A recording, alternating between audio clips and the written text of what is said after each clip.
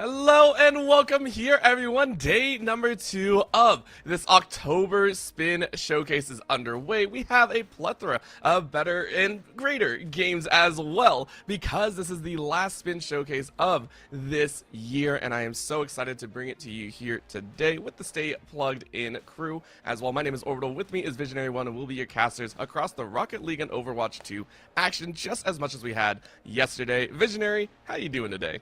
I'm doing great, brother. Just ready to, showcase these fantastic scholastic athletes. I think that's always what the focus of Spin is, right? Is to try to get these kids to be able to get scholarships to afford college. I think you and I both know how expensive it is, right? I think we're in the phase of paying it back now, which is the worst part. But any little bit helps, and watching these kids get to do what they love, especially, is always a big thing. And the fact that it helps pay for college is even better, because I mean, there was no Halo scholarships when I was going to school. I'll tell you that much. There was no RuneScape one for me either, so we don't talk about that one all day long. Right now, though, I do want to talk a little bit more about this, because Stay Plugged In is an amazing showcase series that, as you said, Visionary is always trying to highlight the best of up and coming, moving from the high school leagues into that collegiate scene. And I think it's awesome because there's so much more in the future. Today, it is, as we said, Rocket League, and it's going to be Overwatch 2, which I think is going to be a lot of fun. But there are an amazing amount of people helping us out and allowing us to put on these amazing shows for both the players, the parents, and also for those colleges looking for their next potential star on their team. Yeah, I just think it's great that, we're able to kind of assist and show. But not only that, obviously, like, the kids' parents get to watch and get to see what may be potentially ahead for them in the future. I think it's a really big thing. And just continuing to see Spin grow the way it has, it's been phenomenal. And assisting us with that growth, of course, you can see up at the top, we got the Coca-Cola Oreos up there. Coca-Cola Creations has been going crazy right now. They've been tipped into their bag of tricks. They pulled off the best of both worlds experience in a cosmic collaboration with Oreo. The limited edition Coca-Cola flavored Oreos, and of course the Oreo flavored Coca-Cola Zero Sugar are available now. Take a trip with us to your local convenience store today and experience this match made in heaven while it lasts. And Orbital, I got to say, this is one of the most interesting things I've probably ever seen. I never thought that Coke or Oreo flavored Coke would be a thing. Like, it blows my mind. I mean, sometimes you gotta, kind of lock in and take a look and give stuff a little bit of a shot, and I think that is the best part about it. I will say the zero sugar makes me sad, though. Give me all the sugar in there as much as possible. Granted, I'm not sure my body can take it. However, we are also saying very much a thank you over to Brightspeed for having partnered to bring more opportunities to those in high school through esports, STEM, and CTE programs. Of course, you want to learn more about what they offer as they can go ahead and amplify the gaming experience. Check out all that they do. Ah, come on. Come on! Before I switched to Brightspeed fiber internet, things like slow speeds and random dead spots really brought out the troll in me. I mean, I spent hours causing trouble. But then I switched to Brightspeed's fast, reliable fiber internet, and the rest is sunshine and unicorns. Looks amazing, Barbara. Ultra-fast, Brightspeed fiber internet. Switch to the bright side. And Stay Plugged In is the leading esports recruiting platform in the country, and creating an account and competing in these showcases absolutely free for the students, which I think is pivotal to retain that access. Of course, you're going to be able to go ahead and search for college esports programs, build your personal esports brand, and gain competitive experience by competing in Stay Plugged In online recruiting events just with a free account. That's all it takes. You log in, you get it done. Go ahead and just drop your email in there. We're going to be able to get allow you to kind of go through all of this. If you want to take it a step further, though, there is a platinum plan available, which will make your search for colleges become basically unstoppable. You're turning on God mode. You can use your Spin profile to keep track of your search for colleges. You can work with Spin recruiting specialists. They literally have people on hand to help you with recruitment and the things that come into it. They create a personalized plan of action for you. They narrow down the search to schools that make sense for you. Obviously, every student's wants and needs are different, and that's what the Spin recruitment program or specialists are there to help you with. And obviously, you can also message college esports recruiters directly through the Spin website, invite them to watch you compete at the next Spin event you're attending, and visit staypluggedin.com. Again, that's staypluggedin.com. stateplug.com and start your journey to collegiate esports today. I mean, you better start now because there are so many amazing events coming up here. I mean, we're here at this one, the Stay Plugged In Showcase, the Spin Showcase, and then we have so much more. The main one coming up is going to be the UHSSE LAN event in Hartford, Connecticut, October 26th through 27th. That is open for registration. That is going to hold Valorant, Rocket League, and Super Smash Bros. $900 prize pool, which is not any sort of short change. Go ahead and check that out at staypluggedin.gg/events. And then there are so much more. Please go ahead and check out the website. There are so many amazing events. A $4,000 tournament as well in Florence as well. That one is going to play host to 4 different titles: Rocket League, Valorant, Overwatch 2, and Super Smash Bros. Ultimate in the Florence Esports Festival, the 4th one in that record, all the way across November 2nd and 3rd. Once again, so many amazing things. Please go check out the events page, find one near you, sign up, get ready for the action, and make sure to get all the prep in. Maybe even find some teammates as well. That's something that I always very much enjoyed. But once again, check it out at staypluggedin.gg/events and find an event near you.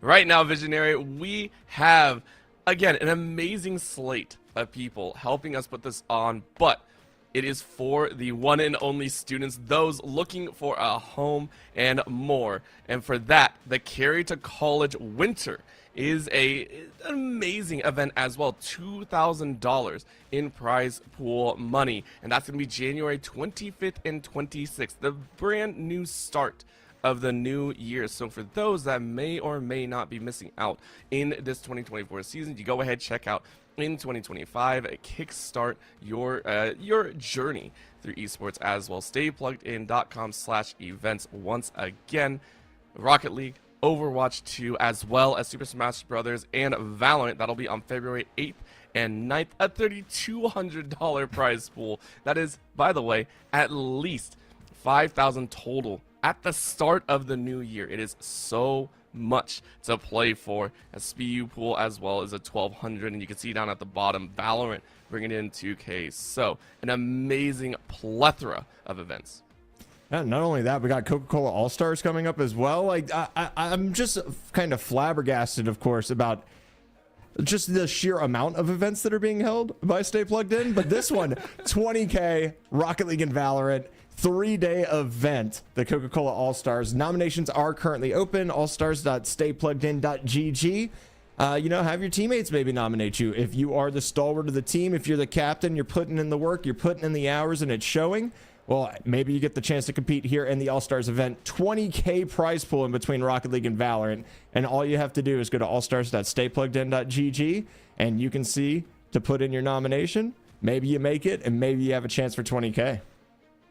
I mean, it's such an amazing format. And again, to everyone, please, I know we're pushing that heavily. There's a reason. We want to see you at these events. We want to see your name on the board. We want to see it in the highlight reel. We want to see you really showing yourself. We know how fast esports can move, and we don't want you to miss out on that opportunity. Once again, with Stay Plugged In and these showcases, the Carry to College and everything of the sort, it is an amazing time. With that being said, though, we are now ready to get into the games because, Visionary, that is what we're here for. I am excited because we're starting things off with Rocket League. Now, keep in mind, for Rocket League, it is a best of 5 all the way through. It is a double elimination bracket as well. And for the first matchup, we got Team Starlight versus the Warriors, and I think this is going to be a pretty fun matchup.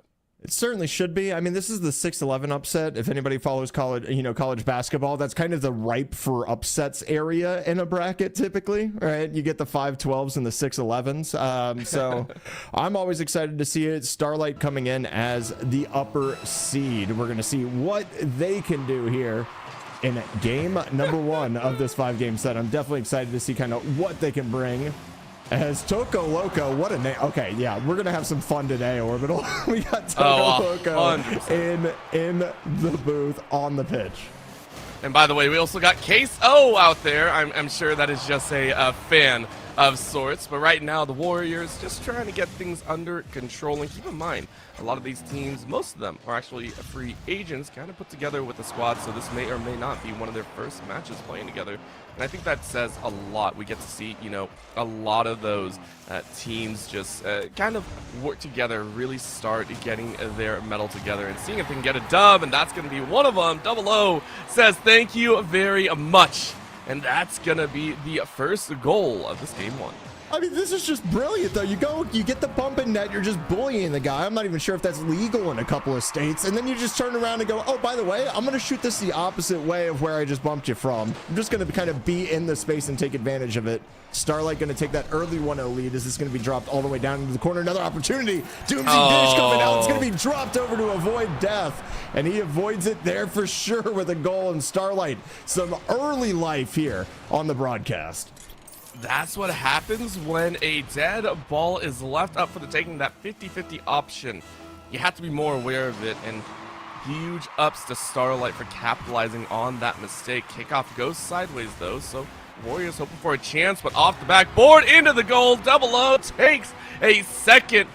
4 shots on goal, 50% on the success rate, but that's all that matters. Open wide net. I mean, that's just back-to-back kickoff goals. I mean, you have to find a way to go ahead and try to break that down. I'm seeing something, and this proliferates all the way up to the highest levels of Rocket League, and it's one of my pet peeves whenever I'm casting, especially the players that know better, right? Is when you're on that kickoff, is this one's just going to be open as well. Might actually be off the post. Nope, a Void is going to be able to find that one in. But on the kickoff, whenever you have somebody kind of coming around, right, you commit to that heavy cheat up front. If the person grabbing the boost in the corners deciding to turn up field, you're leaving yourself so vulnerable to just having one wrong bounce basically go into the back of your net. We've seen that happen twice for Warriors. I'd like to see them turn the opposite way and kind of get back on defense just a little bit easier and a little bit quicker to make their lives a little bit better here. As 4-0 is the scoreline, and the save is coming back from Warriors, so it's not going to be an immediate kickoff goal this time. No, because they went for the demo first, and they had to, because you got to get a little bit spicy with it. A Void grabs the 5th for Starlight, and it feels all too easy. Look at this, just a little bit of a roll into the goal on the right post. Just feels so good. I mean, a pre-flip off the wall, too. You know, I mean, these kids are mechy as all get out, and it's showing right now. Starlight pumping up and it's saying, hey, I mean, just from the looks of, you know, the first minute and 30 seconds of action that we've had, they may not like being the 6th seed in this tournament. I don't know. They're looking pretty speedy right now. I can tell you that much. I love that fact. If this is the level that we're having here, I can only expect it's going to get better from here on out as well. Remember, this is a double elimination bracket, meaning there is a chance for the lower bracket runs as well. And again, even in this game, Warriors just might be taking a little bit of time. Who knows? Of course, at the current moment, we are seeing that 5-0 score on top with the first half still underway. And for Starlight, you're sitting there going, hey, what else can we do? How messy can we make this? Do we want to push for so many more? And it looks like they're going to try. Double O sends it straight off the backboard. Unfortunately, Toco Loco isn't able to get under it. And Wicked right there is just kind of dumping that one all the way off. They had so much space down in front of them, and unfortunately just kind of passes it off to the other team. And there's Homex. Double zeros on the board. Trying to get one in. Not able to. Is Toco Loco going to come over the side? The pinch going to be on net. This one's going to be shot out. Strong clear coming out from Warriors here. However, they're not really able to transition that to any offense. It's going to be a Void looking for a double tap. Going to be able to find the angle. And it's 6-0, and they're pouring it in. On the right side of the field as well, new 2 defenders went back. It was only 1 in front, and all you had to do was bounce it right over their head. Well called as well, considering how direct a lot of those shots have been previously as well. Starlight making a bounce goal feels so good. Dude, bounce shot is undefeated. That's what It's gets so me good. 95. I mean, it's what gets me 95% of the time. I'm like, oh yeah, this is going to be a strong shot directly in the net. No, it's going to bounce in front of you. So good luck saving that one. Toco having a pre-flip off of the wall back there. And look, just so little boost right now for Starlight, but it doesn't really seem to matter. They're still kind of here. They're taking the 50-50s, and they're aggressively just continuing to win the midfield. And I love the fact as well that the goals are fairly spread between all 3 members. Oh, what a bump. Very nicely done. Toco Loco knew that the ball was most likely going to be blocked, but to ensure denied any sort of advance But I love the fact that we're taking a look. You take a look at every single member of Starlight. Every single one has had shots on goal. Every single one has had an attempt, and every single one has been present on the defensive as well. This Starlight squad is showing off to a very strong degree. Yeah, and we're finally starting to see some life out of Warriors here as well. A little extended stay in the offensive half. Are they going to be able to win the midfield again? The answer is no. It's going to be 0-0 going up tall. Nice little double touch here. Going to be able to beat out another. Tokoloco going to get dunked. This ball's free in the midfield. Who's going to grab it? It's going to be Wicked trying to put this one on net, but just not enough mustard on the shot in this afternoon to be able to get that one through. But I do like what I'm seeing out of Warriors. Kind of just bringing this down a little bit more. A little team pinch, like, hey, our powers combined, maybe we'll be able to get something. So this one is going to shoot down into the blue half once again. I mean, we've seen some pinches go awry, and it's great, and then we've seen some pinches go absolutely perfectly, and you're like, okay, that's pretty dope. 00 saying, yo, teammate, hold on to this one. Avoid sends another as Starlight pumped their way to 7 total, and that pass gloriously perfect. I mean, the feathering and the boost, though, from that kind of distance away to be able to get the flip reset is just ridiculous. It comes down to just being one of those things where you're seeing the mechanics of Rocket League just continue to go up and up. This game, it's been out for almost 10 years now, which blows my mind to say, but the skill ceiling, it just doesn't exist anymore, Orbital. Like, people are doing things that were only reserved for pros, and I see Diamonds doing them nowadays. It's just blowing my mind. Diamonds out here hitting double flip resets. It doesn't make sense, but I love the evolution that this game has taken over in the years that we've seen. I mean, sometimes that skill, it gets passed down to those beginning, and we love to see it. We love to see when competition continues to grow, as we're now down in the last 15 seconds of regulation. And at this point, Starlight have locked in game number 1. Keep in mind, this is only that first test. There can be more games to be played. It's best of 5. I mean, Starlight, for what they're doing, could be, as Queso goes ahead and throws down a singular goal. It's a very nice one to be had, but still, Starlight, huge start to the series. Absolutely. And, you know, I mean, I see the double commit finally on defense from Starlight. It's not really surprising, but we also got a couple of round-trip tickets to Brazil there in game number 1. So, Starlight, I wasn't going to say it, but it felt... I'm not gonna say it was easy, but there was opportunities like that for Warriors that were present in the previous portions of the game as well. Just some really long clears because they had been under pressure for so long. If you just take a breath and you realize, hey, their space that they're leaving after these offensive onslaughts can be taken advantage of. You see it right there, right in the midfield. You're able to get yourself an air dribble. You're able to take it over the top of 2. You're able to get to yourself basically one for the road heading into game number 2. See if they can build some momentum off of that. But I would really like to see them take advantage of the space that's being left by Starlight. Like you said, a lot of these teams are pickup teams, so it kind of just makes sense to play that boomer ball and go back and forth. But with the mechs we're seeing out of Starlight, you're kind of playing into their hands if you do that.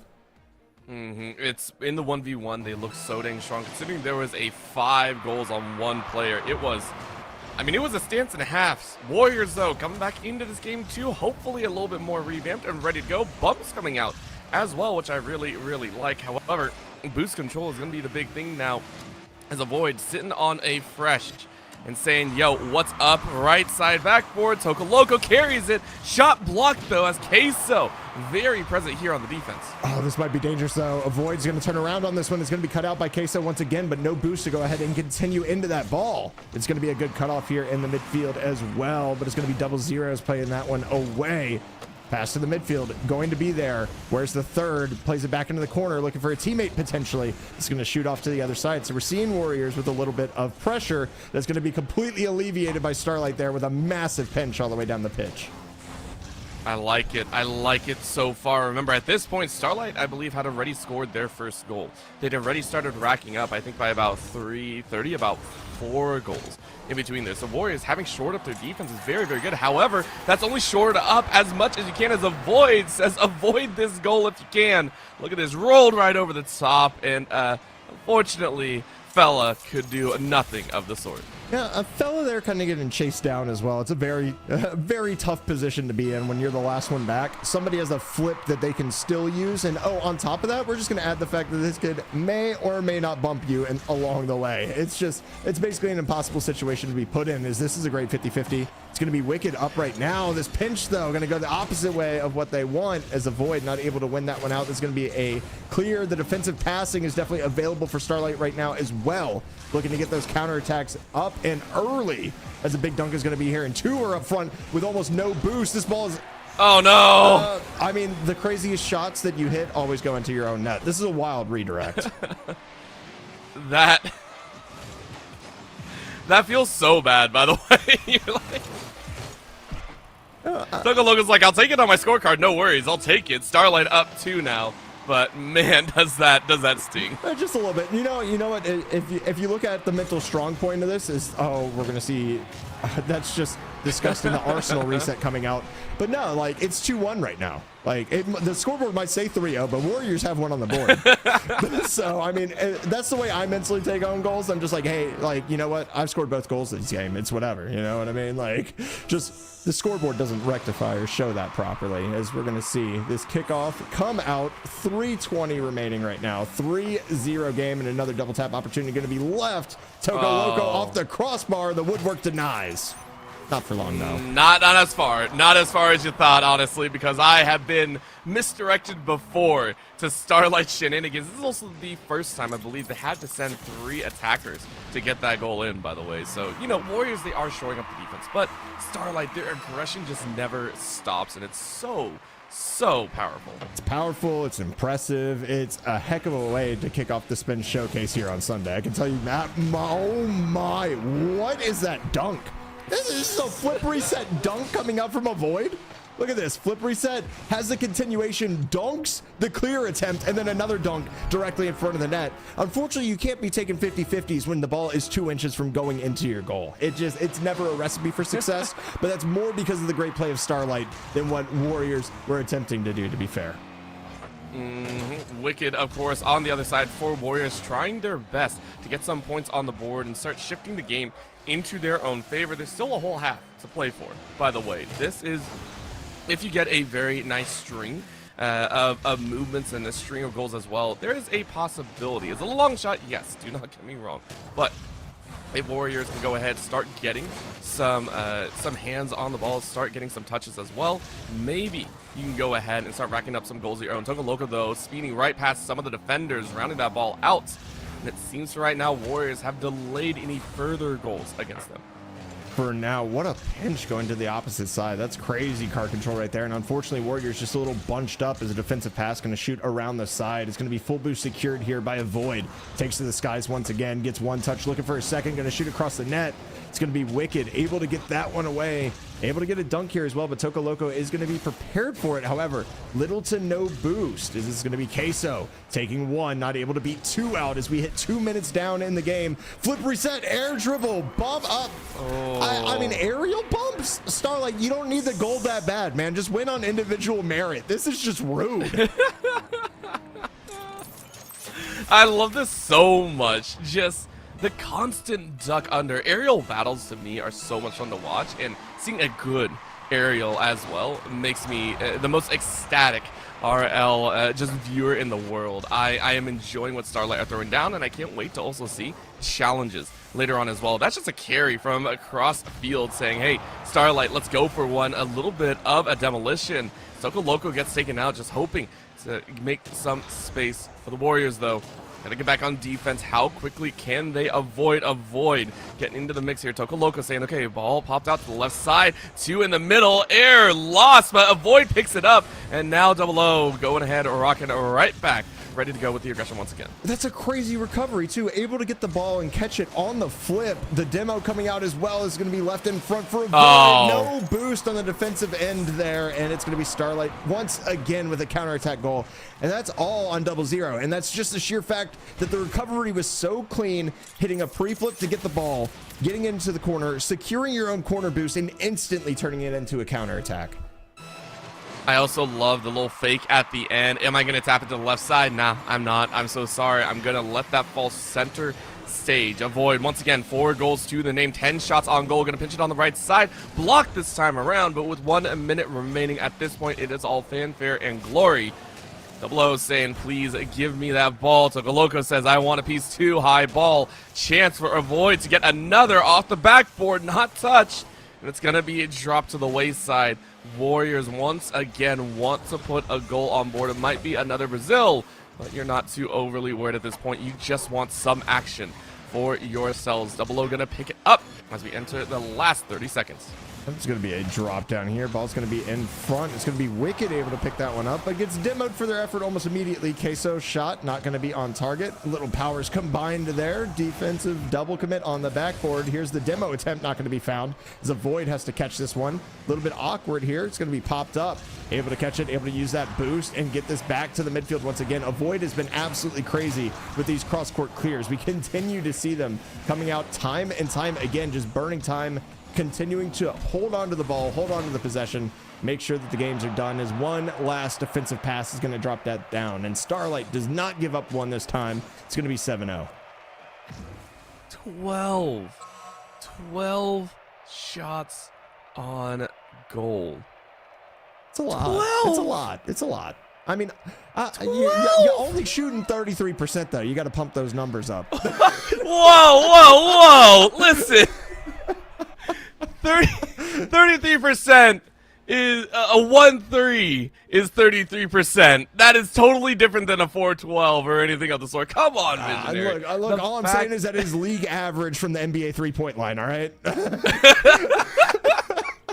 Is that with or without Steph? That's a whole different story. Listen, that's including Steph. That's what average means. I didn't say median, sir. I said average. All right. Listen, Starlight are rocking here today. And honestly, if this is the 6th seed, I hope that 5th through 1st is ready, because if they are not taking this seriously, Starlight are going to roll through the competition, and that makes me so happy. We got one more game ready to go, and Warriors have a chance to try and turn this back. If they can, we are forced into a Game 4 and possibly Game 5.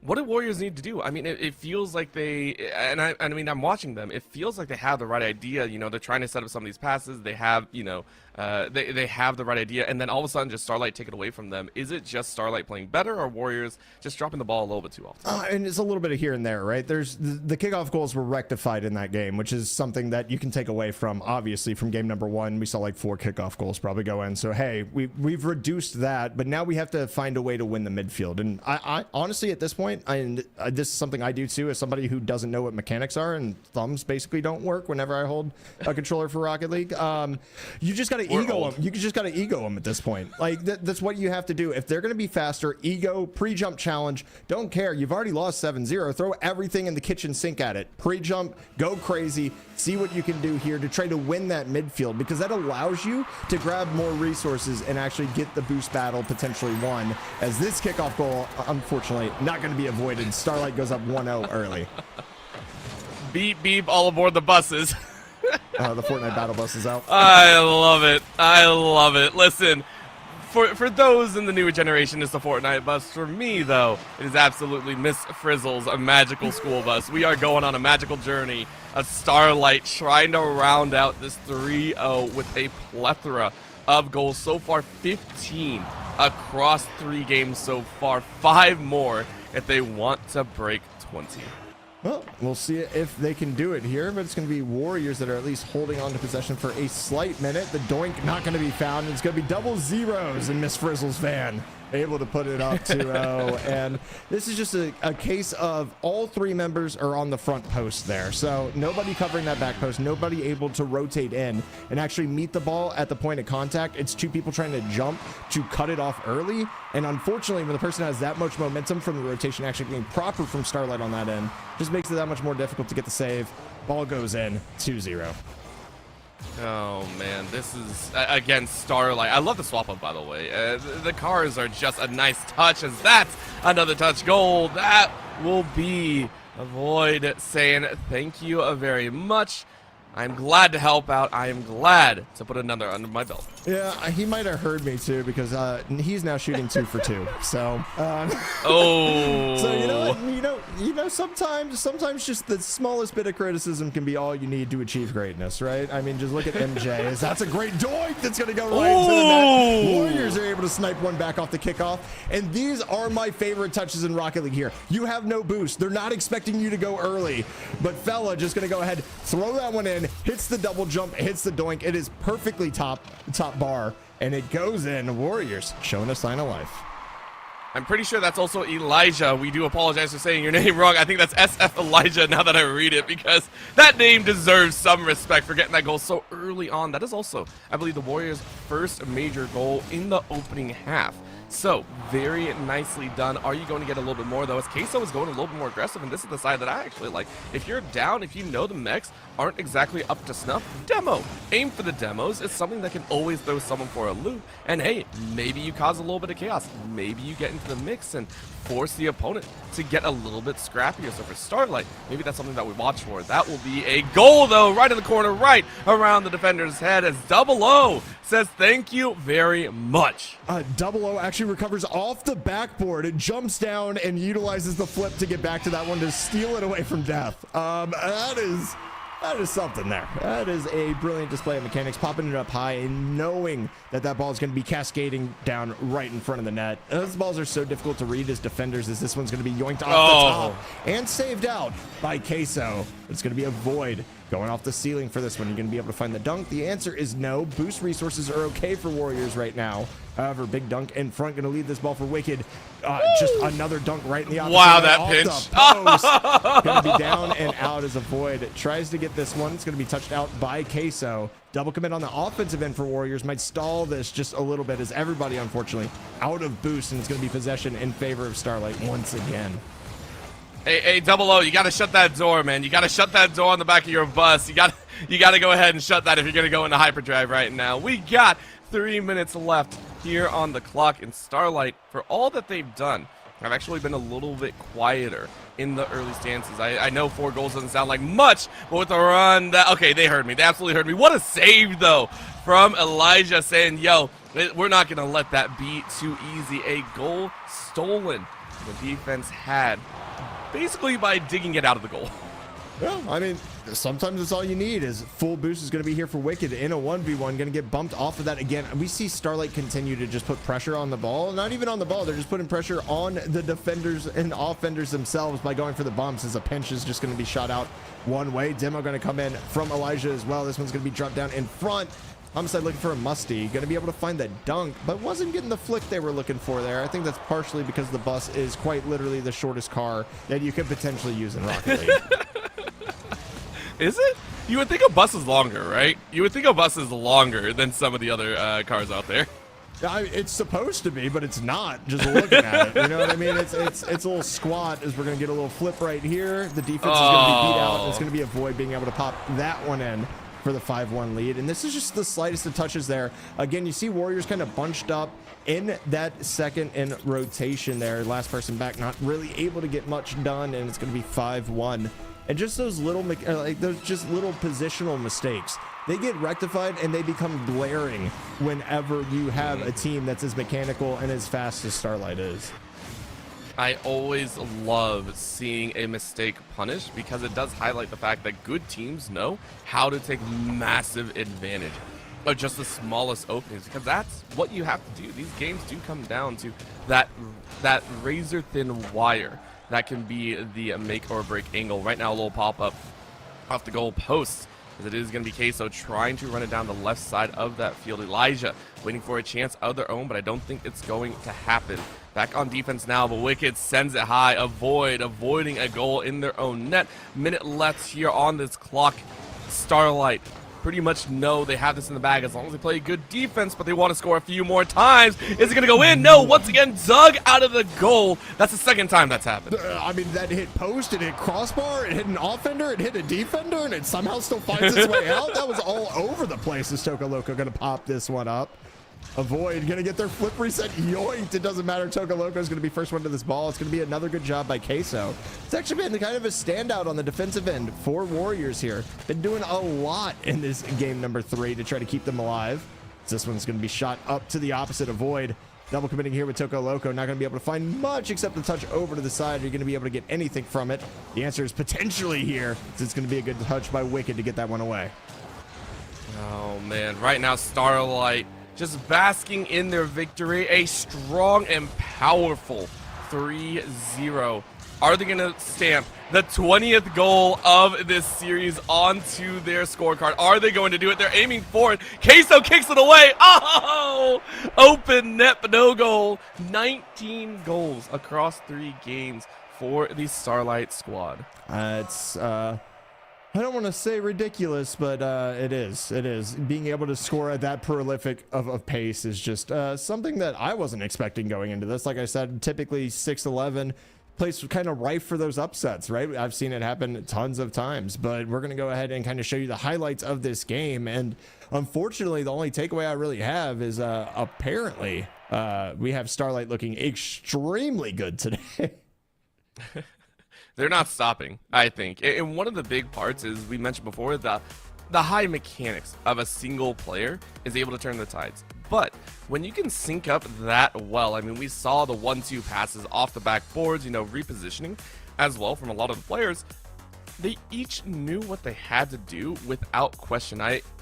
Whenever it comes to kind of pickup squads, I always get very, very scared.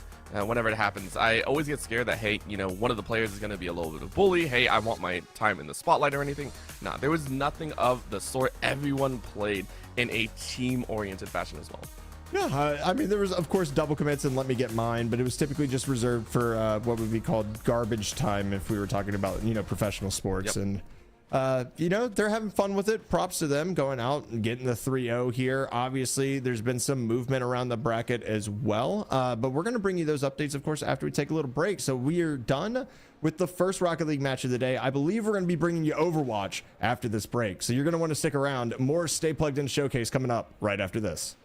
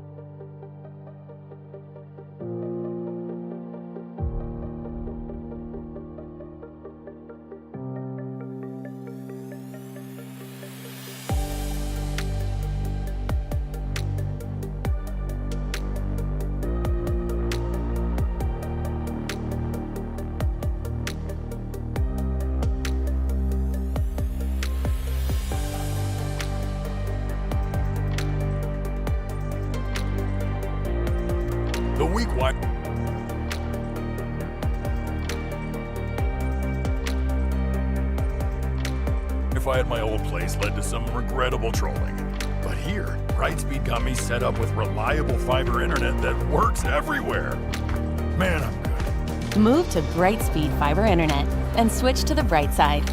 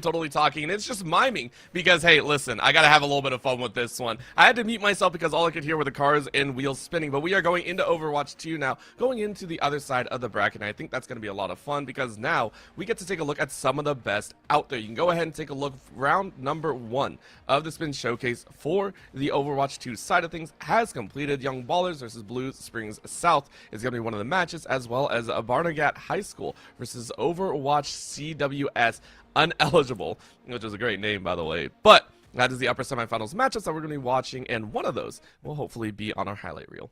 Well, it's going to be your favorite team, apparently, the Overwatch CWS Uneligibles versus the Barnegat High School squad. This is a 2 versus 3 seed matchup.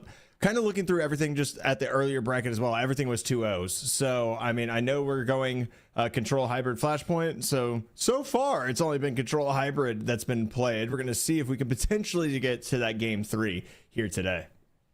Oh, man, and that's going to be the big test, right? Again, every single match, even the grand finals, will be a best of 3 with a possible bracket reset, and that gives a lot of time for teams to kind of get under control and figure out how they want to play. We are headed over to the Antarctic Peninsula. Go ahead and chill out here, as we are hoping to get a little bit of snow and weather here on the map. And you go ahead, take a look. It's an easy one. We got we got Juno joining us here onto this map rotation, which Juno obviously taking over recently in competitive and even in the pugs. Yeah, I mean, anytime you can get a new support agent that brings something fresh to the meta, they're always going to be run, right? But it seems like Juno's just kind of taken over almost entirely, and I love watching the teams. This is my favorite part of Overwatch, is just watching everybody run out like a bat out of heck, basically, at the very start of the game. It's something that's, really unique in shooters as we get just right into the action here in mid. Basically, everybody fighting this one out. First point unlocks in 14 seconds as we start this game number 1. Of course, just getting a little bit of that extra speed, a little bit of extra movement, and you can see the DPS, they're gonna fall like flies. Whoa, uneligible says you're uneligible to get this plant. Get out of here. Barnegat High School already cleaned up as it's a team kill in the opening seconds. I mean, it was in the blink of an eye, and it's over already. I mean, the point's going to be held pretty strongly right now by OWCS Ineligible. They're going to take 10% already down on this as they're backing off just a little bit, playing to regroup. So they've held this position for quite a minute. This consequence is going to come around the other side, trying to get something laid down. We're just seeing the DPS do so much work right now, and it's going to be another frag. This time, though, for Barnanat trying to open it up against CWS.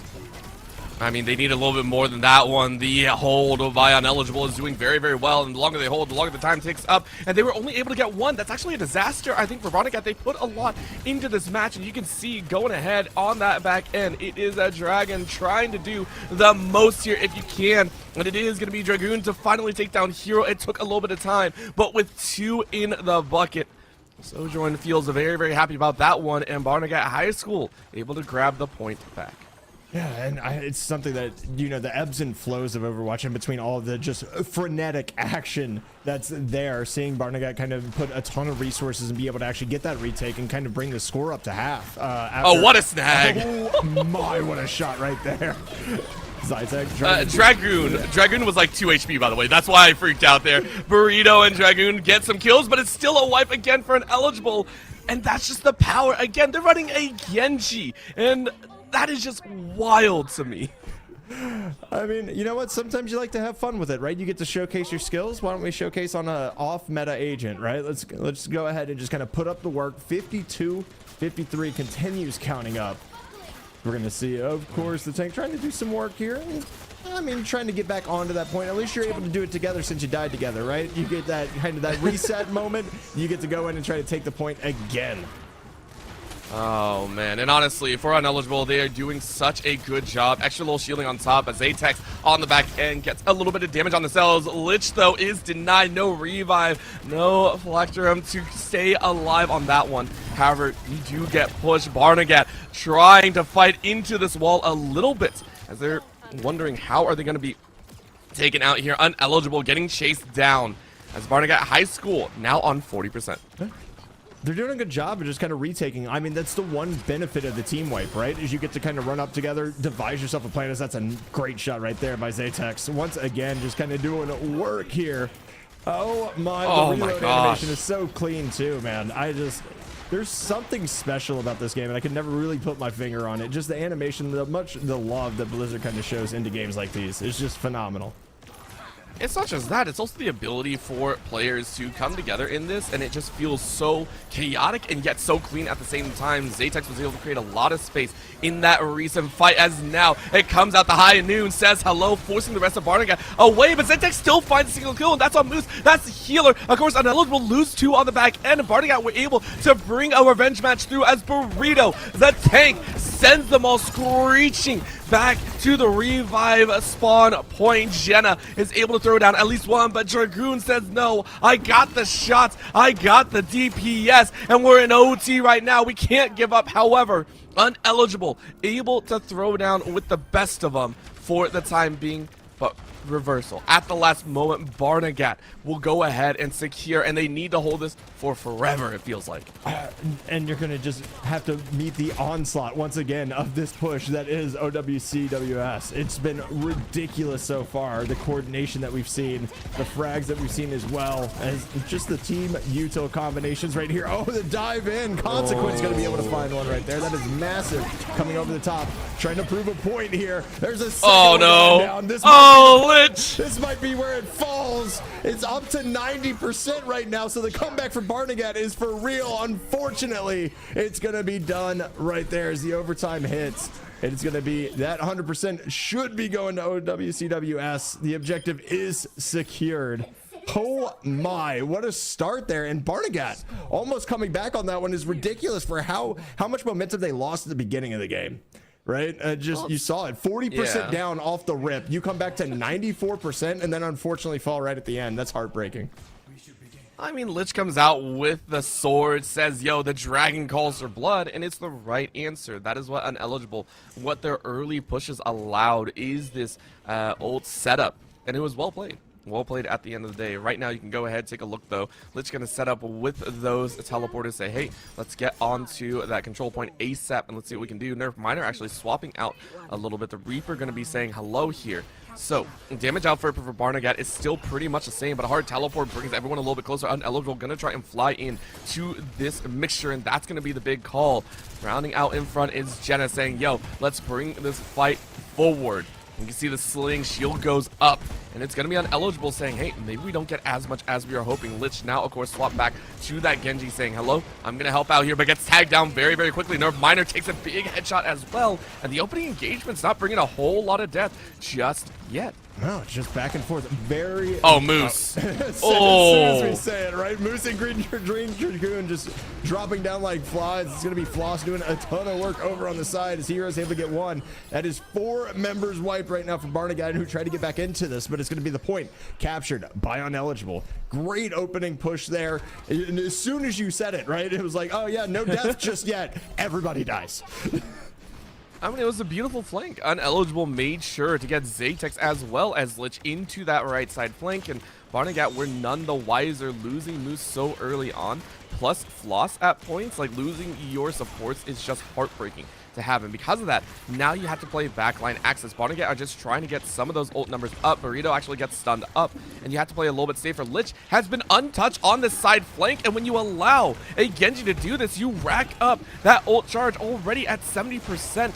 Of course, others are about 75 to 80 for the rest of the team, but Hero says, I don't need an ult to deal damage to you. Lich flies right in, slaps down Moose. Dragoon and Nerf Miner are already gone. Burrito's able to take one back, but it's only 1 for 3. Floss and Burrito are gonna be eaten up and tossed out, and it's gonna be ineligible to win the second team fight of the game. And when you lose that first team fight and you lose 4 members, right? So Barnegat has to go ahead, go back, kind of replan and re-hit together as a team, and you come in on the second one and you're not able to get anything out of it. That one kind of hurts, right? I think it's like, what, 5 to 1 on frags at this point right now? It's not looking great, and quite honestly, we saw this from ineligible earlier on as well. These choke points work in their favor, and they're able to divert so much attention away from their own DPS. Barnegat just aren't able to compete right now, though. That's gonna be a call down, a little bit of orb, but everyone filtering out. Lich says, yo, bring the dragon, bring the rage. Slaps down 2. Zatex is able to find 2 as well. 2 pair plus an ace on top brings a team kill overall. Uneligible, untouched this round. I mean, it's, you said we're chilling out. Here's a flank again coming out. I just, like, it's ridiculous to see the pot shots coming in from the side just on the approach, right? They've gained so much map space. Do you see that? Already in overtime? That's going to be an ultimate burned as well. Oh my, there's 3 wiped already. You can go ahead and just chalk this one up. The control has been controlled so far by Uneligible. Listen, when Orisa sits in the mix and calls down the damage, you know it's gonna be chaos. Uneligible 2-0 here in control.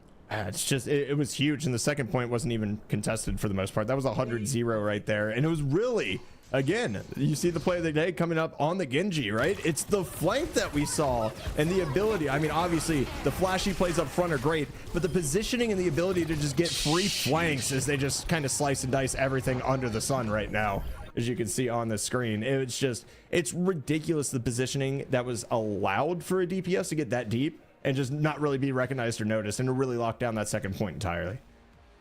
I think the fact that that was a toss-up of 1 of 4 different moments that Lich had on the Genji is something to be said. I honestly was like, okay, there's 1 in round 1. There was 1 at the beginning of round 2. There was 1 in the middle of round 2, and then there was 1 at the end of round 2. All 4 of those moments could have been given to Lich for the play of the game, and I love every single moment of it. This squad looks good, and it makes me very happy. Barnegat High School, you got to go back to the drawing board. Unfortunately, got pinched. And I will say, on control, it is one of the few that you have to know how to defend and attack all at once. You have to know when to push and when to pull.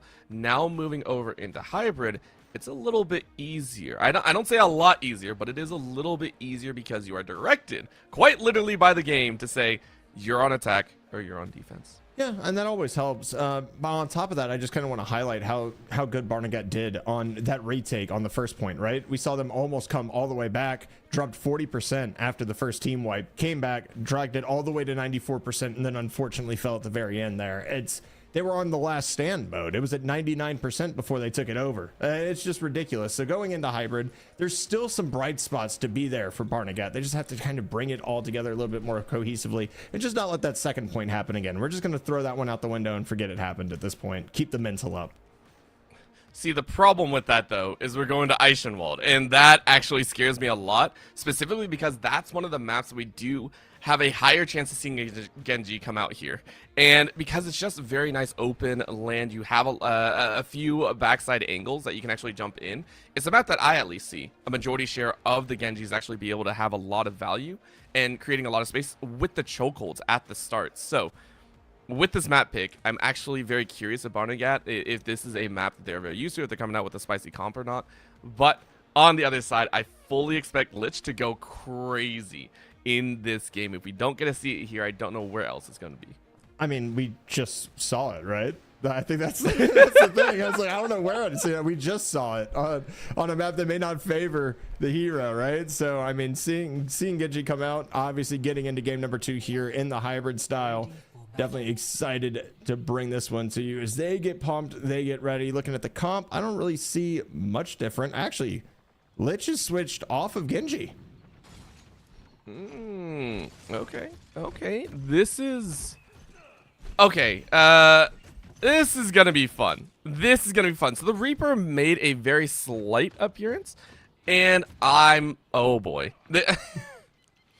Reaper is 10 times worse, I feel, when it comes to, like, we are going to show you Barnegat going for a very on-hit style here, running with that Diva to front line as well, which I do appreciate. Jenna, you can't be doing that. You got 5 seconds, swap right now. Swap right now. You don't get to mess around like that.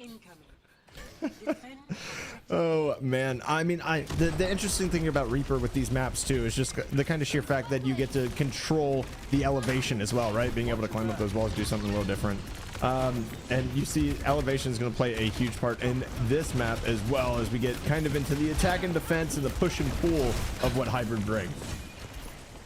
Let's see what they can do again. Yeah, they're Jenna swapped over. Listen, bring out a little bit of those shiny gates, but the rundown here, Barnegat High School trying to hold on, but they cannot. It is a wash in less than a second. Once again, the side angle flanks, we mentioned the DPS output, uneligible. Swipe through this point. That's the craziest thing right now is it's just the positioning and the ability to get on the flank basically every time. And that's the big thing that you're going to have to be able to cover. If you're Barnegat, you have to be aware that somebody might be on your flank 24/7 as Dragoon. Trying to do some damage from far away, not really finding much right now. Here's a big push into the tank. We're going to see if they can hold on versus 3 of OWCS. It's going to be escorting the payload down the other way. It's Barnegat attempts to retake here. It's going to be Lich trying to do all of the damage in the world with those dual shotguns. We're going to see if they can get some more here. Looks like they're getting quite a bit and holding their own against 3. I mean, they got enough, by the way. They're all the way up at 80%, catching up to Jenna right now, and it is huge. But Jenna saying, yo, the supports don't gotta support Green Dragoon. The sniper on the back end is annihilate. Lich rounds the corner, slices through the back line, and keeps the tank alive just for craps and giggles. And now is gonna hunt for a little bit more. Hero takes out Floss, and my god, uneligible, unstoppable in their payload push. It's just ridiculous how much control they've been able to get and how time and time again we just see Lich on the flank able to do work. And look at this, the Diva's trying so hard, but there's so many angles you're getting pushed from right now. You can see this kind of point. They're just kind of encapsulated right here in this circle. They can't really get out of it. The tanks are doing their jobs here for OWCS, kind of just blocking off the entry points. There's Lich and Zatex once again. God. Oh, make it a 2K, make it a 3K. Zatex and Lich combining. Let's make it a team wipe and continue escorting this payload down. 10 kill streak, by the way. 10 kill streak is wild to see here. There is 5.5 minutes left on the clock. This is wild from uneligible. They are saying we deserve to go to that winners finals. We deserve to sit on the crown and on the throne. That's what we hope. Right now, it is a final stop attempt here. They're gonna bump right through. It is uneligible. Hero stepping up to the fray, saying, yo, let's tank this out. Lich gonna run straight to the back line once again. Annihilates 2. Nerf is the only one left, and 1 HP ain't a dream. Team kill once again as uneligible will go ahead and lock down the attacking round. It's ridiculous. Like you said, like at the end of it, what, 3 minutes left in the entire half and it's already pushed through? Like, it's just crazy to see how Uneligible is able to fight and take space and hold on to it. I'm just flabbergasted at this point, watching the pace that they play out, and every single time you sit down and you see it, it seems like Lich has found his way around two people, gets one backstab kill, and then just all heck breaks loose. Lich is just a frustrating player to play against, I think. And this time around, maybe Barnegat is able to kind of position themselves a little bit more appropriately. They really do need to deal with Lich, I think, is a big problem in these opening fights. And going with the Widowmaker again, Dragoon, it definitely feels like that is one of their best here in Eichenwald, but I just don't see it. How quickly you're getting flanked on is a problem. I like this cooldown though. And Eligible is actually going for a more out wide angle. You're actually going for the Pharah Mercy combo and saying, hey, we're just gonna rain hell from above, make sure you can't even leave. This might play into Dragoon's favor just a tiny bit if they're good on the hits. I'm not sure about it, but I mean, a bird in the air, hey, sniper's a best time. It certainly is, unless it's like a raised blast backing you on site, but you know, that's the wrong game, so it doesn't even matter, right? Definitely hard to shoot that bird, but in a hit scan game like Overwatch, a little bit easier there as we go ahead and break this one out. And like you said, it's already raining from above, the missiles coming down. We're seeing those beautiful hexagons getting thrown right there to start us off. And, you know, the push is there. A little damage back and forth, but nothing really in the term of death just yet. Nope, just go ahead. But Floss angled once again, take him very, very low and maybe force a little bit back. Barnegat very close to getting bullied out. It seems Burrito might be eaten up here. Uneligible, unleash an onslaught straight in their face, and Hero brings it to a screeching halt. Once again, the Orisa is in the front lines. And look at that, Lich is already at 93%. These missiles from above are causing so much chaos. Look at this flank angle. Granted, once again, the HP is wild. As that is Lich just saying, yo, what's up? Nobody can contest me. I mean, the rocket jumping brings me back to Halo 2. Like, the ability to just come over the top of the— Oh my god! The flank has been delivered! Oh my, you get 4 off of it. Why not make it 5? Zatex and Lich are going crazy. And Dragoon just has to bail out and wait for his team to come back. That is what we call a barrel stuffing. Literally floated over the building, said, what's up? Snipes down. Lich is on a warpath right now. Another 2 in favor. Hero's gonna get right up towards that pearly gate and say, you are not allowed to step into this mortal realm. We will hold you here for another 2.5. Sprays down as well. 8-bit all day long. And it feels like Barnegat have no answer. They do have a couple ultimates, but it's not going to work. Moose is dead in the blink of an eye once again. Oh, wait, no, you body blocked him. You body blocked Burrito from getting back to safety. The BM. Oh, my God. Just the lockdown. I mean, what are you supposed to do at this point? You can't just— it'd be almost like the point where you're like, hey, let's just go 5 damage and see if we can break out. They haven't been able to do that either. And I know, obviously, there's roles in Overwatch, but it seems like you need something to be able to get out of your own spawn. It hasn't happened yet. Burrito's finally going to find one. Hero seems to have gotten the trade right on back. And it's finally going to be a death on the side of Uneligible. And hey, here's an opportunity. Dragoon going to be able to find another. Ortega's going down. Burrito's able to find one. And hey, maybe you get some chance to start pushing that payload forward. It took a while, but Burrito opens up with the 3K and says, hey, we have our chance. But it's been a while. Uneligible are just like, yeah, we lost a fight. We're not too worried about it. Even if you cap at this point, you only have, what, maybe 3 minutes to really do some work? I mean, that's nothing comparatively, I think. Of course, at the current moment, it is Uneligible to fly right back out and say, hey, yes, the payload's out. Now you got to stop us once again. We were the king for about 3 minutes straight.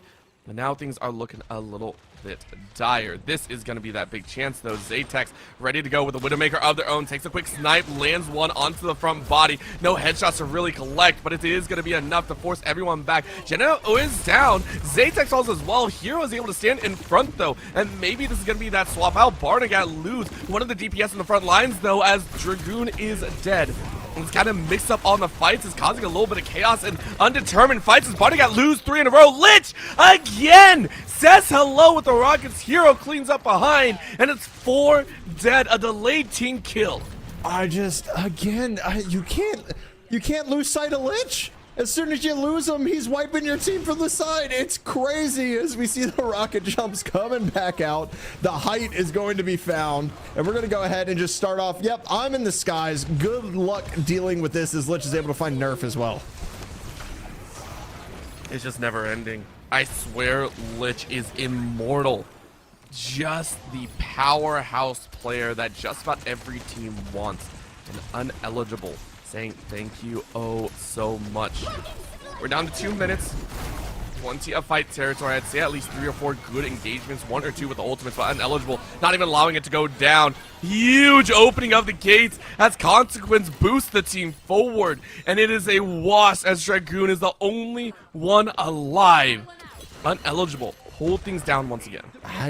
It's Lich. It's all pinheaded by Lich getting behind, utilizing those rocket jumps, and just hitting the crazy flanks as Zatex is able to find one here as well. Nerf Miner able to trade that one out as Hero falls. We're going to see if we can go ahead, maybe get that payload moving, but time is dwindling down currently. We're in 1 minute and 40 seconds left on the timer, and not a lot of progress has been made so far. Zatex and Lich are going to combine again to take down 2 more. I really don't like Lich anymore. I'm like, Lich is just like a bully at this point. I don't like bullies, but in this, okay, thank you, Dragoon. Finally gets it. I love this. I love seeing how fast Zatex is like, oh, nope, can't fight this anymore. Can't fight here, can't be here anymore. Backs up very, very quickly, and that just highlights the comms coming out here. Right now, though, this is that chance. Barnegat High School are going to try and push. They've had this struggle ever since the opening of the payload escort piece, and Dragoon sets themselves in the front lines. Hero, though, denies Dragoon any further action. Consequence is going to get taken out on the back end as Dragoon still leads with a little bit of extra DPS. Lich and Hero, though, set forth unto the enemy, and Barnegat High School had to relent, lost their tank, lost their DPS, lost their support Moose, and Dragoon had to regroup with the rest of the team. And it's never ending, the barrage of rockets that is coming from Lich right now as the reinforcements arrive for both squads at this point. Hero trying to do some work right now. Okay, so we're getting some push forward. However, we're down to 30 seconds. This is dire straits right now. Hero trying to get back onto that. 2 have been fallen for OWCWS. Are they going to be able to find more? This payload keeps getting pushed forward, but the time dwindling down still. 5-player kill streak. Oh my Zatex God. is going to be able to find another one? Like, this shouldn't be legal at this point. Zatex and Lich, I want to say, have all of the kills for the entire... oh my God. As they should. As they should. fair. They're the DPS. DPS better do the work. Anyone that plays tank or healer knows you better do your job. Nerf Miner able to find one. Jenna able to fire back, though, as the supports go crazy. Barnegat High School lose out as the time runs out. And OWCWS uneligible take it 2-0. It's just... It was a masterclass of how to end up with your positioning and map control. That entire series was just quite literally. I mean, we're going to see, of course, the Doomfist coming out with this ultimate here. So Hero actually earning player of the game honors. But I just... Mother of God. It was annihilation. And every single time it was on the flank. I'm flabbergasted right now. One of the big things is creating space in some of these tighter fights. I think a huge draw was the fact that Hero and the rest of Uneligible were more than willing to step up and get a lot of the shots down, meaning you draw attention away from Lich, who is always looking for the flank. There was never a time, I want to point out, that early basically missile barrage that we saw at the start in their defense was so good, but it only happens when the entire vision has been clouded on Barnegat's side. We do have a couple of replays. We want to show this off because there was so much amazing action, I believe, throughout, and it was just maybe I'm wrong because it was just a wild match overall. I mean, it was seeing the Genji come out and just able to utilize that flank every single time, and then I mean, it looked like honestly it looked like Unreal Tournament. Like, it didn't even look like Overwatch to me, the amount of rocket jumping and everything that we were seeing coming out on that second map. It was absolutely beautiful, and you just get to see more Lich play right here. Of course, the execution to finish map number 1, and then coming into map number 2, you're gonna see, guess what? It's more Lich. Lich is, again, whenever we watch Lich, it's always off the side, and you can always see kind of the surprise factor on the faces. This Blossom, by the way, was a, icing on the cake to push for that first checkpoint. And then this Missile Barrage. As I was talking about, no one looked Lich's way. 0 people looked Lich's way, and then the clothesline at the very end. It's just beautiful. Burrito did have some really good plays, though, breaking out and allowing the rest of Barnegat to get out, but it was just, it was too far gone at that point. Yeah, it was just a classic spawn trap off the rip. They gained that control and they just continued to take the entirety of the map. They were literally fighting them out of spawn. Like, they were peeking into the door. I don't think I've ever seen that. I mean, outside of Call of Duty games and Halo games back in the day, right? But like, those were broken spawn systems. This is just a team earning all of that map space. I'm still so mad that we didn't get to show Hero body blocking Burrito out of spawn. That was my favorite moment. It's just like, nah, you don't get to leave. I'm so sorry. This is ours. It's feeling like Uneligible are the team to currently beat, even though they're only, what, 2nd seed in there? Yeah. I'm very excited for how the rest of the Overwatch 2 bracket plays out. I mean, I'm certainly excited for it too, but I mean, we have so much more that's going to actually come out today. We have, I think it's going to be 2 matches of Rocket League coming up, followed by the lower finals and the grand finals here for Overwatch. So we have so much more action to bring you in both of these titles here at the Spin Showcase. So you're going to want to stick around. We're going to take a quick break, get our gears switched back into Rocket League. We'll be right back.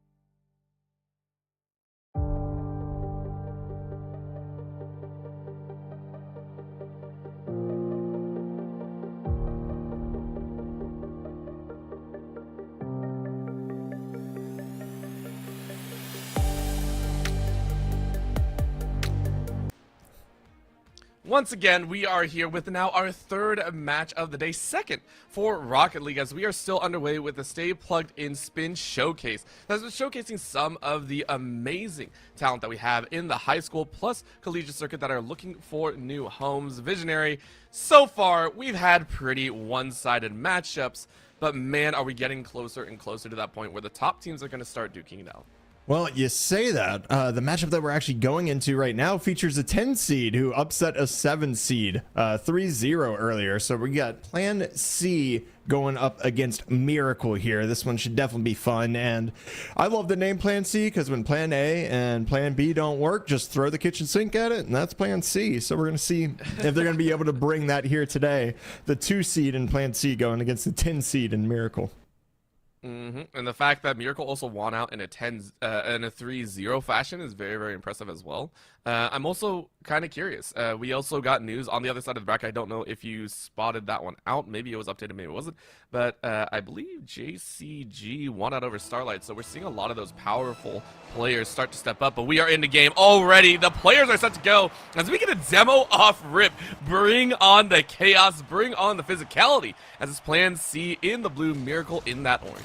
Yeah, it's going to be a pot shot towards the net. This one's going to be lofted up. It's going to be a double commit on the defensive end for Miracle, but they're at least able to get this away for now and keep it out of the back of their net. J-Cell here, pass, midfield, going to be denied. Another defensive pass actually going to open up some space here. As Joe looks to take control, it's going to be knocked off their hood, and the midfield is being solidly controlled since the kickoff by Plan C, but the dunk is going to reverse that right on down. I love this fact. You can see the hard defense rolling out for both the teams. Miracle themselves making sure to stay topped up on those boosts, trying to control a lot of those corner pieces. But Plan C has honestly been fairly aggressive right now. But Gnosis said, yo, you gotta watch that netting. Buggy able to send it sky high, and no one really there to contest. So Proto is able to carry it back out. Midfield challenge gonna bounce down. Gnosis sets it up though, and that's a problem. But Buggy was ready to block it off. Plan C, couple shots on net, nothing really finding purchase. It's just been the midfield kind of controlled by Plan C, but we've seen a lot of back and forth. This is a good job of just kind of holding on right there, especially fighting through that bump, able to get around it. Not enough boost to get a double tap, but this is going to be down in front, and nobody commits for Miracle. They instead opt to try to take the midfield and just get removed from play for it. Double tap opportunity here. There's one, the second defender, pass back to the mid. Shot in, and Plan C take a 1-0 lead. Quality shot there as well from Silas, their first of the game, and that's all they need. Riding their way to a +1 for their squad. Plan C ready to go here in this game, hopefully getting a few more. We're going to see if they can here. It's going to be a little bit of loss of control off the backboard. Hard defender. Oh, the fake from Proto. Oh, that is disgusting, brother. Silas is like, yo, let me pay you back real quick. Proto just gently nudges it. I love this, by the way. Catches it, settles it down, and Miracle's defense had nowhere to go. They had no idea what they were doing right there, and Plan C played them like a fiddle. Well done. Kickoff goes a little bit of the way as Silas as they carried on. Going to carry it to the right side as well. Proto in position to try and pick it up. JSEL, though, saying, okay, we're going to get a little bit silly here, and the rest of Miracle trying to make one happen. Yeah, it's going to be, last person back scenario right here is super dangerous shot, going to be just wide, but Silas is able to clean it up there. And that's just a 3v1 opportunity right here. You can see Buggy, no boost, has to opt to go to the back corner. And it just makes it so much more difficult because that first shot does look like it's going in, but it hits post and you've already dove. It just kind of wraps right there. For Miracle, as we're going to see a bump come out and a lot of space open. This is going to be Gnosis. Are you going to be able to get the carry over the top? It's going to be denied by Silas. And the bump's going to make sure that the offense can continue here for Plan C. It's going to be cut out by Buggy, but the boost going to be secured as the offense continues. And Silas trying to get a piece of this one right now as we're heading into the second half very shortly. Buggy not able to redirect at all, meaning Proto is able to pick it up. Defender all the way back, but Gnosis isn't able to make it. Beautiful run there by Proto. Very nicely done. It's just flip reset after flip reset, apparently, with these high school kids. Look at this shot, too, being able to get that to the far post. Gnosis actually has that read if it doesn't hit off the post and in, which is like those just tiny little details. Maybe it's planned. Maybe it was actually Plan C, and he just got lucky there. Regardless, the 4-0 lead knows no bounds. I'm just impressed once again. As we mentioned, these squads are the top of the top. That 10 seed is, you know, feeling the weight of the second seed, as at this point it is a formality. We know Plan C are always ready to fight. Proto literally waited 5 seconds on that top goalpost saying, I know I'm going to have a chance, and my teammate delivered. Not only that, but they sent the farm there as well. That was all 3 people committed basically on the goal line. So if that goes awry, it means Miracle's getting probably a surefire goal. However, works out in the favor. Plan C is able to get that one done as J-Cell looking to get this one over to the side. Going to be able to yoink one. Holds on to possession here. Gets the pass out, but it's going to be Proto with good control and limited boost. Silas actually going to cut their teammates off for that one. Looking to maybe get a carry across the pitch. However, getting removed for any kind of effort they get towards any forward momentum here for Miracle. Dangers, dangers, dangers. Plan C saying, yo, we saw some of the high scores from before. We want to do it too, but Miracle starting to bite back. And remember, this is just game number 1. We could always see a shakeup. Miracle to always come alive in games 2 or 3. At the current moment, though, they're a little bit lost in the sauce. A little bit of a juggle on that right side of the field. Gnosis has a chance at an open net, and they do! Beautiful run down from post to post.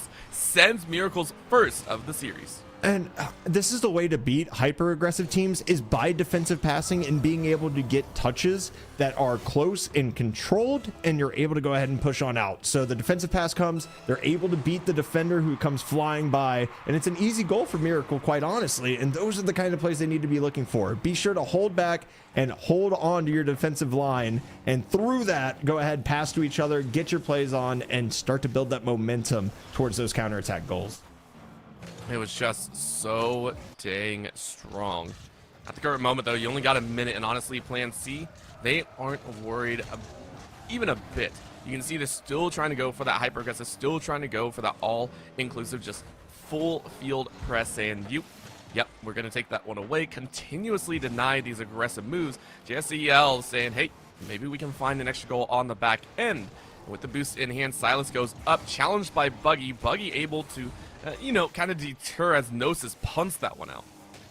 Punt would be the proper term as well. 2 are going to be beat out there off the ceiling. Joe's going to get bumped off of this as well. So this is just going to be an empty ball in the midfield. It's going to be Proto trying to take it to the side. Buggy's going to cut that one out. Has a bunch of boost to work with. Going to get bumped off of this one. Do you have the dunk, Gnosis? You do not. Still in front of the box. Going to be denied once again.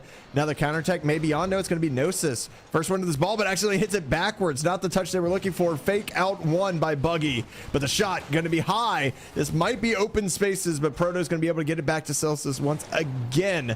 It's going to make this pretty much a done and dusted game number 1. Plan C, very, very calm and collected early start to the game. 5-1 is a score that you really do enjoy to see for a squad, and I prop that up. You take a look at the shots that they've had, 11, and 5 of them were able to go in. Very nicely done. On the other side, only 5 shots on goal, so doubling up pretty much on every metric. Plan C, our second seed, for a very good reason. They certainly are, and I just want to highlight the scoring that we've seen so far today in Rocket League in general. We saw 19 goals out of 1 team in the first series. So 21 total goals in those 3 games, and we come back and we get 6 right off the rip. Like, this is going to be a very, very entertaining and high-flying day of Rocket League. And the best part is, we're only in upper quarters orbital. There's still like so many more matches to be played. And you think about the team like Starlight that you mentioned, right, that we saw in the first one, actually just got dropped by the 3 seed JCG. So it's going to be super interesting because we already saw that team look amazing as Miracle looked to get some offense started in game number 1.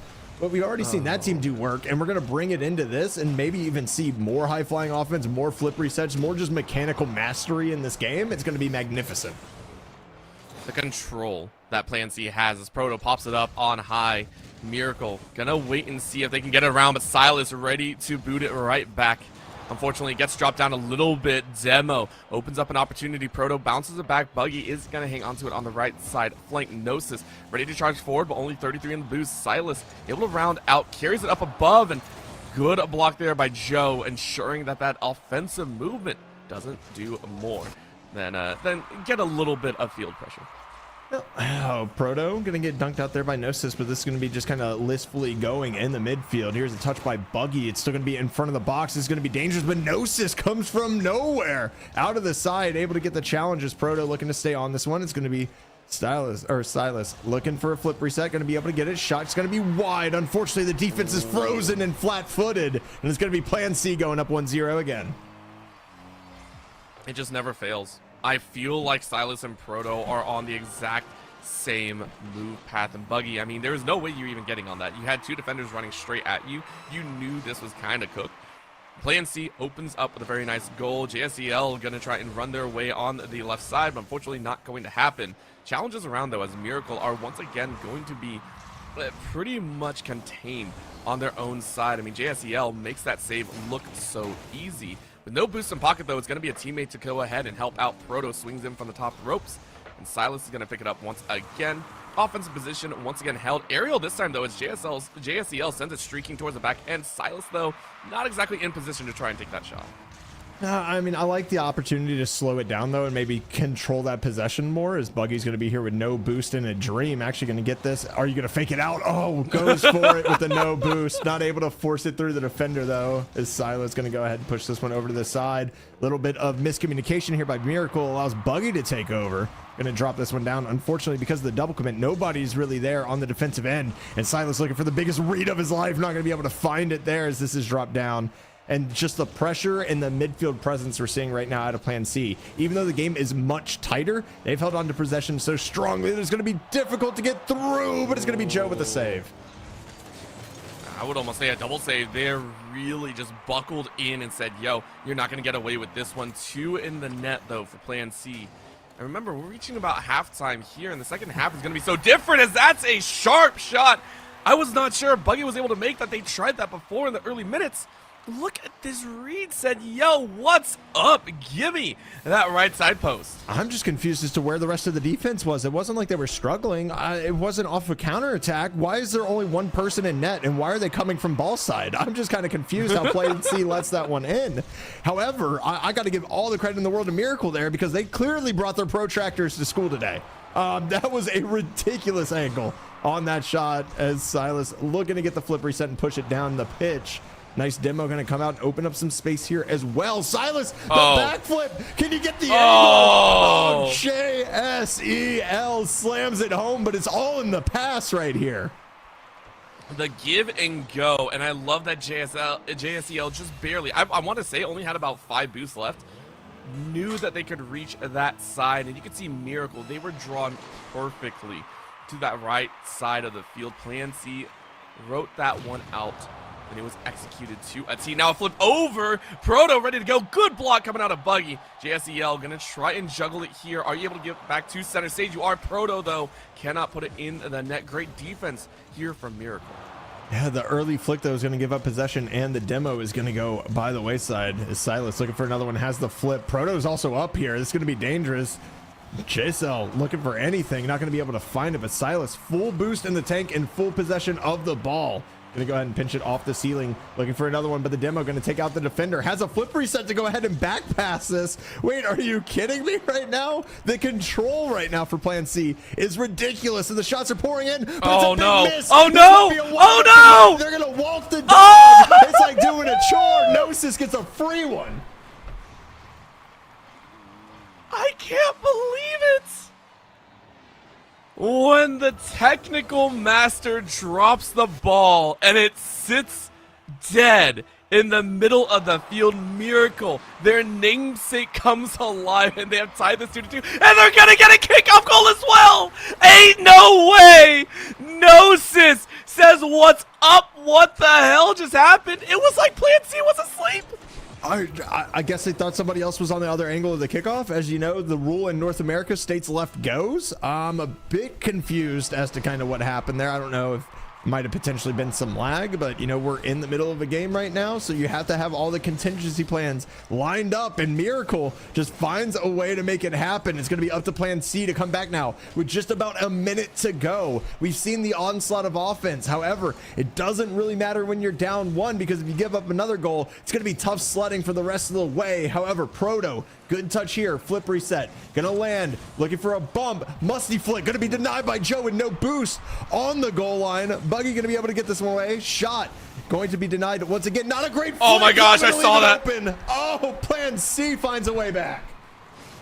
You could see it out of the corner of the eye. Watch this. Gnosis flicked it. I saw that ball locked for a little bit too long, and Proto saw it as well, but I swear 5 seconds ahead of me.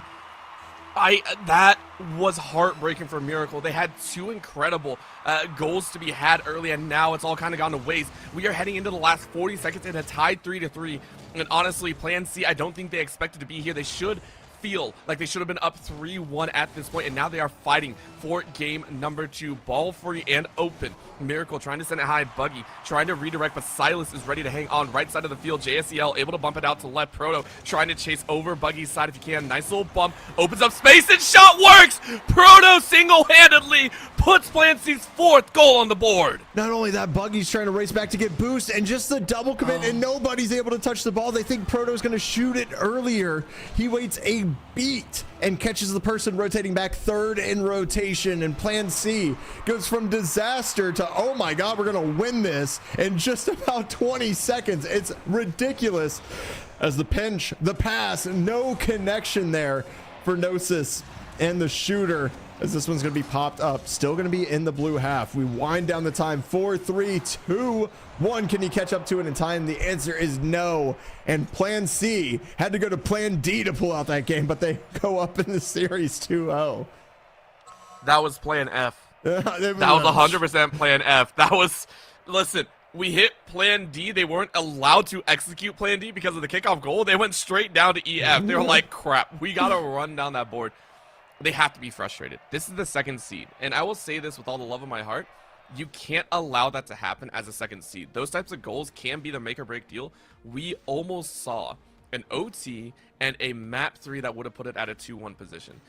Plan C 100%. They knew they messed up. They said, hey, we got to regroup. We got the game. Don't get me wrong, but it's not a pretty one. And for them, this is like, okay, now we got to lock down. Now we got to get the 3-0.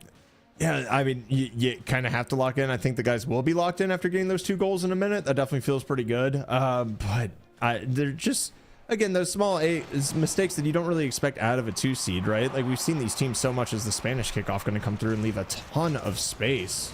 JSL going to get dunked out, though. Going to allow even more space on the opposite side. 50-50 not going to be able to be won by Joe, and Gnosis is going to get removed as well. And here it is, being stuck in between a rock and a hard place. 2 defenders dive with no boost, and that is just easy money right there for Plan C. I love it. Again, the setup from Plan C, whenever given the opportunity, they know how to make it work. Every single time they have one of the players straight midfield just gutting for that goal off the kickoff. Very, very neatly done in 16 seconds. No less. Miracle may not find that miracle once again. They need to be proactive. They need to be a little bit more forward momentum as a team if they want to make these goals happen a little bit more frequently than just, 2 in a row off kickoff and off a dead ball. Here's the opportunity. Buggy looking for a pass to the midfield. Actually going to be credited as a save. I don't really think it was a shot. I think it was more of a drop down for a teammate. Is a good bump going to come through. Proto is going to be completely removed. It's going to be tough sledding here for JSL, but look at all the space that's afforded after the first beat. It's just wild. Oh, no. JSL just walking it right on in. Such a good I mean, the demo's obviously in front, and it's great control here by JSL, but again, where are the defenders? You get the demo there. The first one dives in. Where is the rotation? Only one person challenged that ball before it was in the back of the net. And I love the fact that JSL read that perfectly as well. Knew there was a defender coming in from left side, cheated towards the right, ensured that it was car to car first.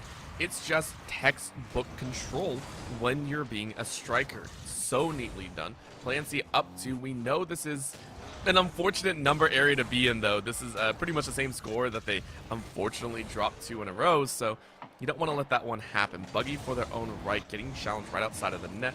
Reset, though, as Joe is right in the mix, but a demo opens up a large space in field, and all of a sudden, defenders are not exactly in the right spot. A pass off the backboard. Silas isn't able to get under control, and Proto drops it as well.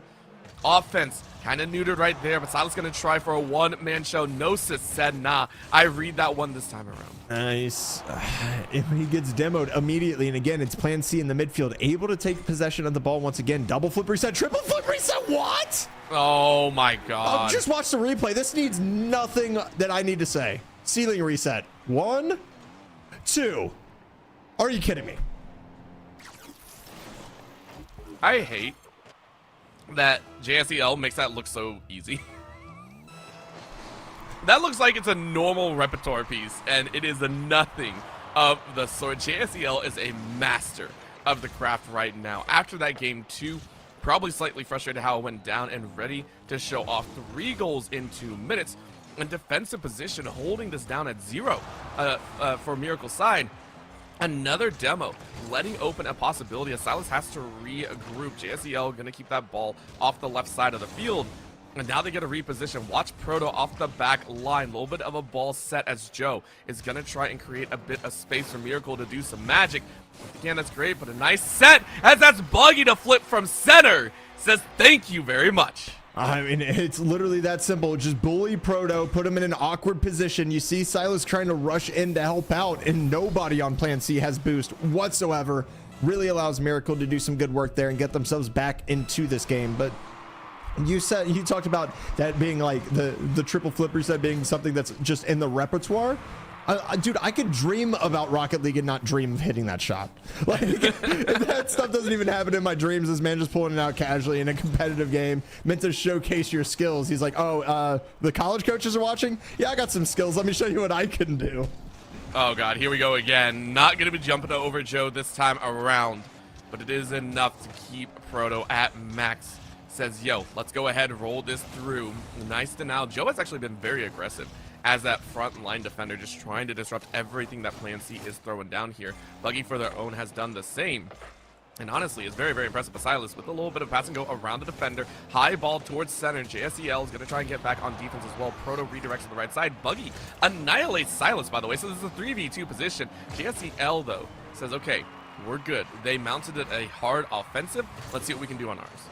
Well, it's right back in the wings right now. JSEL, great drop down. Not going to be able to find much. Massive pinch from Buggy here. Not going to be on target, unfortunately. So Silas is going to be able to scoop this one up as JSEL gets a backside demo as well. Shot not going to be red, however, with the double tap off the wall. Looking for a bump attempt is Buggy. Not going to be able to find it as Gnosis. Somehow gets a flip reset there and wins that one as this is pinched back into the midfield once again. These 50-50s are coming in quick and hard. However, Miracle still retains possession. It's the flip going to be found. The fake looking for the dunk, not able to find it. Gnosis doesn't have control there either. It's going to be popped up off the side, and Joe's going to be beat. This might be dangerous positioning here. Silas looks for 2. Oh, finds it. Oh my Silas. 1 to 2 to backboard to dunk. Beautifully done. Read that like a book once again. Plan C with 1:05 left. Miracle, you got to pull something out once again. However, it is a 3-goal difference that you have to make up, and I'm not sure it's going to happen. Plan C ensuring that their streak of wins will continue, most likely, here in the next few. Miracle going to try their best, though. They have had some fun offensive movements. It's just been challenged each time. Buggy right in front, gonna try and do their best as well. But with that demo, getting a little bit messy as Gnosis just sending a message here. Gnosis is just letting him know, you know what, we're still here, we're still alive, and even though there's 30 seconds left, we have an opportunity. Good pinch coming down there as well. Buggy's gonna look to take control of this one. Doesn't have a lot of boost, has a flip. Not going to be able to utilize it. Gets a bump on Proto. Make it 2 bumps. Going to be one last defender back. As a little bit of bumpage happens in between teammates there. Joe getting this out to center. This is wide open. Do you have the shot? It's off the post. That was the last hope right there for Miracle. And Plan C, they might have been feeling something spiritual, but they definitely did not need a miracle to win this series. It's going to be 3-0 as this finishes out. At this point, was this their plan A as well? Is this how they planned it? Give us a little bit of spice in game 2 and then take it all away in game 3?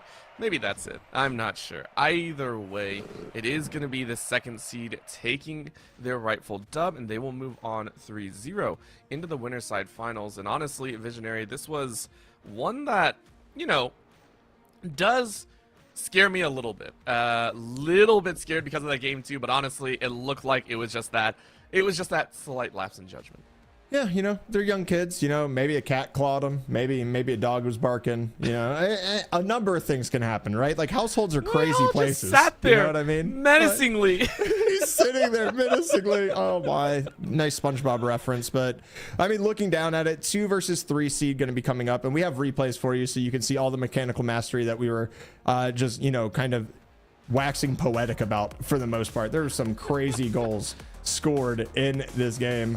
Obviously, the first one, Proto here, the fake. Disgusting, right? We go into the next one. Oh, here's J-Cell. I'm waiting on the backboard. We don't care that we don't have defense. We're scoring here. Proto's able to find that one. Stylus, just a really good flip reset pass. There is so much here. The protractor shot from Buggy. Cannot forget that one. That angle's ridiculous. I mean, like, you're just looking at the passes and the plays that are able to be brought out as Proto's just able to kind of snipe one in there. But the last one that we're going to see is the goal potentially of the tournament. Tap 2, just the resets are perfect. JSEL already cementing themselves as a mainstay, and if you are a collegiate organization, you know, maybe taking a look at some of these players, JSEL better be one on your radar. I mean, for sure, they're on mine. Granted, they're only, you know, second seed or so. This does mean that there are some players that are technically higher than them, and that's going to be real fun to watch for. I mean, it certainly is, but the 1 seed, unfortunately, not able to move on. So it's actually going to be an 8 seed versus 5 seed in the other side of the bracket that we're potentially going to be getting into. We're going to have our matchup. Of course, we're going to be staying with Rocket League for the next one. We'll be sure to wrap it all back, but we're going to get some water. We're going to take a quick break, and we're going to be bringing you the upper semifinals for Rocket League here at the Spin Showcase right after this break.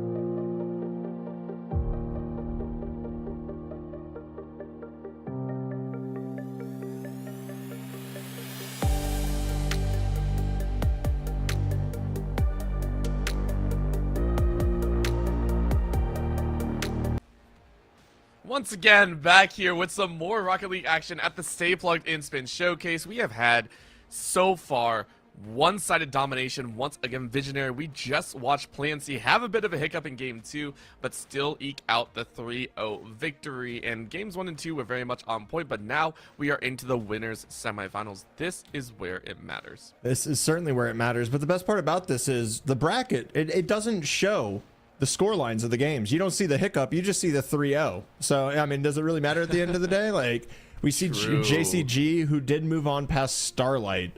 So that was kind of a surprise. We saw Starlight for our first Rocket League match today. They looked phenomenal. So for JCG to come out and do that work. And then on the upper side of the bracket, we have an 8 seed versus a 5 seed. Just upsets all over the place for the most part. I believe the 1 seed wasn't able to find a third for the tournament today. However, it doesn't take anything away from these teams. They've made it through a gauntlet of a bracket as well. So, I mean, kind of looking down at it, 2 versus 3, complete chalk on the bottom side of the bracket, upper side of the bracket, 8-5. So maybe something we weren't looking at coming into today, but it's what we get. And we get to see a bunch of action. However, we're going to be following Plan C as we watched them last game. We're going to see them facing up against JCG here. Oh boy, and that to me is a little bit scary. JCG is the other squad that we, at least I had my eyes on, took down Starlight, the other dominating squad that we watched earlier on. And we'll see how it plays out. Plan C, once again, shouldn't have any hiccups, but now we get to see what JCG can throw down. As we immediately get the physicality, a quick little tap out as both teams are kind of sending 1 or 2 members straight into the underground. But no true demos out just yet. So GSEL saying, okay, let's ride this right side of the wall. But you can already tell a lot faster pace as Proto is able to annihilate Cyber pretty much off a rip and already throw a little bit of disarray into these gameplays. I mean, the bumps, the demos, the kind of plans that we've been seeing out of Plan C so far, it's been pretty stellar. However, Boost is going to get stolen in the midfield, which is going to make it difficult to stay on offense here. However, corner boost stolen by JCell here, who had that beautiful shot last time. Ball's going to be in front. No bump to be found. Shot going to be just wide. Here's another one off the crossbar as well. So it's the woodwork doing the denial for JCG, but sometimes it's better to be lucky than good. Well, we do know that Plan C are very adept at making those goals work. They know the angles, so honestly, I give a lot of props to JCG as well. Their defensive positioning, the bumps, the jostling, denied perfect angles, and really ensure that it was about as awry as possible. Now, was it pretty? Not at all. JCG still need to go on their own offensive. Plan C, though, still sitting on the opposing half. Is this going to yield any other results? That is the big question. Cyber with a high shot. Silas saying not gonna happen here. Proto trying to round out at a slow pace, 75 in hand. That is more than enough to make a play happen as Silas brings it out to the right side. Teammate trying to wreck their way as well, but Jackson saying, yo, maybe an opportunity. Denial, though, with the demo as Silas continues to make this a 0-0 game. As much as I say that, Joe, JSEL almost gets a secondary tap, but not going to be able to close that one. This is just ridiculous right now. The pace that these teams are playing with as the shot opportunity is there. However, it's going to be missed by Cyber, and this is going to be just an immediate counterattack. Looking for somebody to bump. Not going to be found. The flip off the backboard, not going to be able to do enough. Proto is going to be there. Cyber's just going to loft this one downfield. Most of his teammates don't have any boost, so JCG doing a good job on the defensive end. However, not really transitioning well into offense. We have to see them get something going. This big bounce off the backboard might be it. Shot going to be upper 90. Bar downski for JCG to open the scoring of the game. 2:47 on the clock. Almost took half a game, but we finally get a goal. I love that Cyber just sat there as well, said, hey, I'm reading where this ball is going to pop up. It is my own to take. And it is a beautiful piece to be had. High kick, though, going straight close to the goal, and JSEL is like, yo, that's an opportunity apiece. Silas watches the defenders jostle for positions, triple in the nets. And oh my god, the fact that JCG were able to scrap that out now leaves a potential shot on goal, but no, it's going to be denied. Proto says, nah, we can't let that one happen. Plan C going to charge their way ahead. Unfortunately, no one is in that way, so JCG going to sit on one so far. I mean, it's totally fine, but what we're seeing right now is just a complete difference in the pace of play. You're seeing people getting up early and challenging things, so these mechanics, they do take time to get under and get those flip resets and just do that diabolical stuff that we saw earlier. And because of that, these challenges are coming in so quickly, you're not really able to show those mechs. This is just good, fast-paced Rocket League, instant challenges everywhere, and it seems to be favoring JCG right now as this shot is going to go just high and wide off the woodwork again. We are seeing so many close shots from Plan C here, and I would almost argue that it's kind of the exact opposite of what we saw in the first game. I think at this point we're just, yeah, this is, it's fast but very, very chaotic, and I think this is also letting into JCG. There's a reason why they're here as well. They're a squad that has fought very hard to make it into this upper bracket kind of point. So for Plan C, they're having to adjust as well. Remember, game ones, you know, unlike some of the matches before, I feel tends to be a feeling out process. How fast can we play? How aggressive can we be before we can get away with a lot of these angles? And that's going to be Jackson to go ahead and snap away a demo. Guz King is going to try their best to flip that up, but JSEL says, nah, we're still on that rebound. Yeah, JSL going to be there. Good 50-50 in the midfield. Going to lead this. Just another dead even one. Going to fall in favor of JCG. One's already up here. The post going to do some work. However, it's going to be Silas winning that one out. Proto trying to get a win here. Gets a demo, but does not find the ball. Now it's going to be low boost situation here for JSL, who's able to pick up the midfield and gets instantly demoed. Great job right here by JCG. Big fake coming out as well. Is it going to play in their favor? It doesn't look like it just yet. Shot going to be on net. This is going to be so difficult to deal with, and Plan C ties it up.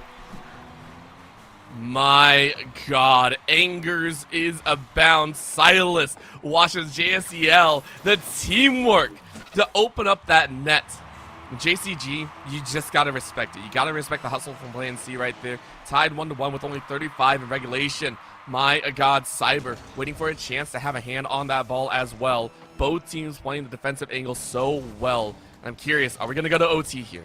I could see it. However, the boost is not phenomenal for JCG right now, especially with that going in front of the box. The one person who doesn't have boost is in the net, and it comes back to bite them right here. King doesn't have anything. The double commit right out in front, and I mean, King, you still got your nose on it. You're so close to getting that out. If you have 12 boosts, it's a save, but guess what? I'm sorry, buddy, you don't. Plan C, find a way to take a lead with 20 seconds to go.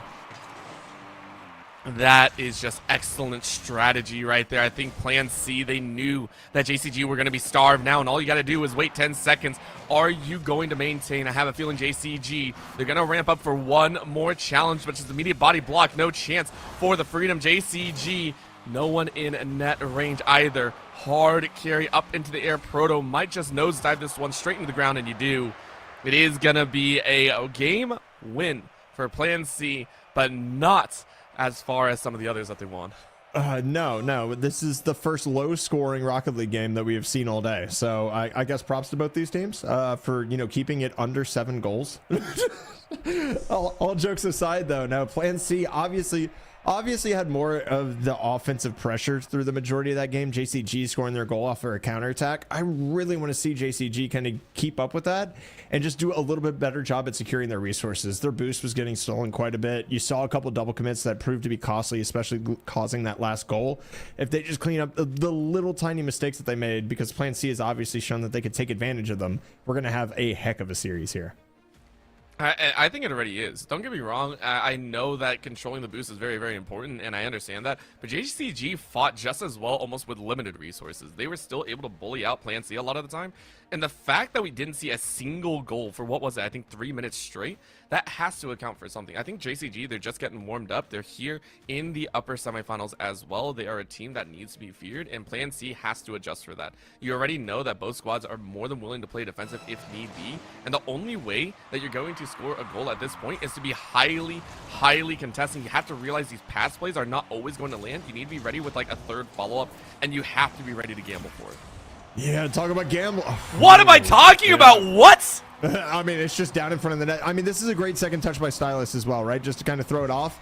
And King has to do that to avoid the bump that's going to be coming through. Goes off the interior of the post. Doesn't get the best touch. And immediately Plan C takes advantage of that. It's just taking advantage of minute, minuscule mistakes. And it seems like Plan C is just able to take advantage of it every single time as they almost get another one here. It's going to be lofted in front and in off the kickoff as well. What happened to game one? Hey, Visionary, what happened to game one? I don't know, brother. Where is everyone? Like, JCG playing excellent defense in game number one, constantly in the face, always challenging Plan C, and they let 2 goals go this time around. They are going, either they are very frustrated or they changed up the game plan and it just went awry. This time around, though, it's a high scoring either way, and Plan C does the exact same. So this time, JCG are the ones to score on an open net. I mean, this is just a great bump and a better pass. Able to recover after bumping and winning the challenge, too. Get on that sidewall, read where the ball is going instantly, and kick it out to your teammate. It's magnificent play from JCG, and they are definitely not out of this yet. But I love it when Rocket League series go like this. It's like, oh, game one's going to be hard fought. It's going to be scrappy. We're going to be feeling each other out. And game two is just like, what is defense? I've never heard of her. The ebbs and flows in this game are real, as that's going to be a decent shot up front. Going to be cut off by Jalen as well. Swaz looking to do some work here. Stylus up on the double tap. Is it red? It is by King once again. Swaz, you're going to be able to hold on to this. You don't have a lot of boost. It's still not spawning in the corner either. It's going to be stolen out. JCG might have the opportunity for some continued offense here. I mean, they tried. 100% they tried. Jackson going to go ahead, challenge in the midfield, send it high, evolve, but Swaz ready to go to swing that right back out. A pinch and a go as Silas takes it to the top ropes. We know Silas can play a very good aerial territory, but no one really in the center to play for. Another chance. JSEL sends it high, once again redirected towards the outside. Swaz ready to go, but with the demo leaves only 2 in the aggressive stance. So instead, they have to kind of regroup. Swaz sends it rolling though. Silas goes to the ground play this time. 3-4 attempts. Finally, it goes in. The boost management by both of these members is just insane. Look, Swaz able to get that out to Silas, who has almost nothing. Able to recover, able to keep momentum, able to get that one through. It's a beautiful passing play for the team. And 3-1, we just continue to see Plan C kind of push the pace, and they continue winning off of it. I don't see it stopping anytime soon as well. Plan C feel like they are in their element. And JSEL, for what they've done, 1 shot, 1 assist, still very impactful here in my opinion. Swaz for their own 100% on the shots to goals ratio.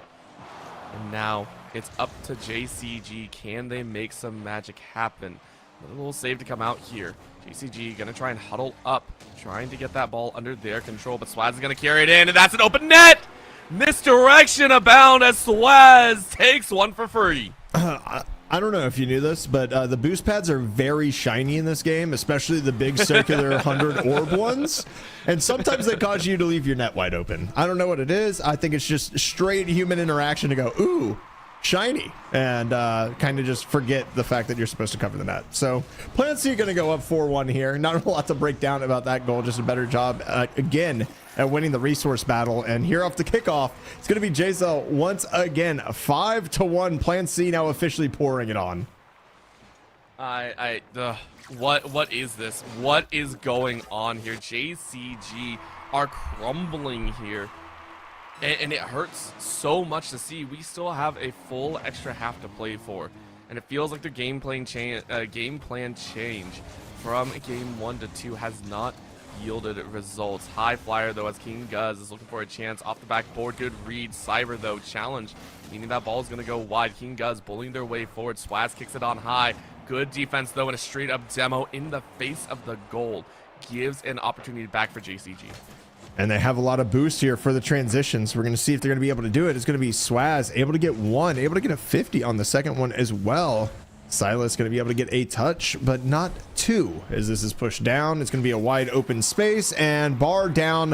What else could it be? Plan C. We talked about how many of those slight angles that they missed in game number 1. They're hitting them here in game number 2. Oh man, it's just so clean. It's just so clean. JCG lost in the sauce at this point.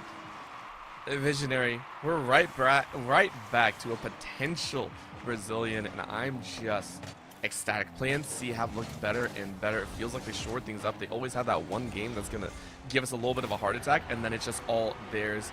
Of course, Jackson doing the exact same, rolls in an easy one after picking it up at their own goal line. It may have been a slight triple commit there from Plan C. You know, they might have been memeing the crap out of that ball in front of the net and kind of threw three people at it. So, you know, I can't really be mad at them. They're trying to have some fun. Obviously, that's what this is all for, right? Show off your skills, be able to go ahead and, I mean, talk about showing off skills. Great shot there from Swaz, going to be denied by Jackson, but you give yourselves the opportunity to have some fun with it, and you know, if it leads to a goal on the other end, it's not going to be the death of you, at least not yet. If that proves to be a goal that actually has an issue with the rest of the game, that's going to be a surprise, as JCG has to find 4 here in a minute 30. Oh man, I mean, it is doable. However, I always say give about 20 to 30 seconds per goal on average, and unfortunately that only comes out to what, like 3 at this point. It is a scary number to look at here. So for JCG, gotta make some magic happen, gotta throw it down with the best of them, and Plan C is like, yo, Plan A worked, Plan B is working here.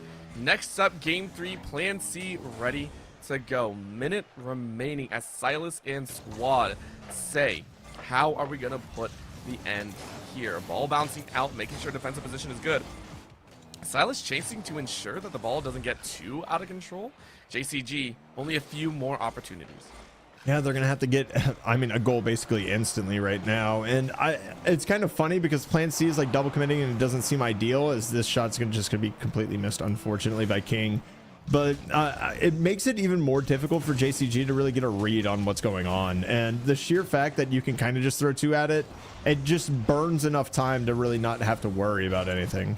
You throw 2 at it, makes just a little bit of the offense flat-footed, and hey, would you look at this? We bleeded down to 10 seconds now, and it's going to be JCG getting another goal for the road, as somebody's doing some Olympic breakdancing there on their hood right in front of the net. But it's going to be Plan C able to win this game pretty handily, unless we see a literal miracle happen here, and unfortunately they already lost in this bracket, so I don't think it's happening.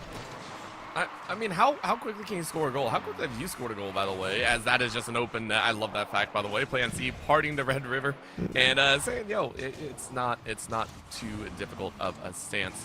Still, though, Plan C very happy about that one. But yeah, like, how quickly can you score a goal? There's 8 seconds left. Is it like even physically possible to score 3 goals in that timeline? It certainly is, but it would require 3 parting the Red Sea moments right there. And it would have to take the person who is taking kickoff to realize that they're parting the Red Sea so you can actually shoot it. It's about a second to a second and a half per goal in that scenario. If you just drive it straight in. So did you watch Mythbusters back in the day? A little, yeah. Yeah, so like it's plausible, but it's not realistic. Hey, there we go. Okay. Yeah, that's 100%. I agree. And honestly, JCG, I feel like things broke down. At about minute 2 into the game, it felt like things kind of broke apart. And as soon as that happens, we know for a fact this Plan C squad, they really punish mistakes. I think that's how they really took over in the previous series as well that we watched. They know how to punish mistakes. They know how to get in your face and really just mess with you. And as soon as you let them get under your skin, they are off to the races. So at the current moment for JCG, we need to see them really shore up their defenses, really stay on the same page.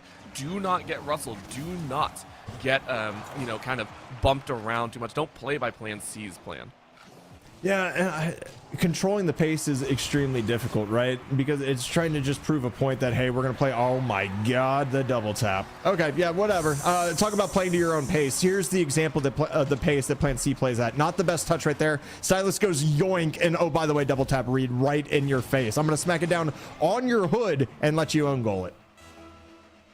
That hurts. That hurts. JCG had a good idea of that play and said, crap, we're not fast enough. And sometimes your hands don't work as fast as you wish. I know this firsthand, pun intended. But taking a look here, we are gonna see again only 1 goal. JCG, plenty of time to play out of it. JSEL though trying to carry it on their own. 3 on that side of the field though. JCG streaking right back. Jackson sends it on the right side. Is anyone there to pick it up? Swaz is ready to go. Challenge on high. Cyber sends it right back to that left side corner. And now it's going to be JCG. Are you going to find anything? High ball set up over the top, off the goal posts. And not a chance. Plan C's turn to attack. The pre-jump right there, that's crazy. JSEL going to be there as third, but this is going to be now a 2v1 opportunity. JSL's not able to get back in time, but Swaz is able to make the save. And I typically, we talk about the saves and the shoring up of defense for JCG, but I think really the key for them is to be able to cut off this midfield angle and this midfield attack and allow yourself some breathing room and some actual possession so you can get those resources back, because we haven't seen a lot of that so far in the past 2 games. It's been pretty much negligible, so they're working pretty much on skin and bones, and it hurts to say that. Plan C, though, an abundance of resources to really play for. Right now, a little bit of open net. JSEL, though, back in time. More than ready to go. Up high. Slow ball roll, though, as King Guz kind of lets that fall, and JSEL are going to try and take that for their own. Silas gives it over to Swaz. Swaz going to carry it to the left side, flips it out, ready to ramp it right back up, but gets demoed out by Cyber. Really well timed. Opportunity for JCD to try and get some sort of aggression play down.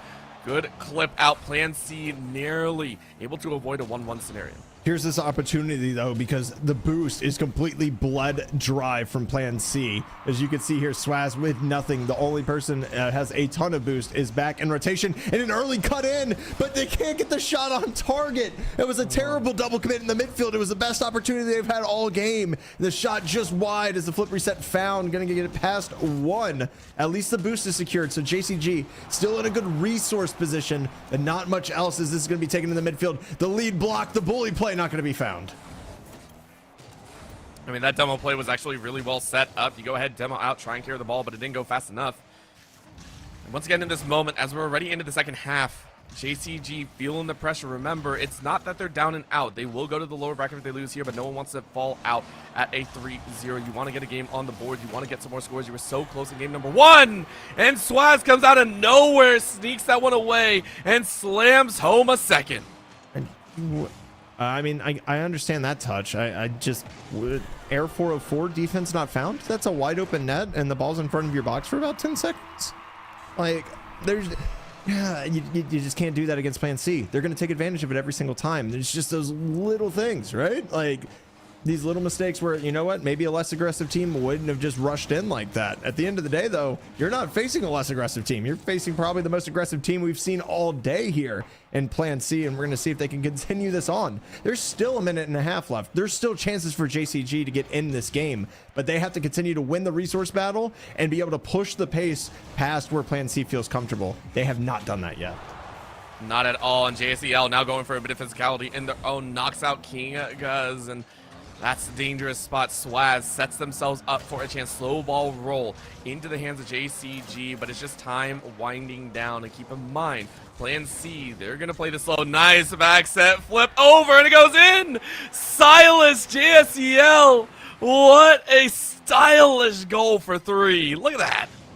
He hit the wave dash backwards to gather momentum and then backflipped into that. No, I mean, there's a whole specific subset of freestyling in Rocket League that is dedicated to ground movement like that leading to flicks. But like, how are you reading that? It looks like he messed up. It looks like, oh no, he missed his wave dash, we're fine. Actually, no, this is a rocket directly towards your net. It was so good. And honestly, that one is kind of the icing on the cake. We got 3 goals to 0, 50 seconds on the clock. We know JSEL are going to play for the dangerous territory, full field pressure. Ain't no way you can get out of this one. JCG kind of lost in the sauce here. And for Plan C, Game 1 looked a bit wonky. Game 2, very dominating. Game 3, stylistically, indisputably, the ones that deserve to go here to the winner's final side. Opportunity here. Stylus is going to be able to just cut it out. And I mean, like, even rotations like that are technically cut rotations, that one's still going to be found. Nice little flick here from Jackson, but even that are cut rotations, right? Like, that is Silas recognizing that, hey, my teammates both low boost, one just got boost, so I'm going to go up for this for them so they can get themselves set in the net, be front post, back post, and be ready to deal with stuff. Unfortunately, just a better flick there from a member of JCG with no boost whatsoever. It doesn't really matter at the end of the day because this is looking like free territory. It's free real estate, and Silas with the pre-jump had to go a little bit further down than I think he would have wanted for this one, but he's able to find it. I love the fact that they're like, we want that +3 difference, please. Like, keep it there. Thank you very much. They are going to go into the winners finals looking like champions of Plan C. I don't see it stopping anytime soon. For JCG, though, I want to see that Game 1 magic again. I really, really want to see them come back in the lower bracket, challenge once again, and I want to see if they can turn things around. Because that Game 1 was so tense, by the way. Extremely tense moving all the way through. It was extremely tense, but it kind of showed us the precursor to how games would get busted open, because Plan B still outshot JCG by double in that game. It was a lot of JCG on the back foot. We saw Plan C continue to pound and miss shots that they typically weren't missing in games previous. So seeing that kind of coming through it, I'm a little bit surprised that JCG kind of fell apart defensively. But when you're under a barrage of shots, getting your resources stolen, it becomes that much harder to fall into rotation. And that little bit of panic just to kind of dive at a ball that maybe you don't need to keeps rising up in you. It's so terrifying. I believe we had some replays ready to go for this matchup. I mean, this is now the second time that Plan C is just like, yo, this is all us. There were so many amazing moments. The backflip play was one of our favorites all the way there in Game 3. But this shot, I mean, some of these angles from JCG in the early start gave me so much hope. And then you just kind of watch the collapse of JCG and Plan C rebuilding everything in their own kind of view. I feel so bad for King Goes right there, though. Like that was I think the moment, the straw that kind of broke the camel's back was that second goal where both of his teammates with boost dive in front. He's left with no boost in the net, still gets a nose on it, and just can't push it out at the very beginning, or at the very end of that game number 1. And it kind of just wasn't the same afterwards, as you see like just so much pace on that double tap too. Plan C definitely has the max. There's the example of it. As you see the pre-jump just coming out from Silas, just basically launching the car at the ball, right? Like we've seen so many ridiculous plays, but we have now seen a ceiling reset to a double reset coming out for JCG, right? Or I'm sorry, for Plan C. And then we see just the ground freestyling there with a backwards wave dash into a flick. We've seen so much today.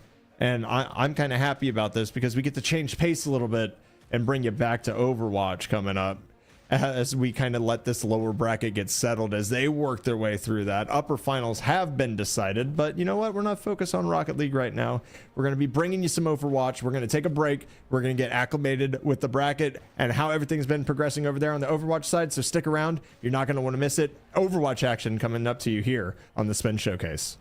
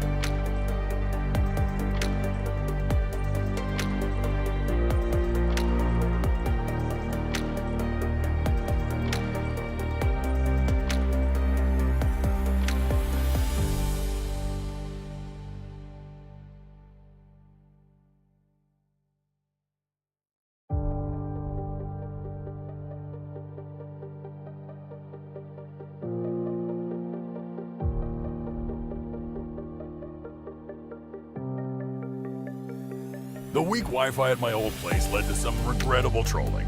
But here, Brightspeed got me set up with reliable fiber internet that works everywhere. Man, I'm good. Move to Brightspeed Fiber Internet and switch to the bright side.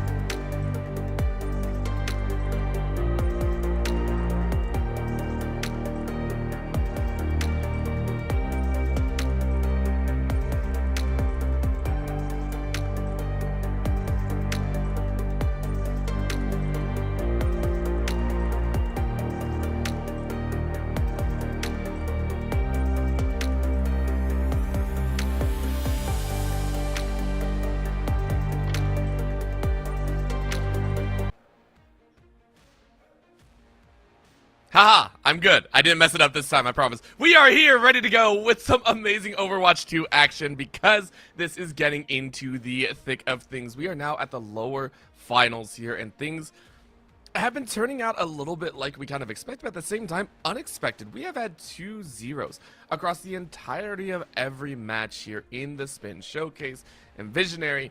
This is both surprising and not surprising, just mostly because of the talent that we've had here today. You and I were watching the lower semifinals, and that matchup was pretty dang close. It was extremely close. Bruce Springs, like you said, they had a massive hold, and then just unfortunately couldn't bring it to the finish line there on the second map where they were playing hybrid. So it's going to be the Young Ballers, the 1 seed of this tournament, who fell to the uneligible squad that we saw earlier on broadcast, who stamped their way basically into the grand finals with a 2-0.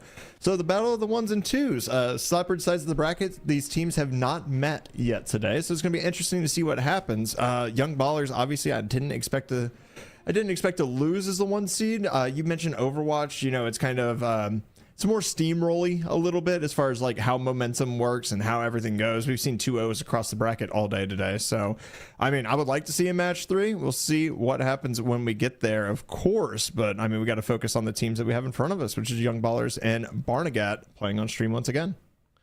And I think that's very, very important to watch for. Both these squads do want a chance at redemption of sorts, and that's the best part about it. But Uneligible look like a team that can rock their socks. And so here's the deal. Young Ballers and Barnegat, I want to see a strong play out. We are heading to what I like to lovingly refer to as the collegiate home, which is Lijiang Tower for the start of these maps. It is control, of course, to kick things off, but this is going to be that big litmus test. Both squads should be able to rock out early. I mean, I think we're going to see pretty hefty compositions going straight into it, depending on which round it is going to be.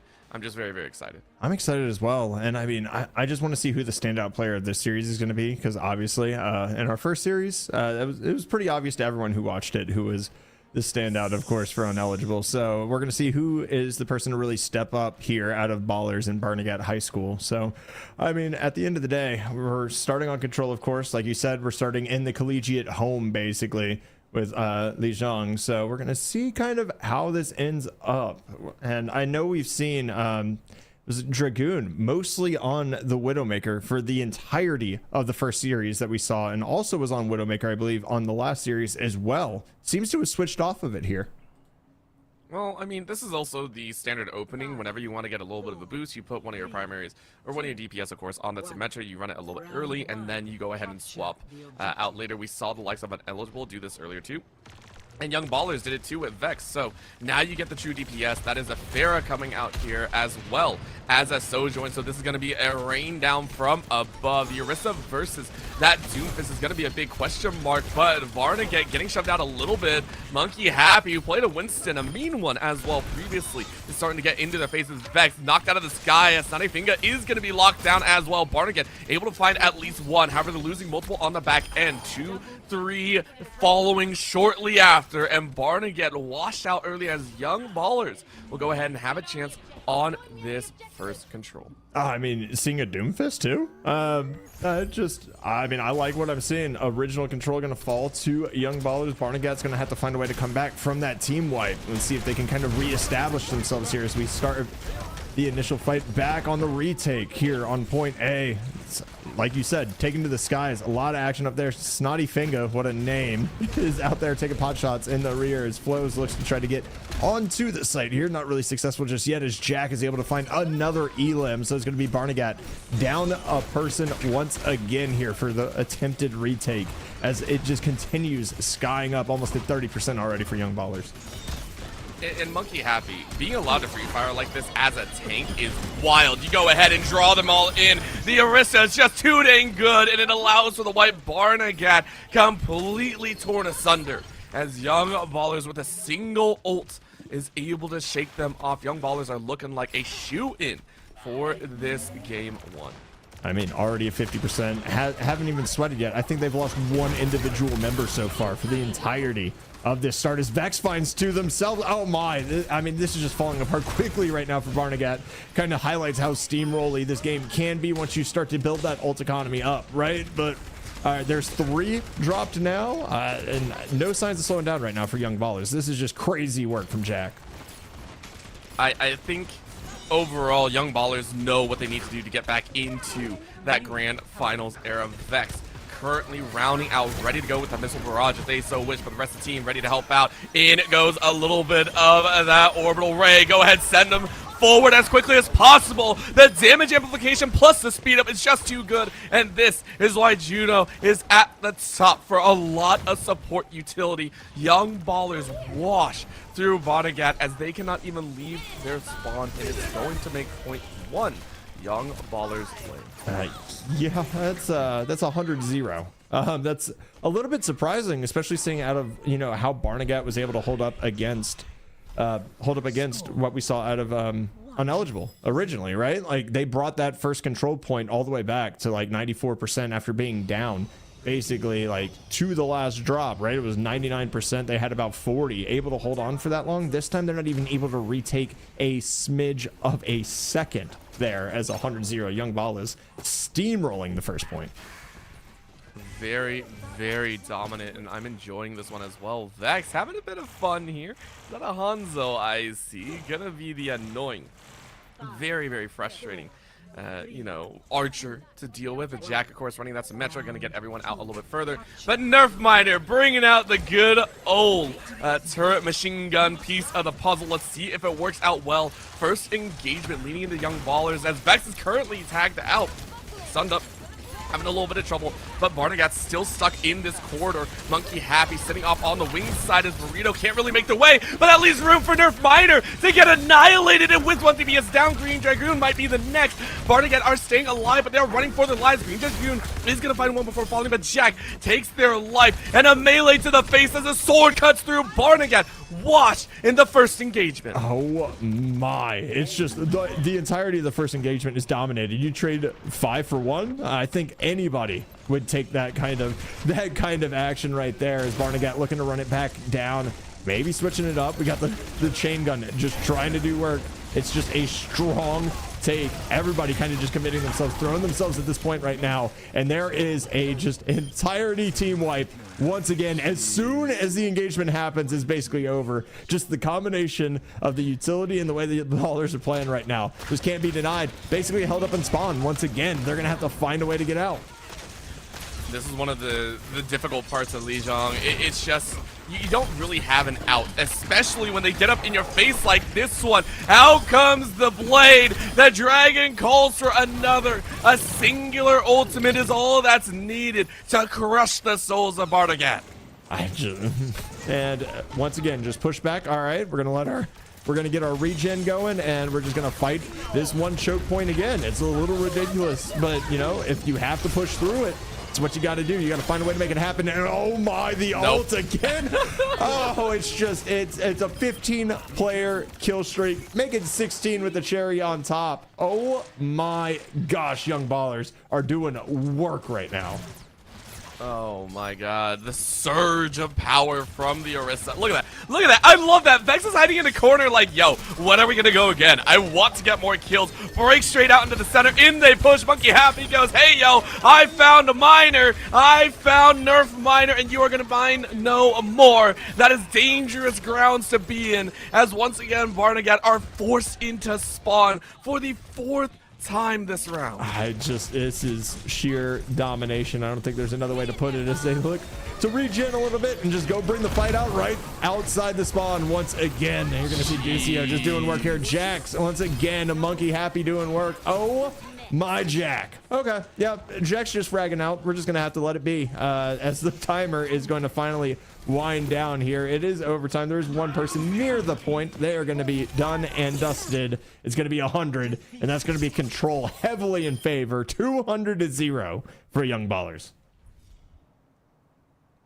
Utter domination, perfection, the pinnacle of what you could have on control. I feel like I know which one this was. It was this beautiful slice straight through, double slice into decimation. No need for the blade. Young Ballers, they are saying we deserve to go back into that grand finals. We want a chance at revenge. We want to play this one hard. I do not see that changing anytime soon. I think it's very, very obvious they want the run back. They do not like how the upper final went, because that looks like some frustration and some anger being taken out on a team right there. 200 to 0 as far as control goes. That is wild to think about. There was not a moment, and I think Barnegat, they tried their best. Let's not deny any of that. They really did try to come out, but Lijiang just has so many chokes, and especially for experienced teams. As we said, this is like a collegiate special. If anyone's played within a competitive scene in the college scene, you know for a fact that's like the map to go to. As any team should be experienced as well. You know how to choke someone out. There is no easy way to say this. If you get funneled, if you are not able to break out of your spawn, it's pretty much dead in the water from then on out. So looks like Young Ballers know how to play. Waiting to see what the hybrid map is. Maybe we get to see a shakeup. I mean, I hope we do, just to maybe get some more variety, of course, in heroes, but also in just terms of gameplay there, because I mean, this is the lower final, and we, like I mentioned, like the control for oh my god, I am just losing it right now. Yeah, no, the control match against Uneligible for Barnegat, like it was so close on that first one. Like we actually saw some back and forth, and there was none of that there. So I just want to see, that fight back. I want to see that ability to kind of run it back. And like you said, with hybrid, having the defined roles of attack and defense might make it a little bit easier for them as we go to Hollywood here for hybrid. Okay, bring in a little bit of the showboat. Sometimes you got to have those flashy cameras in your eyes, and that's what makes the difference for Barnegat. This is going to be their last chance. The last game possibly for them. If they can push it, maybe they can get a game 3. Honestly, though, it's a high hill to climb. And for me, it's all about, once again, trying to control the aspect of keeping your backline safe. There were a number of times that we saw Monkey Happy be able to access that backline way too easily, and especially with an Orisa, it's damaging. You cannot allow that to happen. You have to be standing in front. And I think one of those was the Doomfist. We sat there going, Doomfist, we're not too sure about it. That's why. It is very difficult to, one, cover, and two, make space for your team, I think. Yeah, I mean, there was no space to be made, sadly. As soon as the first team wipe happened, you get pushed back into your spawn. It's kind of just, what space can you make at that point, right? I mean, you're getting farmed for ults, everything else is happening. Like you said, it's one choke. You got to find a way to win that choke. Unfortunately, Barnegat just wasn't able to. We're going to see now here on hybrid if they can bring something a little bit different as we get geared up, following that beautiful path that, of course, the payload is going to follow the entirety of the match here. But I think we're not seeing anything too crazy yet. I'm excited to see what Vex is going to be playing here, to be quite candid with you. I feel at the start, we're just going to have that main DPS. Yeah, this kind of makes sense. Being able to have that bomb on the back pocket and just being able to annihilate 1 or 2 members is going to be so good. Not only that, keep in mind, Young Ballers, a Tracer being able to find the likes of Nerf Miner is a huge early precedent. You're able to get one of those DPS out. Maybe you get Green Dragoon, who also has a tendency to step up a little bit too far. So we'll have to wait and see. Pump goes out, just waiting for that to happen. Burrito actually swaps out to a little bit of a safer set, but that leaves Nerf Miner way too alone. Vex jumps right in, allowing the likes of Monkey Happy to get in the mix as well. Punches are thrown, but Burrito is...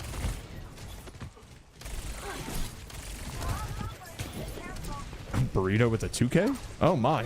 Okay, this is kind of flipped on its head right now. Nerf Miner going to be able to find another one here as we look at Barnegat actually able to get a cap, get a couple kills, and kind of push the objective forward. So this is massive for them. They haven't been able to really do much as we continue to go in. Obviously, we're going to see the TP come out from the Reaver. They're going to be able to hold on to much more. Here's the Tracer running around like crazy, but it's going to be another couple of frags coming out from Barnegat High School. Oh man, what a piece here. Chances are bound though. Burrito sending the angles and making sure that Barnegat at least cap 1. Plenty of time on the clock as well. 5:15 to work with. Plus Burrito goes for another 5-player kill streak. Burrito's doing absolute work right now. He's not being denied. It's literally that simple. Burrito's just going through, doing what he needs to do for the team right now. And we're seeing a Barnegat who's looking much stronger currently as this comes through. fight on the rooftops. We're going to see who is able to pull this one out. Young Baller's a little bit on the back foot, which is something we haven't seen the entirety of today. Push back dealt with, and Young Baller is going, crap, maybe we gotta work a little bit closer. There's Vex once again getting into the mix. The Tracer doing some work here, and Jack able to follow up. Huge damage as Moose and Green Dragoon are gone. Nerf Miner to fall just as quickly, and Burrito pretty much left alone. No chance to hang on. Young Ballers are able to stop that initial push. Stopping the initial push is great and all, but there's still plenty of time on the clock right now for Barnegat to kind of sit down, just regroup, and find another way ahead to move forward. We're going to see Dragoon kind of starting this one off early, trying to get out in front and lead that push. I'm kind of worried at this point. We have to get Nerf Miner out and not pushed out alone and isolated. They want to take that fight, so I understand the aggression, but they got to hold back for now. It's Monkey Happy getting taken down. Actually going to be able to get the ult off, and this might be super dangerous. It's going to be a 3K. They were down to 40 HP, and this is going to end up being a wipe onto Barnegat. The surge in such an enclosed space brings such glory. Young Ballers come out with a team kill. Barnegat, that payload has not moved an inch since that initial get together. And they're going to have to try and fight back. They do have two ultimates to their own names, but they're getting annihilated too quickly. Monkey Happy once again takes away Moose's util. Burrito was able to find Ducio, but any more is a little bit of a namesake. Snotty Finger getting into the mix. This Judo says hello, and Monkey Happy forcing them all away, taking away the projectiles, allowing Jack and Vex to bring the DPS. Going Skeet shooting. Moose is down once again. Barnegat sent back to spawn. And it's going to be tough sliding ahead now. I said they had plenty of time at 4 minutes and 30 seconds. Well, guess what? A minute and a half of that is gone. You're now at 3 minutes. Payload hasn't moved forward an inch, and you got to find a way to get through these DPS who continue to build their ultimates up. Miner and Burrito need to come up huge. We saw Burrito popping off in the very initial portion of this. They really need to make their presence felt if they're going to be able to push back. Right now, it's just holding the choke, hanging out right now, just delaying that time. As long as you run it down, you basically take the win. If you Young Ballers here on this side, as Vex is looking to get into the mix. Nerf Miner! There it is. Nerf Miner Burrito. The combo is here. Going to be able to get a 3K on the side of Nerf. Burrito adds 1, and the payload's finally moving again.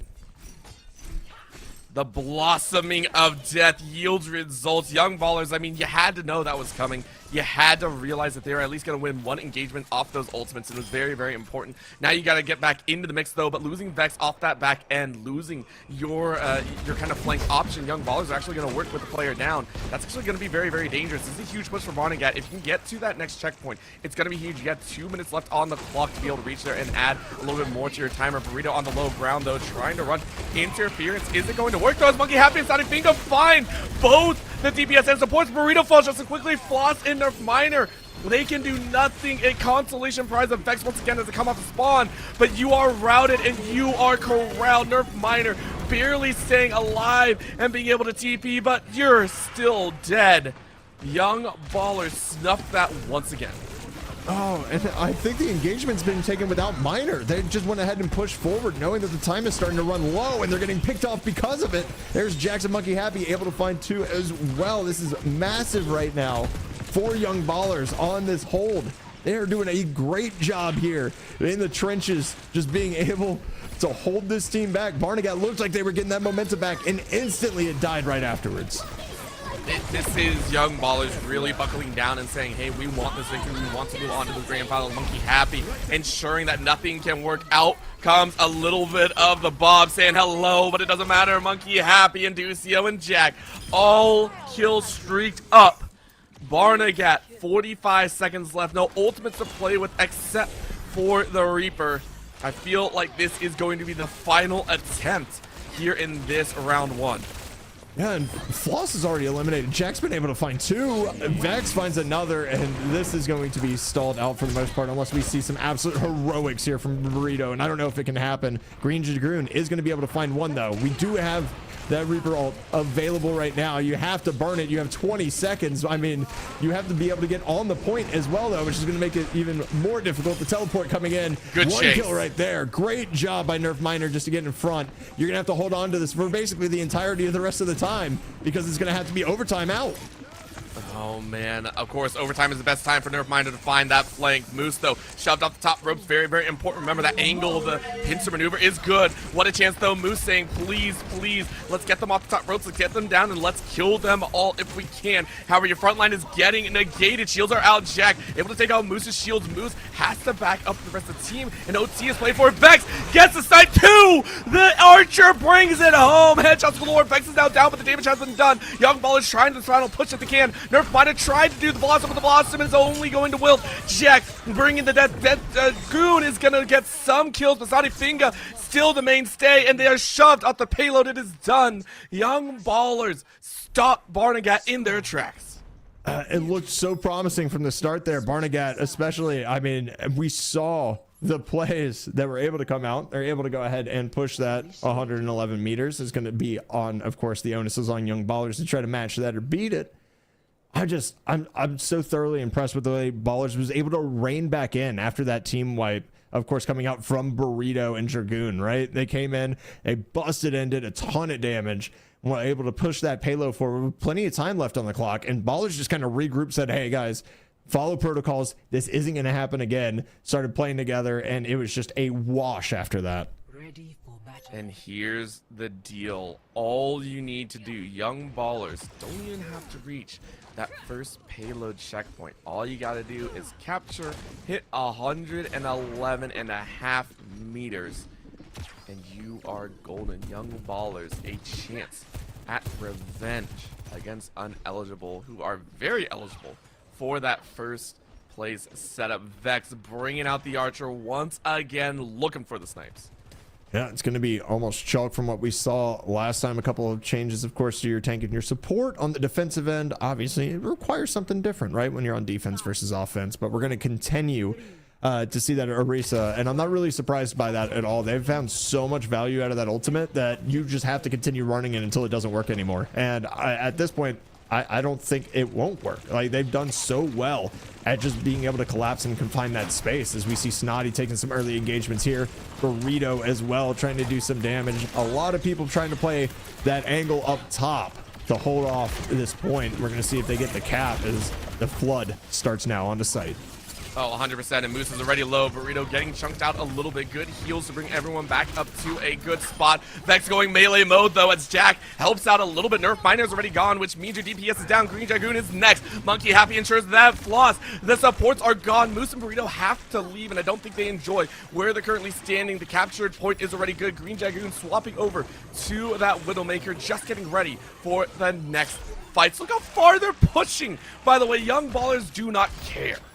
They certainly don't. They are looking to take all that space and just trap the spawn once again and not let anybody even think about pushing out. They only have one person on the point. They're like, no, we're going to sit here and we're going to fight together. And look at that, another 3 kills coming through. So you're just going to have to chill out, wait for it. And while that's happening, that meter counter running forward right now, you know you have to stop them at 111.5. You're nowhere near the site currently. Oh man, they don't even care. All they have to do is reach that 111. And it's gonna be oh so good. Floss steps up way too far in front, and you will pay that price. Terra Surge to bring your life to ruin. Young Ballers freely pushing 5 minutes and already halfway there. Oh, and Jack able to find another one just off the rip. And now this is just a mad rush to the site, right? We see 3 people coming in together. One's probably trying to get a flank here, but you're still losing. You're still missing out on that DPS. Dragoon almost falls as well. So we see Burrito trying to get something going, but the payload still being pushed forward right now. The fight just so far away from it that this is basically almost guaranteed. And how Young Ballers is able to do this with 3 members of their team currently, I am mind blown at how they've been able to get handle this and stay alive right now. As that, the counter is running down.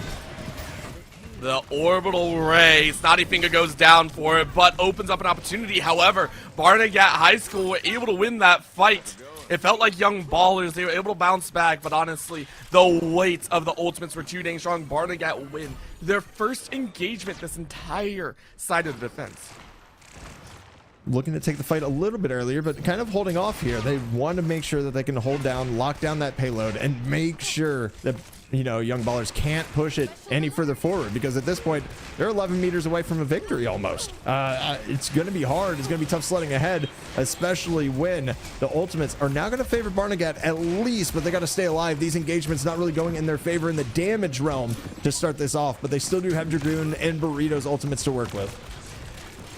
I mean, this is out of control right now. However, there's such a short lane left. Young Ballers, Vex on high ground saying, yo, no one's looking, gets the snipe, Moose is down. This is the opportunity, out goes the ring, in goes the Twin Dragons, cutting through just everyone. Barnegat High School were not ready, and that will be the game. Vex doesn't die instead, but Young Ballers 2-0 make their way to the grand finals. Barnegat did a great job of, holding off that push. It took them a while to go ahead and find their defensive footing there. Unfortunately, just kind of fell apart there towards the end. Ultimates weren't swinging their way, and just the combination of utility that we're seeing out of Young Ballers right now is just crazy, as well as those shots. Jack just absolutely stellar this entire match. That was wild to watch, by the way. 3 just out of the blue, and honestly, we were taking a look, and Vex was doing a lot of work as well, but Jack lighting up that kill feed. The entirety of Young Ballers played with a lot of fire, a lot of anger, and I think it was very, very important. You go ahead and say, hey, we deserve to be in that grand finals. Is it going to be a tough matchup? Absolutely. Uneligible, knock them down 2-0. It's a painful reminder of what could or could not happen, but they showed what they could do, and I was very, very impressed. I certainly was as well. I'm really excited to be able to bring what we're going to be doing as far as the mainstream goes. Is Uneligible gets the run back. I mean, this is exactly what you dream of, right? You get sent to lowers, you're ready to go ahead and do that, but we're going to see the highlights of this match right now as well. See a lot of the aforementioned Jax, of course, and Vex was doing work. We're going to see a lot of that here. I mean, this destructive piece also couldn't have been possible without Monkey Happy. Monkey Happy was a main reason why these engagements look so good. Take a look at this. Always creating and forcing forward. This is why Orisa is seen as, like, the go-to tank in the current meta. That might change when it goes back to 6v6. I'm not sure if anything like that might create a difference. But Orisa brings so much, not only with the DPS, but the blocking power. It just opens up space for Vex to basically go insane if need be, or draw everyone in with the surge. A single ultimate can turn the entirety of this match around. Not only that, it seems like they're kind of choosing maps as well that are a little bit like just closer and more compact, so they can utilize that ultimate in the best way as well. Like they're playing into their strengths and allowing their tank just to let their DPS thrive. Like, we see Monkey Happy continually get kills here, but it's like they're just enabling their DPS to do so much, and I definitely love seeing that out of this team. Again, just the combinations of utility. Look at this, 4 people trapped and just 3 kills instantly, just off the rip. We're going to see Green Dragoon and Floss.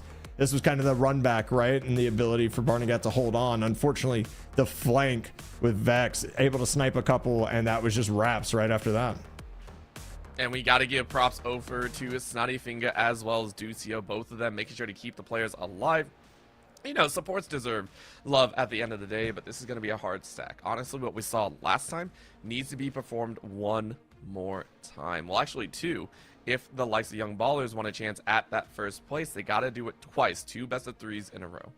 Yeah, the run back includes a bracket reset if we find Young Ballers able to win the first one, but with all that high-flying action from Overwatch, we're definitely going to need a quick break here. So we're going to be bringing you the grand finals as soon as we get back. This spin showcase is showing no signs of slowing down. We got this. We still have Rocket League to show you today as well. You're not going to want to miss it. Be sure to stick around.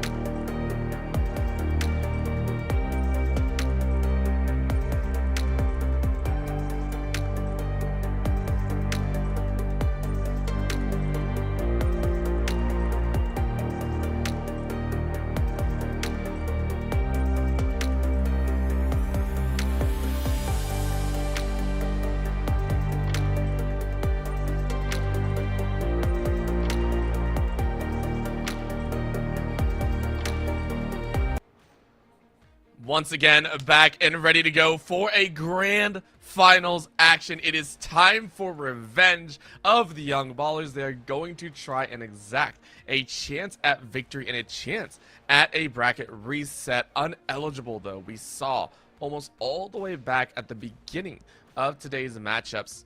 They look indomitable, and keeping in the spirit, this is also the last, I think, chance that Young Ballers have at changing up the score lines across the entirety of the Overwatch 2 bracket. 2-0s everywhere. They are hoping it's not here as well.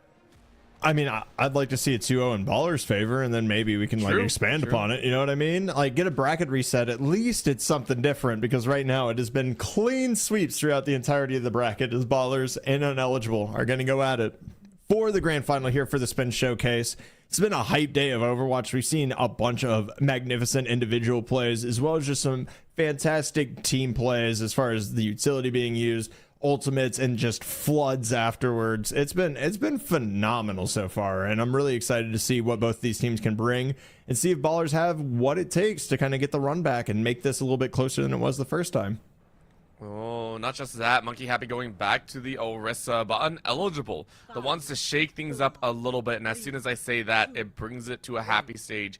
Hero going to be that hero of sorts, the DPS of bringing things out, though. Lich right back on the signature. Vex is doing the same. Let's go! We got the Genji mix-ups here, and as you know, the Orbital Ray and Dragon Blade can both bring so much pain, but it's actually the likes of Young Ballers forced out of this initial engagement and kind of bunched down inside of their own spawn territory. A rush forward coming in as Uneligible are going to try and push them away, and they are. An immediate kill by Lich brings Snotty Finger down, and that's one savior away. Lich goes for a second, for a third. Punch him out, lights out. Jenna taking away Monkey Happy's life, and Young Ballers getting a taste of their own medicine.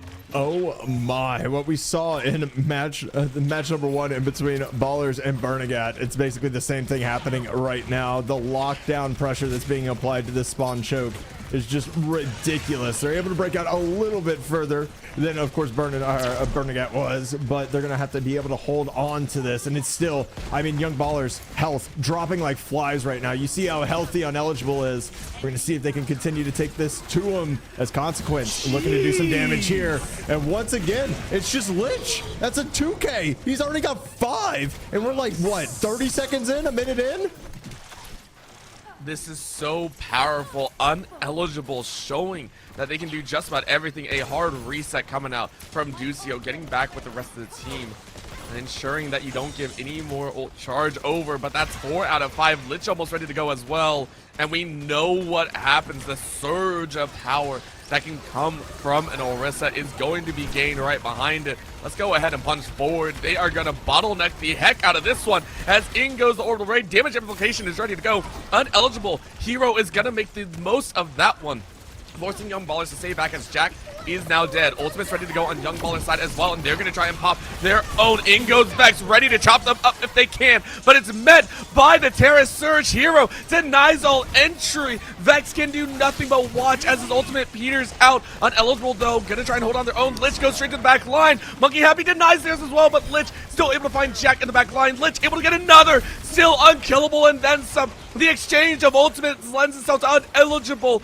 dominating this round one. It's happening again. It's happening in Orbital. I don't know what to think of it, but it's got to find a way to go ahead and break out of this. It hasn't happened just yet as we're looking down the barrel of 100-0 once again, and it is all Lich. I mean, obviously, the team play, everything else that's going into it has been great. However, it's Lich just showing off 2Ks, 3Ks, 4Ks. It doesn't matter. I don't think he's died yet. He's literally unkillable. As Chin is going to find one here. There's Lich with another one. And this is just starting to fall to pieces as Lich finds 2 and the objective secured as Uneligible take the first side of control. 0-1.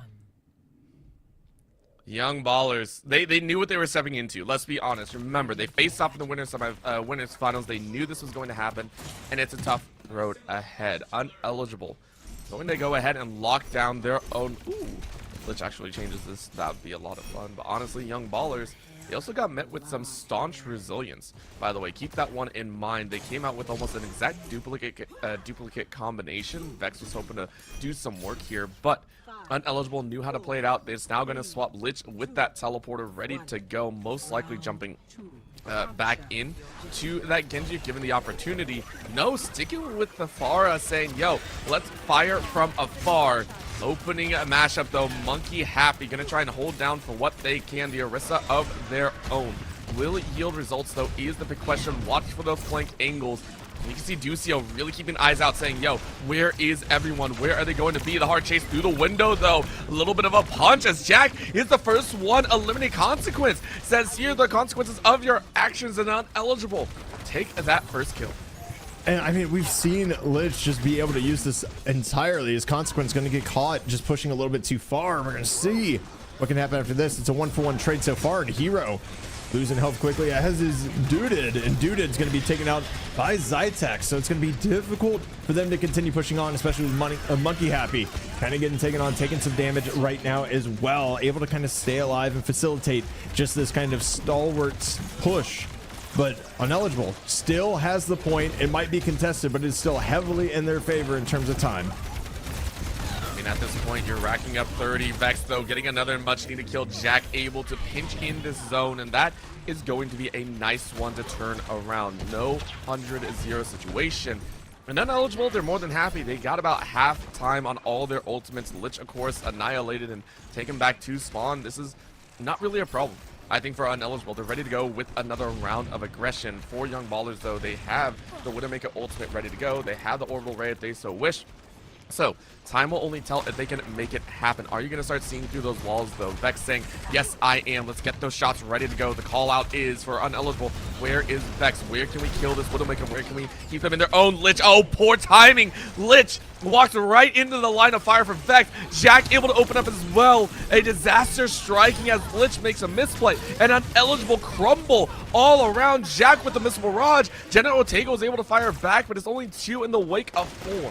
It's not a favorable trade right there, and we see Ballers doing a much better job here on defense of just being able to control some space. Not only that, but I mean, the Widowmaker has been so far a great switch up as we see Lich actually moving over to Tracer now, deciding to give maybe a different angle at it. Gonna go ahead and switch up, but Vex continues doing work. I honestly, this Widowmaker, I had some reservations about it, but it's kicking absolute butt. Lich, though, switching over to that Tracer, saying, hey, I gotta get in the mix, I gotta dodge around. Orbital ready to come out. Consequence gonna try and hold it down. No other ultimates ready to go on the side of Young Ballers, so this is gonna clear the territory. The rest of Young Ballers going to give way, which I think is the right call. Regroup with the rest of the team, but the chase is coming out. Hero saying, let's play if we can. Eyes out, shots bringing out here. This is going to be a bottleneck right inside the main gates. Is it going to work in their favor? Uneligible has to play smart. In goes the Terra Surge, as Monkey Happy swings hard, swings big, and swings for the fences. 3 gone.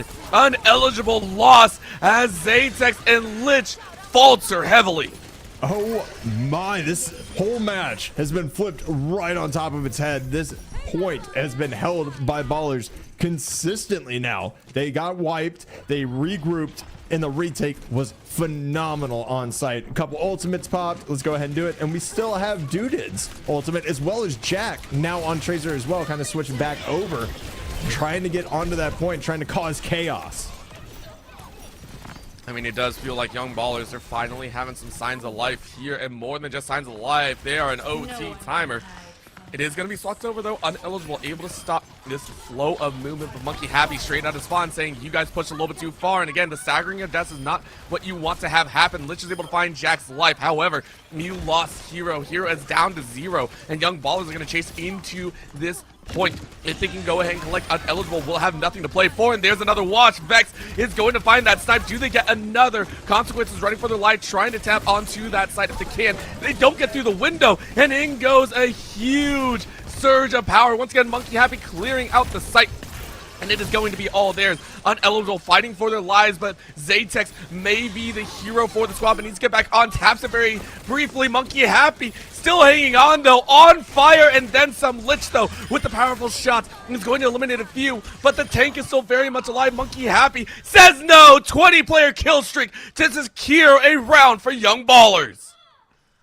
Monkey Happy's goaded with the sauce right now. He's not lost in it. He created the sauce. That was crazy. That hold, able to go ahead and do that, and was solo holding against 3 there at the end. I mean, yes, they were low from previous fights, but able to get the work done, land a couple of the special ability, and continue firing. The tracking that it takes in this game to be able to be successful is just crazy. And watching Monkey Happy do that much damage on a tank just certifies how good they are. I mean, right now, this is the final test. Uneligible for the first time feels like they kind of been pushed into the corner. Granted, we're not sure how the last match also went. I do believe it was also close, but right now, Uneligible do not want to send this into a bracket reset. Nobody on the team wants that one, so they're going to try and fight this one out. A much narrower point right now as this kind of pagoda, this tower is going to be fought over. Point is going to unlock at about 10. We're still waiting for that first big engagement. Young Ballers kind of get collapsed on Jenna, forced away from the rest of the team, trying to heal up the rest of the squad. Uneligible though, watching as Zatex cannot really get close. Lich in that Genji form, a hero dropped quite low. Jenna now jumped on, and Young Ballers seem to have found the opportunity. It looks like the first engagement will go their way as Jack free fires with the missiles. In goes Hero though, trying to annihilate that Orisa, but there's no extra damage behind. And it looks like they're about to get that mech from the back line. It is Lich and Zatex gone, and Young Ballers will win the first initial fight. And see how hard they can go ahead and hold on to this point, though. That's going to be the real big thing as we see Jack just kind of firing from above. Actually going to be able to find Hero as well. So that's going to be massive because you're just going to hold back the push for that much longer and wait for everybody to regroup unless Uneligible decides to fight as 4. Let Hero try to come up in the rear, but not having a tank is definitely not ideal as Hero looking to push out a spawn. You're just getting trapped up in here right now. Landing some shots. Not really able to find much as the action kind of stalls out. Zatex able to find Jack on the side. Going to see if they can lead that and push that momentum back towards the site. But right now, just getting out of spawn is it short for Uneligible. I mean, they were able to make it and be able to hold off in this mid-ground battle, but Jack has had time to free fire. In goes the orbital ray for Uneligible, just trying to get that boost up and get a little bit of healing down as well, but you already lost your tank, and because of that, this is going to be an opportunity. Young Ballers chase in. How much more damage is going to do? Jack says, hey, goodbye, consequences galore. Young Ballers once again win this fight, and they're going to try and turn over this point. If they're able to, they can start stacking up their own numbers advantage, and there they go. Uneligible sent right back and packing with very few ultimates in the bucket. Lich able to get a consolation prize, but the turn brings about 33%. 33, 34, 35 continue to rise as Monkey Happy just continues just outputting steady damage here as the tank. We're going to see Lich actually switching this back up, going up for the rockets. Going to be able to find one is Hero off the trade, and Lich able to find Vex there. What a crazy shot, and everybody's going everywhere, but it's going to be Zatex able to find Jack here. The point should be resecured here by Ineligible. They are earning points finally.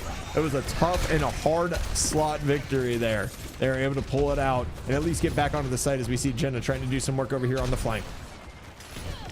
Honestly, Young Ballers, I think they're doing the right call here. They are going ahead and just kind of applying pressure down, and they're not trying to be sneaky with it at all. They're just constantly in the face. They're standing upright, and that's all they need to do. They're realizing that they're winning out a lot of these front-end engagements. That's all they need to do. Monkey Happy, though, needs to get back with the rest of the squad. Unfortunately, jumped right into the wake of some damage. However, you get the pinch on Hero. Shield is up. So is the rebuttal on the projectiles. But Monkey Happy's just in a bad spot. And this time around, it's actually Young Ballers that get caught out and lose their tank. With that flank angle, Hero and Lich are able to cut off 2 more. Young Ballers collapse on the wayside just as I was praising them, and Uneligible say, hey, we got a big opportunity, and now we've taken control of that point. 69%. It's continuing to rise too. They've kind of pulled it out from the ashes. It looked like Ballers had control. They had the lockdown and spawn. It was becoming very difficult for Uneligible to go ahead and push up. They finally kind of broken that cycle, and now up to 80%. This is massive right now. DC Jack just kind of free roaming outside of the site, but going to be taken down by Consequence, and Hero's going to be able to find another one as well. This should be big damage, and with the timer continuing to wind up, it's going to be Monkey Happy finding one, Lich finding another on top of Zatex getting one here. It has been massive, but it is a contested point, and it's going to be within the hands of Young Ballers for a second. That's about it as the Flood tries to come back. 3 members finally respawn. And the problem is there's no ultimates to play for. That's why we see the swap to the Doomfist and Symmetra just trying to get onto point, trying to turn it around. You have nothing but your own skills, the guns, and the left clicks. Let's see if it happens. In goes the gates, though. In comes Bob Zatex, throwing down with the best of them, saying this is our final fight. If we win here, Young Ballers are out. And they wash! HP bars obliterated Hero, Zatex, and Jenna Ortega send them all to the Shadow Realm as Young Ballers lose out and uneligible. Take map 1. But we did see our first 2-1, at least within a game so far. So that's a W. That's a W. It was definitely close. We're going to see Jack with the play of the game here, of course, as Pharaoh. Pharaoh, I mean, it just seems kind of busted being able to get that much verticality and just have rockets firing down. I mean, obviously, it was a crazy play right here, burning the ultimate there as well, but Overwatch is crazy, man. I don't know what to tell you. This game is wild, and the amount of mental capacity you have to deal with everything that is going on around you is just, yeah. It's something else, man. A lot. It is a lot. And the Pharah, I love the fact that you pointed it out, and there's a reason that I got play of the game, is it's very important to mention. The flank angles is what Pharah wants, and when it's such a front-to-back piece, and a lot of the time, you just need a little bit of that angle. Li Zhang allows for that verticality to have the Pharah kind of jump above and be able to be that menace. So both sides actually played it very well. Honestly, it is the, I want to say it's a Jack Vex versus the likes of the other side. The DPSs are basically just duking it out every single time, and it makes me very, very happy. I'm curious to see what the hybrid map is, because at the current moment, this does feel like Uneligible are still very much in the front running for what goes down. Yeah, they're definitely in control. And Monkey Happy on that Orisa is just disgusting too. Like his tank performance there, being able to hold down, especially on that second point where they were able to get a point for their total there. I mean, it was a 2-1, but Monkey Happy is being able to substantially put out damage while still opening up spots for his team and still pushing forward and gaining that space. And obviously that's what you need your tank to do. But it just seems like, yes, the DPS, the duelists, they're shining right now, right? They are going at it. It is high flying. It is crazy. It doesn't really matter, though. It really comes down to that support play, being able to facilitate how good those DPS are actually performing, right? If you don't have that support behind you, you're not going to be doing as well as you are. So shout out to the unsung heroes here. But I'm definitely impressed with Monkey Happy on that Orisa as well. And I mean, when it's backed up with the likes of a Juno, that orbital ray amplifying all the damage plus healing up, it means that your tank is pretty much the main DPS. We are going to King's Row, though, the other standard of any hybrid map. I mean, this one's played pretty much 99 times out of 100 for a lot of players. It's probably more so than Li Zhang Towers. So at the current moment, we'll see who's on attack and who's on defense, but this is a point once again. This could possibly be the last game played for the side of the Young Ballers. They have to win here and then one more if they wish to push for a bracket reset. It's tough sledding ahead, but you were able to get a game off of them, so you know you have the potential there. It's just, I mean, you just got to be a little bit better. It's literally that simple. We saw great retakes, but you have to be consistent with it. And we saw kind of the staggering of the scramble of that final, like, you know, whatever, that final 10%, right? Where you're seeing two people get picked off and the other three still deciding to go at it, still trying to get that space and kind of just falling off by the wayside. And I know you're in crunch time at that point, right? But I would really love to see just a little bit more cohesion when you're not at that 90%, being able to go ahead and push together and kind of facilitate a strat and get a little bit more of those flanks like we saw the Pharah do, right? All those flanks are opportunities, but it will come down to that last piece of the puzzle. We know Young Ballers.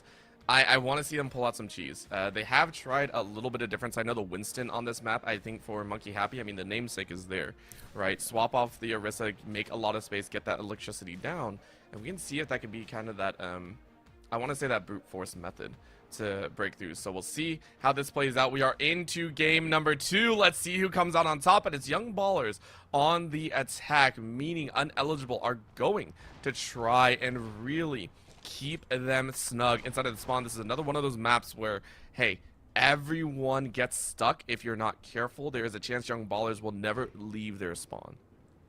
That's a terrifying proposition, right? to just not be able to leave your spawn, to have to fight for every inch of your life basically as soon as you come up and look right after a respawn. It's not a fun time. However, we've seen ballers be able to fight back before. I have no reason to believe that they can't do it here. It's going to be interesting to see on this attack kind of what we're going to be seeing as well. Of course, Lich going to be right back onto that Genji, so excited to see what they can do. There's a lot of verticality to play with here on this map. I don't think we're going to see as much of it, especially with the Pharah. Obviously, neither team running them, but we're going to get trades right off the rip here, Orbital. Early engagements means Vex and Zatex are the first ones to fall, but that leaves a Jack as well as Lich up and available. Lich has been that mainstay main DPS, I think, and really flourished, but at the current moment had to swap out, ready to go with the extra damage on the back end. Young Ballers, though, able to create a lot of space, get onto point.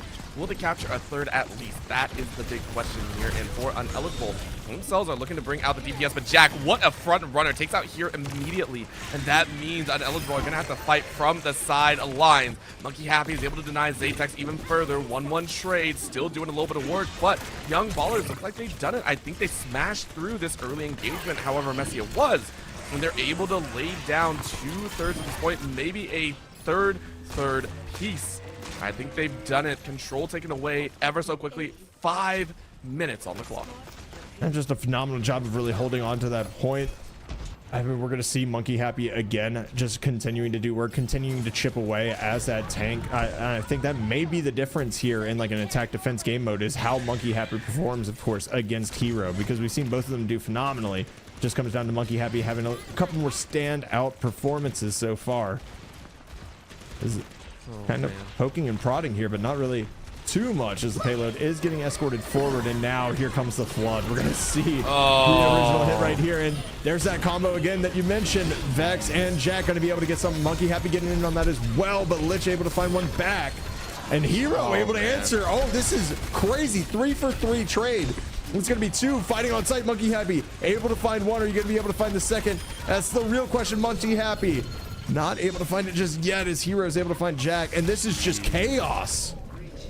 Quite honestly, in Uneligible, normally I would say if you are the second squad to use your ultimates, you are going to win out. The reason being, there are some great denial tools, especially with that Orbital Ray and the Terror Surge. You create so much space, you do the damage, but Young Ballers were able to capitalize on so many others. They caught Consequence. I think they caught Jenna early, and that meant nobody was able to follow up. So far, Young Ballers smashing through in this opening, but here comes King's Rose, most dangerous chokehold. Uneligible. If they can hold here for about a minute or two, it will be big. Straight to the back line. Hero trying to push everyone out and is able to section mob. Consequence follows up behind, and Vex is now down. Dangerous points, or the Bob at least. Jack and Vex, though, slinging damage left and right. Hero's down. Zatex is as well. And Uneligible, unlike themselves, are being shoved out. They're going over aggressive and letting themselves get taken out. It's part of, you know, how confident they've been and how they've played today. It just looks like they believe they're going to win every fight, and they are just getting caught by everyone and everything available right now. Young Ballers does have 2 ultimates to work with, but you're looking at Lich having theirs on the side of Uneligible. So I'm excited to see what Ballers can do to continue to push this thing forward. They've already gotten 2 points. They might be pushing this all the way through. We might see a control actually go, a hybrid go all the way towards the end here on the offense, and I'm excited to see it. To be fair, the last time these two played, I believe it also went down to the timer, so as much as I do want to see it turn over and go to OT, this could be that challenge. Uneligible going to rush their way in, but Vex gets a huge pick on Zatex. Early Consequence, though, brings the DPS, and Lich is allowed to go rampant here. Once again, over the way, plus the Dragon's Blade calls down death. And for the first time, it feels like all this defensive half Young Ballers are denied their entry, and Uneligible win a fight. It's taken them forever, but Lich is now starting to finally find their groove here. We're going to see if they can hold on to it. We're seeing some good shots being laid down. They're kind of leading the way. Tank right in front. Are you going to be able to find anything more? The answer right now is no, as they kind of just continue to hold this off. This angle is great, and now some high ground going to be found as well. The fight going to be brought right to them, though, in this little tunnel, as payload has not moved for the last, I don't know, about 35-40 seconds. I mean, that's so important as well, as once again, Uneligible fire away. This time it's Zatex and Lich to be able to find the DPS on the other side. And that hurts as well because Bob was out. Vex had used that and is now going to swap to the Widowmaker. Really needs to apply pressure to the Ashe on the other side.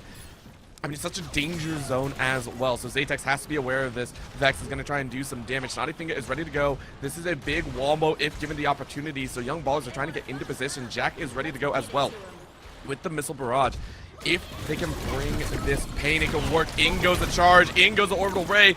Most of Uneligible are able to back away, I think, from it, so they are relatively safe. Can they mount a comeback, though? This payload is pushing forward. In goes the chase, in goes the push. Vex still takes out consequences, but look at the rebuttal. Monkey Happy so low. Ducio is as well, but Vex and Jack say, no, you are not allowed. We win these all day long. Uneligible falter hard. And with 2.5 minutes left, Young Ballers slam home that payload and will take their attack in style.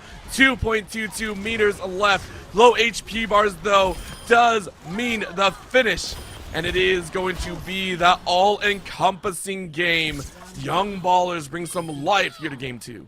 I love to see this from Young Ballers. It's just Jax again making their presence felt, but they're able to push it all the way through towards the end. The first time that we've seen a hybrid actually go to conclusion. So excited to see kind of what Uneligible can do on the offensive half, right? Defense struggling a little bit right there.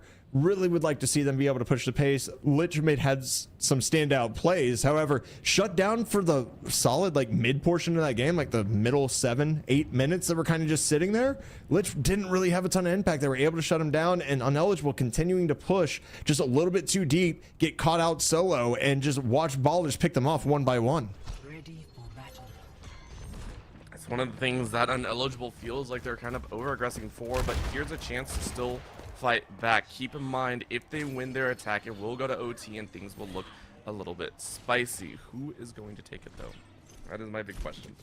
Take a look here. Are getting a little bit of a shift.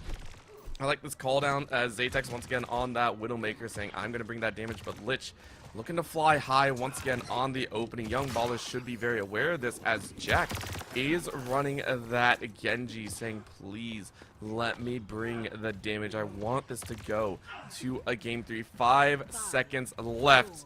Uneligible versus Young Ballers. What are we going to get? I don't know, but I gotta say, let Jack cook. Whatever that man wants to play, you let him play it at this point. They've been doing a phenomenal job so far on the DPS, especially against Lich, as this is just kind of running down at the start. The fight right off the rip for Objective A. When is it going to be found? It's Lich high in the skies, raining rockets down. Let's see if anybody can really gain a foothold here. Nobody really fallen out yet. Rocket Jump going to go ahead and be boosted up. Almost out of fuel. They're going to be rising back to the ground. Nobody finding an opening pick yet. This is just a fight. This is just a stalemate so far. I mean, the damage is actually leaning into Uneligible's favor. Jenna is a little bit low, but Young Ballers have actually been forced out of the top ground fight. Jack is able to find the kill that they so need, and that flank is beautiful as that's going to unleash terror upon Uneligible. They are washed out right there, and I was wondering, we saw the top row fight, but Uneligible went a little bit too far, and it's a team kill as Young Ballers take control. I mean, it's a phenomenal job there on the flank, just being patient, being able to get your spacing, and being able to have your tank, your supports, and your other DPS hold out long enough on that front line to let you get around and get that positioning. Ballers are looking like a completely different team here on this map. I love every single moment of it as well. This is exactly what you need to do as the underdogs. You know you have to fight hard and you want to make this one quick because you do need to go into that next set. If you have to go for the back reset, you have to fight at a dangerous piece of the puzzle. Snottyfinger, though, going to throw down that orbital ray, make sure people are healthy and ready to duel. Uneligible tried to do their own, but what a slam! Denying entry in the chokehold. The surge of power will bring about value. Young Ballers snuff Uneligible for a second time in a row. It's absolutely beautiful, and I don't want to glaze him too hard, but Monkey Happy again, just really locking down that position, and the tank diff is why Uneligible has not been able to gain any space yet. It has been all Monkey Happy on the tank front so far. Hero not really able to make much impact. Is Jack able to find another one? And this is just massive right now. Shoddy Finger looking to get some more damage down. Hero is finally going to be able to find Vex. So one support down shouldn't be too painful. But Ineligible, they need more than just a couple supports. They need more than just a tank. They want that space because they have not even tapped that point. This time around, the snipes from Zatex, pissed off and ready to go. Snaps up the much needed kills with a minute and a half left. This is still doable, by the way, but man, did we not expect Ineligible to be in this situation.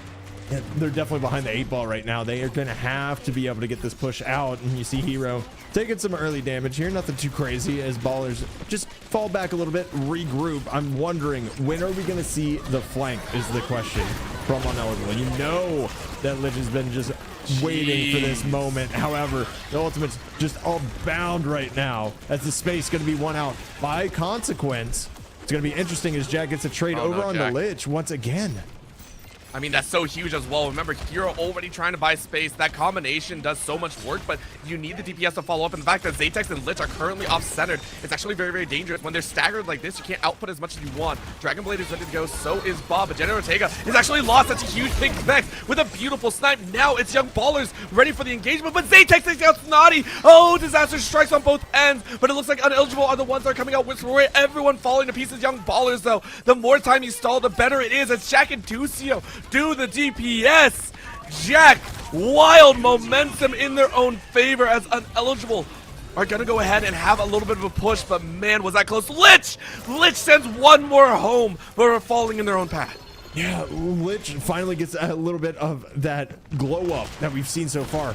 Not really finding anything. Jack is dominating this matchup right now. Still has ultimate on hand too, and we know how dangerous that can be as Lich is going to be able to find Vex here as well. So 5v4 looking to push this forward is Ineligible. Will they have the opportunity to? As consequence, able to talk down Snotty Finger. Jax is going to fall to Lich as well. Maybe Jax or Lich has just been enabled. Maybe they're going to be able to push this across the starting line. They have 2 minutes remaining and they're starting to push forward, about to hit that second point, and it looks like the activation of Ineligible, maybe they just needed to be pushed back a little bit so they could find a way forward. Oh man, this is wild. However, they're coming to one of the hardest pinches in the entire map here. We know how difficult this can be, but they got some of the ultimates as we were watching. In goes that Ray once again. Who are they gonna bust out of jail this time? Vex is gone in the blink of an eye. Jack though brings it right back with the blade slicing through that front line. Lich answers in kind though, and death blossoms everywhere. No Reaper in sight though, as Young Ballers are falling like flies. Zatex, Jenna get into the mix. Ineligible wash through that checkpoint. You said it was one of the most difficult chokes in the game? I just saw annihilation in favor of Ineligible there, able to win that one out. And now, I mean, with the way the momentum is swung, we're just going to be playing into the timer, are we not? That's the scariest part, is that you're going to have to be able to push that all the way in and also get yourself under the time that Ballers had. So Ballers can kind of just stall tactic it out here if they really feel like it, as we see one running off right now. Ballers having the health advantage. Hero a little bit low. They're going to be regained up though as the payload still continues to truck forward. Yeah, this is that moment where it's like everything was utilized just to push it a few more meters, but you only have maybe 3 or 4 good engagements, maybe 1 or 2 with the ultimates for Ineligible. You need to make it all count. Vex, beautiful snipe on the enemy sniper, and that's leading Ineligible to have to fall back. Lich has ultimate, so does Zatex. They want to save these for a better fight, though. They need Hero and Consequence to get right back up there as well. Vex forcing them up and away. Good snipes, very, very low on the enemy side. Lich getting ready to fight it out. Chance is abound. They're gonna go ahead and force a way in. Ineligible want this fight. Do they break out? Bob is gonna head up the front line. Jenna Ortega only at 86 though. And they're gonna try and wait. Young Ballers don't have anything in their pocket either. In goes the Terror Surge, quite possibly for Monkey Happy if you find the right angle. But this pause is holding things out. In they go with the slash though. Break out the damage. Up they go on high though. It's Jack take out Consequence. It was a great catch, number 1, but the ultimate was already charged. Who else is going to fall? Ducio able to slap it away, and Young Ballers hold out strong in the defensive end. No ultimates necessary except for that surge. The banner brings about his hero resets. Ineligible to enter this second point. They have just been stonewalled by Young Ballers, doing a phenomenal job here. I'm so excited to see if this one last retake will be able to make it through, because I mean, honestly, they're running out of time. They're down to 55 seconds, right? And if you break through this second point, you're going to have to get to the third as well. And, well, good luck. That's going to be tough sledding ahead, especially with being so near the defender spawn.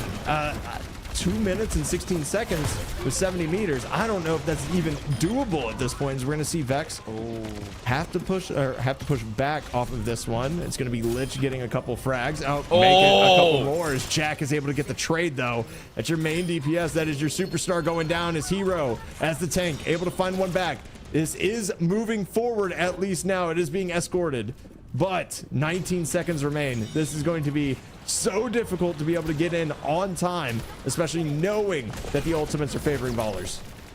I mean, this is such a problem, though. I hard agree with that. Young Ballers actually have everything that they need to save up, and that's the Orbital Ray plus Dragon Blade. This is a combination that Uneligible know very well, and they have no way to defend against it unless they can just hardcore stay alive, and it looks like they're going to try and do so. However, Hero is just barely alive. Jack is finally able to get the kill, gets a second behind. Lich is gone. Uneligible falling as well. Young Ballers secure game 2. Ladies and gentlemen, we're going to a map 3. We finally got one, Orbital. We finally got one, brother. And what a great job right there by Young Ballers. Just being able to bring it back, knowing that, hey, Kings Row, we feel comfortable here. Got steamrolled, right? I mean, like, they just plowed over Uneligible on the attack side. And now swinging it back, just having that kind of last second hold to stall out the timer. I am thoroughly impressed with the way, obviously, Control goes 2-1, so it was closer, but the kind of finishing portions of that looked heavily in favor of Uneligible. They're able to swing it back. New map, new them. We get game number 3. I mean, I'm so excited. I'm actually somewhat shaking right now, and that's why I'm like, I need to see this happen. Right now, there is a chance for glory. Young Ballers are showing that they can tango with the big dogs at the top, and I expect them to do so. However, we are now going to Flashpoint. This is actually really, really scary. Flashpoint, for those that do not know, it is a multi-round control point map. You constantly run around, you have to get 3 points, but this, at least from what we saw in map 1, I have a feeling may favor the likes of Uneligible. You are forced into offense, defense, depending if you took the last point or not. So I'm curious if Young Ballers are going to ride this momentum from map 2 into map 3, or if Uneligible are going to bite back and deny that bracket reset. I think the big thing to really look at is the fact that Ballers were both successful on offense and defense last map, right? So we have the ability, as the map finally came into us, we're playing Cervaza. So, I mean, I don't know what that entails. I don't know who that's going to favor either. All I know is that as long as the tank keeps doing work, as long as we continue to see that Osira just rip open sites, right? Like, just absolutely control that space. It's going to be down to the battle of the tanks. Who can create the most space? And right now, for the most part, that's been in favor, of course, of... I'm sorry. It's been in favor of Young Ballers. It's been in favor of Monkey Happy. I mean, Suravasa is a map that everyone pretty much knows. When it comes to Flashpoint, there's only 2, so it's like, you know, it's a coin flip. Do you get heads or do you get tails? It's like, you don't really have much of a choice. But I do like the fact that you called out the tanks are going to be so important. I mean, with the introduction to Juno, and everyone's obviously running the Juno in the support pocket, it's just like, you know that the Orisa and the likes bring so much DPS to the table. Why wouldn't you run this? And it is going to be important. Monkey Happy, rightfully so, had highlight moments every single time, snuffing out some of those engagements coming out and those proactive ultimate usages from the sides of Uneligible. Will it happen here, though? I like that question that you pose. For the Orisa, here's what I'm looking at. Whoever ults first better be ready. We already know that both teams love to run the Genji combos. They love having someone running out there, having that blade ready to go. The Dragon Blade has to be made more aware of. And then the snipers. It's defaulted into 1 close range, 1 long range with the Ashes coming out here. I don't think it's actually going to be utilized here. I would actually expect to see... I want to say Tracer, considering how they like to play, and a little bit more eke around, be an annoyance, stack up, take away a DPS, because there's more open space. But it's to be seen. Honestly, both squads could come out with some crazy stuff here. It's the beauty of Overwatch too, right? There's so many directions you can kind of push and pull and poke and prod. Obviously, established metas and Juno being relatively new and entrenching themselves inside of that and making, by default, basically Osira be the default tank. We're about to be in 6v6 too. We're about to see 2 tanks again. So life is going to be changing on the Overwatch front quite heavily here pretty soon. But of course, all that matters is today, right now, game 3. literal bracket reset on the line here for Young. We're going to see if Uneligible can hold on for dear life here as we go into Flashpoint. And we once again have the exact same situation. However, Theorist says it is going to be different. Zaytek's actually going for a little bit more ground game, which I actually really like. Zaytek has actually been really good on the custody before. Lich, of course, bringing that teleporter forward and rotating straight back out with the rest of the team. Let's see how this plays. Again, first a flashpoint, middle ground. How is this going to open up? Who is going to get the opening? And once again, battle lines are drawn straight in the middle. Keep in mind on the left side of your screen in blue, it is going to be the likes of Uneligible. If they win here, it is over. The tournament is in favor of them. Young Ballers, though, looking for that bracket reset if they can. Attack Flashpoint is good and open. The Flashpoint is ready to fight, but getting up close. Lich ready to box them out. Monkey Happy's actually taken quite low once again. Remember, whenever it gets into the scramble positions, Uneligible really take control and they capture the first point. And there is the tank tip. Hero actually taking down Happy, and Zaytek's able to find one on Jack. Oh, and it's just going to be almost a wash. Is Ducio going to be able to find Jenna Ortega here? Are you going to be able to find much more is the question. Is the Lich still here? Still alive? Still looking to take one down? It's going to be Hero finishing it off. It's going to be a wipe, and now it's going to be the re-entrance from Young Ballers. How are you going to be able to retake this site with that timer just ticking straight up? My gosh, this is just like map 1, Uneligible, looking so dang strong when they're allowed to kind of force the rest of Young Ballers away and it's not this consistent push and pull. I actually really like how Uneligible play. They play at such a mean rate. Look at that again. The orbital rate just being dropped immediately to ensure Young Ballers can't get in. They're going to force this point to go their way.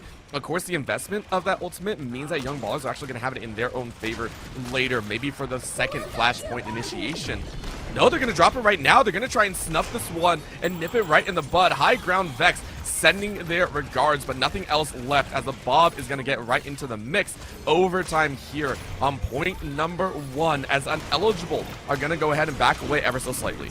Yeah, I mean, they have all the time in the world to, though. That's the thing. You're at 99%, right? Fall back and try to regain your status, try to regain everything else. Lich still has their ultimate online, but right now the ult economy definitely favoring and Uneligible. So I'm excited to see what kind of happens here as Lich and Zaytek's both able to bring down one. Oh, Zaytek's, like you said, on the ground. Hero coming in, maybe stealing a kill there. Doesn't even matter. It's going to be taken over. Next flashpoint unlocks in 30 seconds. And Uneligible just moves back an inch and then takes a mile away from Ballers. It's like a counterattack. It's like the counter punch comes in. You rock back, you know, set up, let the punch go over your head. You take a look at the expenditures. Ducio and Vex out of ultimates for the current moment. Young Ballers are just, they're going to have to give this one up unless they can get some great headshots. Zaytek and Lich, though, are doing a great job staying on the back line and ensuring the sidelines are actually in their favor. Vex is taking quite low, has to heal up, get ready to get back into the mix. But this is going to be that big push. In goes Monkey Happy, and you are able to find one. Zaytek stepped up way too far. Jack able to find Consequence, and man, I messed up. Young Ballers proved me wrong. Rush through 3. Take away one more. Jenna Ortega is going to go down. Lich barely living on a prayer, but you can do no such thing as Young Ballers take this flashpoint. That's not what I expected at all. However, we do have 3 ultimates on the other side of Uneligible, so we're going to see if they can kind of bring that one back. I'm excited to see kind of what they cook up here. However, Ballers taking the point initially, definitely huge, already up to 25% as well. We look at Ducio just trying to do a little bit there, not too much, as the push is going to come. We're going to see Jenna meeting some things head on, utilizing that shield just to block some off as we look to push the flashpoint. Now we're getting into the thick of it. The second push is now beginning as Young Ballers hit about 50%. The point is now contested, and we're getting all of the ultimates dropped right now. That combo that we talked about before, but Jack able to find 2 here. This is massive. Make it 3 for Young Ballers. They may not have the ult economy, but it doesn't matter. The whole team is wiped, and Ballers are going to take this point. I love the fact that Jack knew exactly what was going on. This is that read that we were mentioning, new Consequence and Hero. We're going to send it with that combo, and it creates so much space on top of this flashpoint. No, you round about the corner, you say, I'm not even going to deal with that one. I'm going to get your backline who are waiting for the push in and waiting for the rest of the Young Ballers, and you catch them by surprise. These flank options are so good. Next flashpoint is open, and honestly, I'm kind of scared. Uneligible are looking shaky here on the day in this map 3. It's the first time they've really been challenged, and of course, there's another BO3 after this if they so wish, but time is still ticking. Remember, you need 3 points, I believe, in flashpoint to be able to claim that victory. And we'll see how it does play out now as Young Ballers are just trying to tack up those points. Ducio still tagging at 93%, Vex at 14%. As we're getting ready for this unlock, Uneligible getting into a little bit of a firefight here as everything is a messy glory. Once again, a big slam down as Monkey Happy can't do anything. That actually hurts quite a bit, but Vex is able to clap back. Zatex, though, with a huge headshot onto Jack. What a high noon moment. Beautifully done as Uneligible only lose 1, but are able to force the rest of Young Ballers away for the time being. They have. Oh, Vex, what an answer. God, I mean, the shots from both of these players are just ridiculous right now. We're going to see who can end up taking the point. Like we said, 1 fell on both sides. Now make it 2. The shots are landing for Vex. Oh, make it 3. Consequence balls as well. That's going to be huge. This is looking like it should be Baller's point. Monkey Happy going to diff Hero here out as well. This should be another wipe as everybody just kind of collapses on the last 2 members. This is going to be held and captured by Ballers. They're this close to sending us to a bracket reset orbital. What did I say? It is a battle of the snipers, it feels like, and Vex has won out in so many cases. Getting those headshots, ensuring that at least the support is taken low, allowing Jack to come in and clean up, even using the bomb to get back to safety, and Jack takes advantage of that time frame to deflect a kill and swing right in. It is a slaughtering of 4 as Uneligible will fall. Jenna Ortega chase to the very ends of the earth. You are going to get back to safety, but it's already 60%. Young Ballers see victory, see the finish line in their eyes. Yeah, the finish line is just the beginning, though. That's the terrifying part, is they're going to have to come back into it and win another best of 3 against a team that has shown that they can be successful against them before. As we see ultimates drop, we see Jack and Ducio being able to do work again. Oh my, the combos. Ballers just utilizing everything to a much more effective end. Lynch is going to be able to find 1, but the damage is done. You've already lost your tank who's just come in and respawn. Are you going to be able to live through this? No, Jack is going to be able to win the battle. And potentially here, the war as overtime looms. Oh my gosh, that is going to be that point captured. They tried their hardest, but Uneligible have 1 more flashpoint to go. Their hopes of closing this one out cleanly are about to be dashed, and they are so off sync. That is something that we've seen so far. Uneligible, one of the big things I praise them for on the control map is they were so coordinated, and then when it needed scattered, they were individually better. But Young Ballers are starting to group up, starting to be that mainstay kind of bottleneck, this tank that rolls through the opponents. Every single time Uneligible, I tried to throw something in their face, it hasn't worked. Now in the next engagement, Young Ballers are gonna try and do their best. High Noon able to break out. Zatex, though, getting a gun down. Are you gonna find anyone? Shield goes down and you don't kill anyone. So it's a wasted ulti. And now you gotta do the DPS. What a snipe, though! Snotty Fingers down, but Monkey Happy picks up that freebie. In goes a bit of terraforming as Ducio follows up behind. The surge of strength once again leads Uneligible to death, as that is an annihilation, as it's a team kill. Lich delayed, but Young Ballers will capture once again. It's just another point in favor, and it continues to kind of just snowball right now as we see Vex actually moving off of the Ash and onto the Tracer, trying to just be a menace on site and hold on to this for dear life here so they can force the bracket reset, as Young Ballers really in a good position right now, already at 30%. The push not even found just yet. Everybody's kind of grouping up here. Is a flank going to be found? We saw so much of Lich doing work on the flank, just taking unsuspecting enemies by surprise, and Zatex and Lich going to combine to open this up. There's Hero as well. You might be up to 52%, but this is going to be a wipe the other way, and Uneligible going to be able to hold on to all 5 members here. I mean, they needed that, though. Oh, let's be honest, they need that big win on the fight. And honestly, the fact that Consequence was able to help out, they need to do that one more time. The time is ticking up, and they'll have to do it again for the final flashpoint if they're able to collect. Young Ballers, they don't really have any ultimates to play for, but they got time if they so wish. Bombs going in. Danger is abound. Low HP on Zatex. Zatex getting healed up on the backside. Young Ballers waiting for a chance to re-engage. In goes Genji, though, slicing away, trying to block everything, but the snipes are doing a little bit of work. Zatex can't get too close, though, as Lich is able to slaughter. Ducio is down. Jack will fall as well. Jetta is able to help out, and it looks like Young Ballers are forced out once again. Remember, they don't really have the ultimates, but it doesn't matter. They are forced to retreat as far as possible and caught on the ledge. Downbacks uneligible are happy. They're crying out in joy as they force the situation onto Monkey Happy, and they win out. Uneligible will claim their second as well. We are going to final flashpoint. This is wild. My God, we're going to be sitting here going to point number 5 for all the marbles here at the Spin Showcase. And I can't think of another way to showcase this talent than watching these two teams go at it. Just back and forth they go. 2 ultis on both sides. Jack about to get a third online as well. It's going to really come down to how well are you able to get to the point, establish your dominance, and then hopefully be able to hold on for the retake, because we are seeing violent swings in momentum both ways.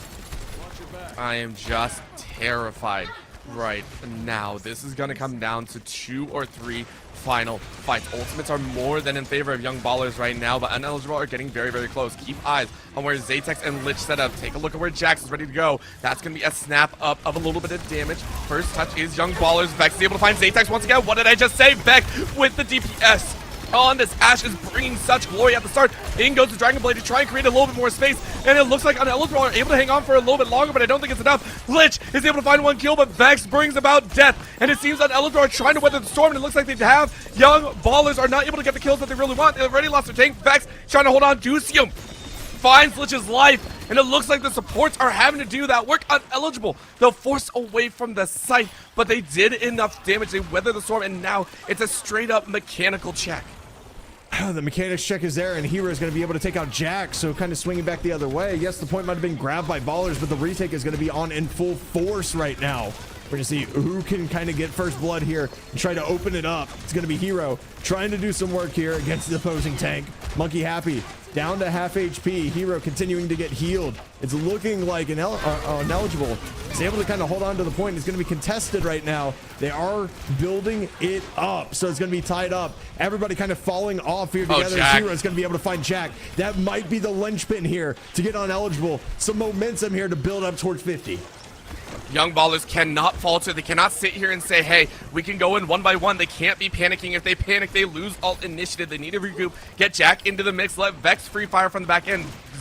Vex has literally been the whole reason some of these fights has gone their way. Uneligible, though, no. If they can hold out here for another couple seconds, they are going to win. That is the big call. They cannot let anyone down. They have the high noon. They're ready to try and bunch up. What a deflect, though. Lich making space, and that's a double. Zatex finds 2. Vex Naughty is down. Monkey Happy falls as well. Uneligible make a breaking play. Send Young Ballers to the freaking Shadow Realm, and they've done it from the jaws of defeat in map number 3. OWCS Uneligible will claim the final flashpoint and will claim the entire first place of the Stay Plugged In Spin Showcase Overwatch 2 tournament. Oh my. What a way to send off the Spin Showcase, right? We have LANs. This is our last online event of the year.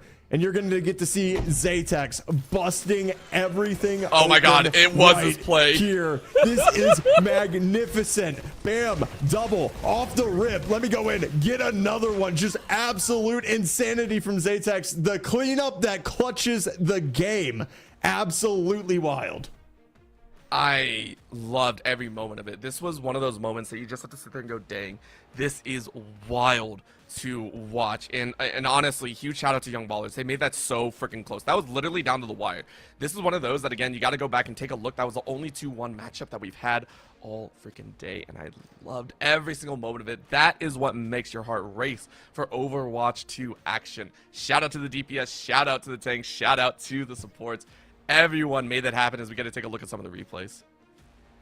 Yeah, I'm just going to take a breath, dude. That was a lot of yelling there. That was Final round, like literally final round, like insanity from both these teams, and Ballers cannot hang their heads at all. They put on a heck of a fight coming through as we see Monkey Happy. That was really kind of my highlight for Young Ballers, was the ability of Monkey Happy to really kind of become that DPS, and we saw the linchpinning of the ultimates being combined. At the end of the day though, Monkey Happy was able to more than hold their own against some of the stronger DPS players that were coming out from Uneligible. And I mean, right here, I have to give props to Young Ballers.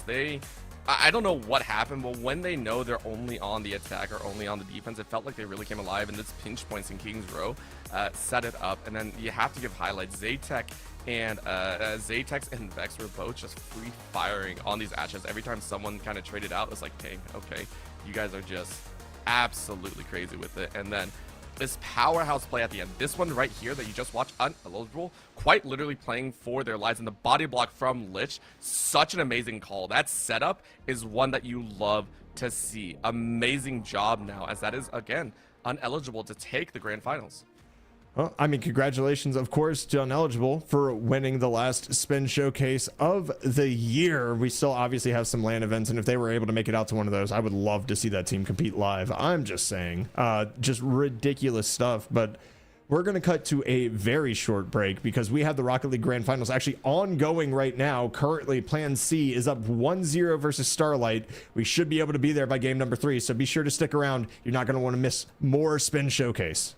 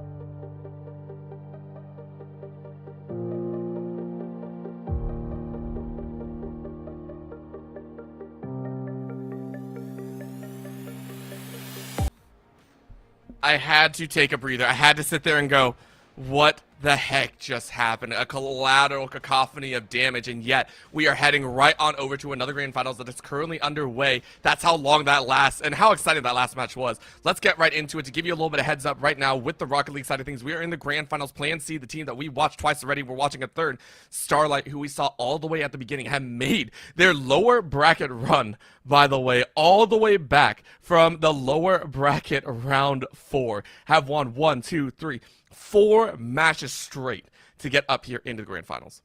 Now it's tied 1-1, so we're actually joining in to game number 3. Just to kind of set the stage for you guys. Game 1, 4-1 in favor of Plan C. Game 2, 4-2 in favor of Starlight. So basically balanced back and forth. The big difference that I have seen so far, just looking at obviously like the stats that we have available to us, is the sheer fact that both games Plan C has outshot Starlight. Even in the game that was lost, doesn't really seem to matter though, is Toco Loco gonna open us up with a scoring right here. And for Plan C, that hurts. We know Plan C loves to capitalize on mistakes, but Starlight, look at that just gentle lob, by the way. One of the slower shots we've seen on the stream so far. And yet it feels like Starlight are getting their bounds earlier on. We were wondering, but that's the kick that we were wondering. It's Silas taking a kickoff goal and answering right back. My pet peeve rears its ugly head once again. Avoid, brother, when you grab that boost and you're cheating up that heavy, you have to go back to net. I don't care if you're a second and a half late to the ball on the sidewall because of it. At least you'll be in a defensive position to not be scored on. I'm going to harp on this as long as these teams continue to do this. This Stylus up right now, looking for the touch. Double commit though on the side of Starlight might open up some opportunities, but a good 50-50 going to shoot off to the side. Going to be won by Proto, but it's going to be Avoid able to pick that one up and take to the skies. Gets the ceiling reset. Looking for the pass. The pre-jump was there, but it's going to be denied. Honestly, Toco Loco saying, please give me that chance. A little bit of a slow roller. Plan C just generally, just barely tapping it away. Silas trying to regroup, but no boost. Means you have to drop this one down. Steals away one of the hundreds, but JSEL isn't the one to grab it. So instead, it's just redirect. Everyone kind of jostling for that ball. Silas able to flick, gets it right over, lets it fall to the wayside. Proto chasing it in a 1v2 scenario. Pinches it right back. Starlight and Plan C battling it out to the best of their ability. Toco Loco is completely set up for this one. Unfortunately, just kind of punted it away, but it's not going to be the best clear. And 2 were committed on the back wall. Proto going ahead and skying this one over. Toco Loco going to lose the 50-50. Here's J-Cell going to get the pass in, but it's going to be denied on the goal line. We stay notched at 1. This is huge right now. The back and forth is crazy. Plan C doing a very good job, though, of retaining possession here. Just kind of falling back and allowing themselves to kind of capture them, regain, take it to the back wall, bring the offense back. I just do not see, you know, an easy access point for either of these squads. They both scored kind of quick goals, but that slow roller, JSEL finds a good bounce on their own. Starlight frustrated that that bounce went awry.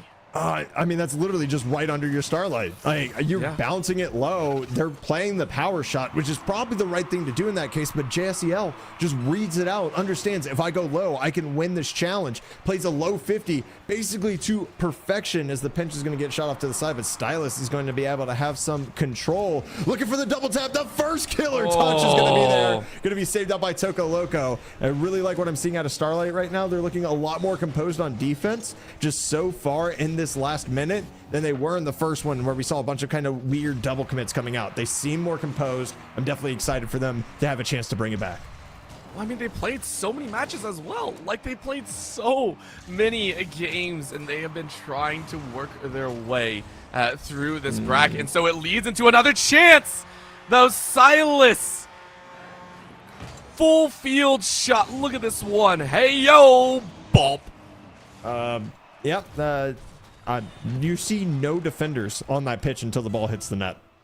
There was a double commit over on the sidewall. It was a bad touch that just led to wide open spaces. So I'm definitely a little let down right there from Starlight. But again, you have plenty of time to bring it back. There's more than half a game left. Is the double tap going to be there? Avoid does a great job of just being patient. Demo going to open up some space here, as well as Toco Loco up to the skies. There's a little flip from J-Cell. Burns all their boost. It's going to be shot off to the side. Pass going to be denied early by Proto. So much action here. We still have 2 minutes to go in the game. Starlight trying to hold on to offense. It looks like it's not going to happen. It's going to be a hard reset. Oh, man.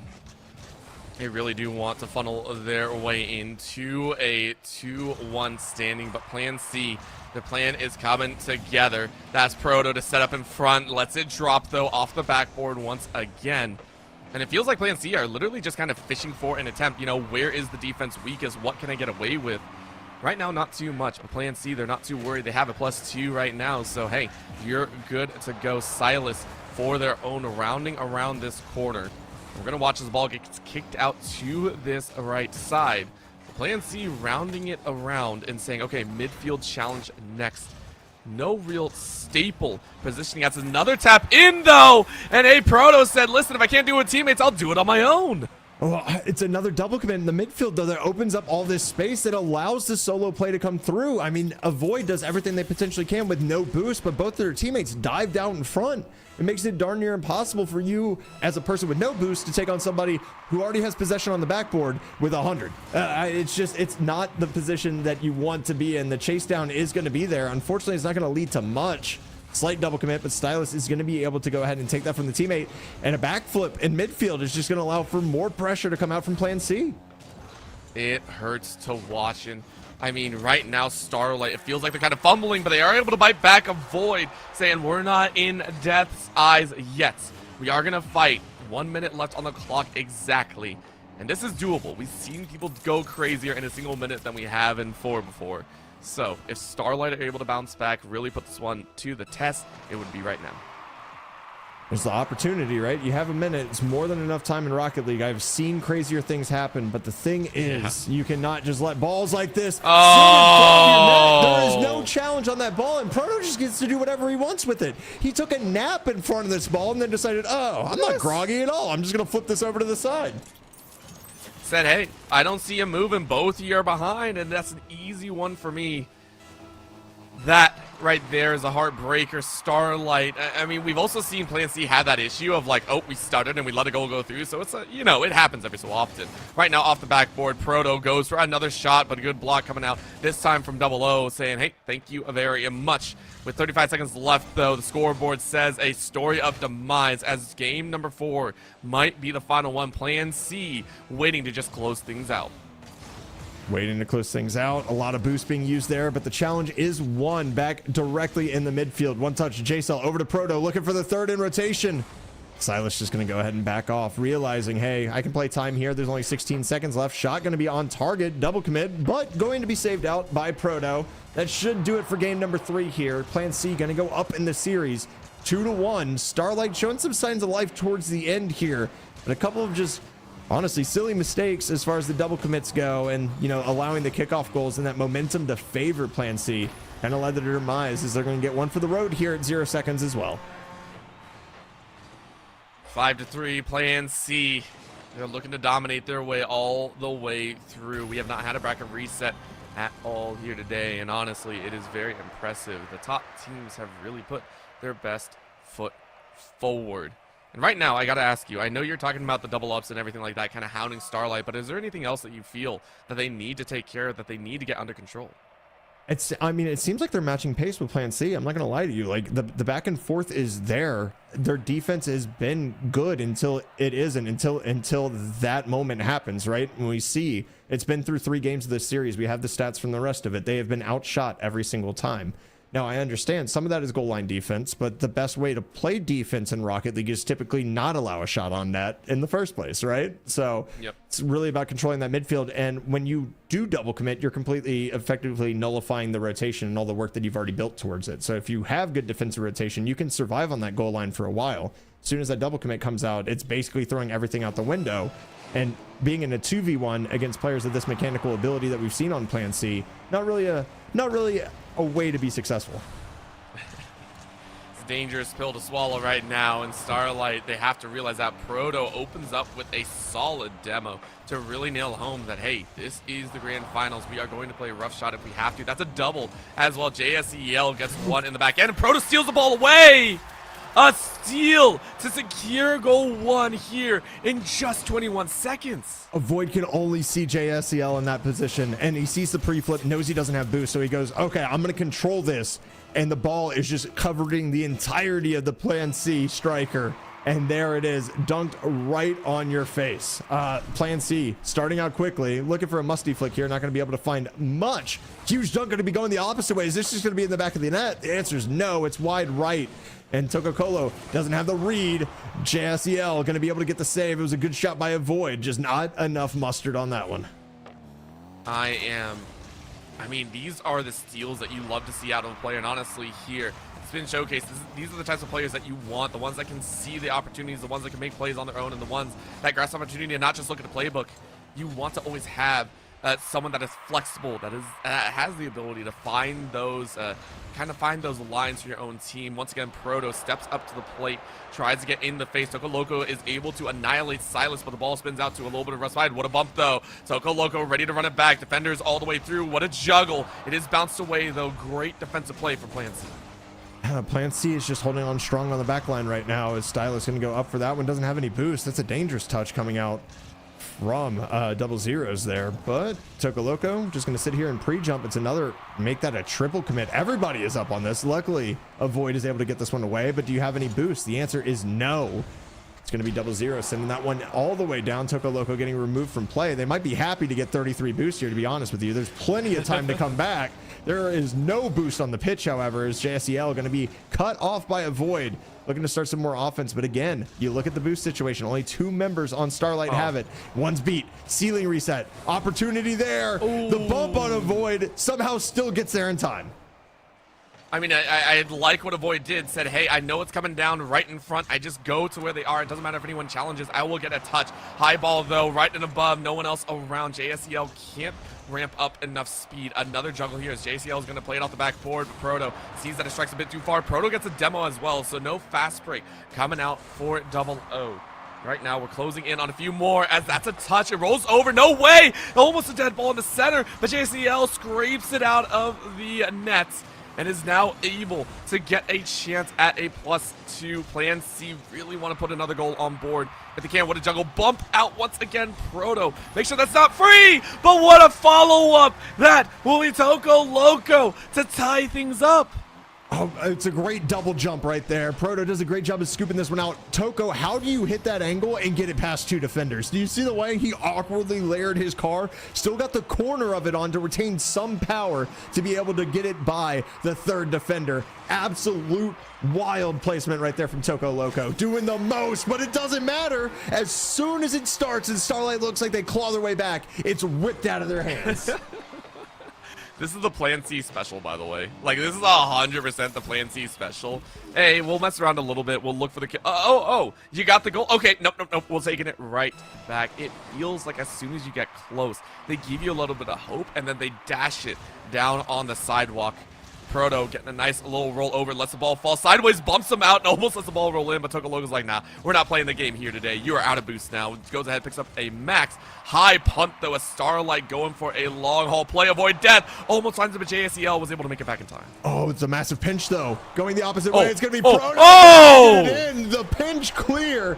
I mean, Starlight sold the farm here. That was the 3rd in rotation that did take that shot. Going to be dusted out in the pinch. Just rockets across the pitch. It's a massive play, a great pass, and Proto is just there to scoop it up and say, hey, this is the easiest goal I've probably gotten all day. I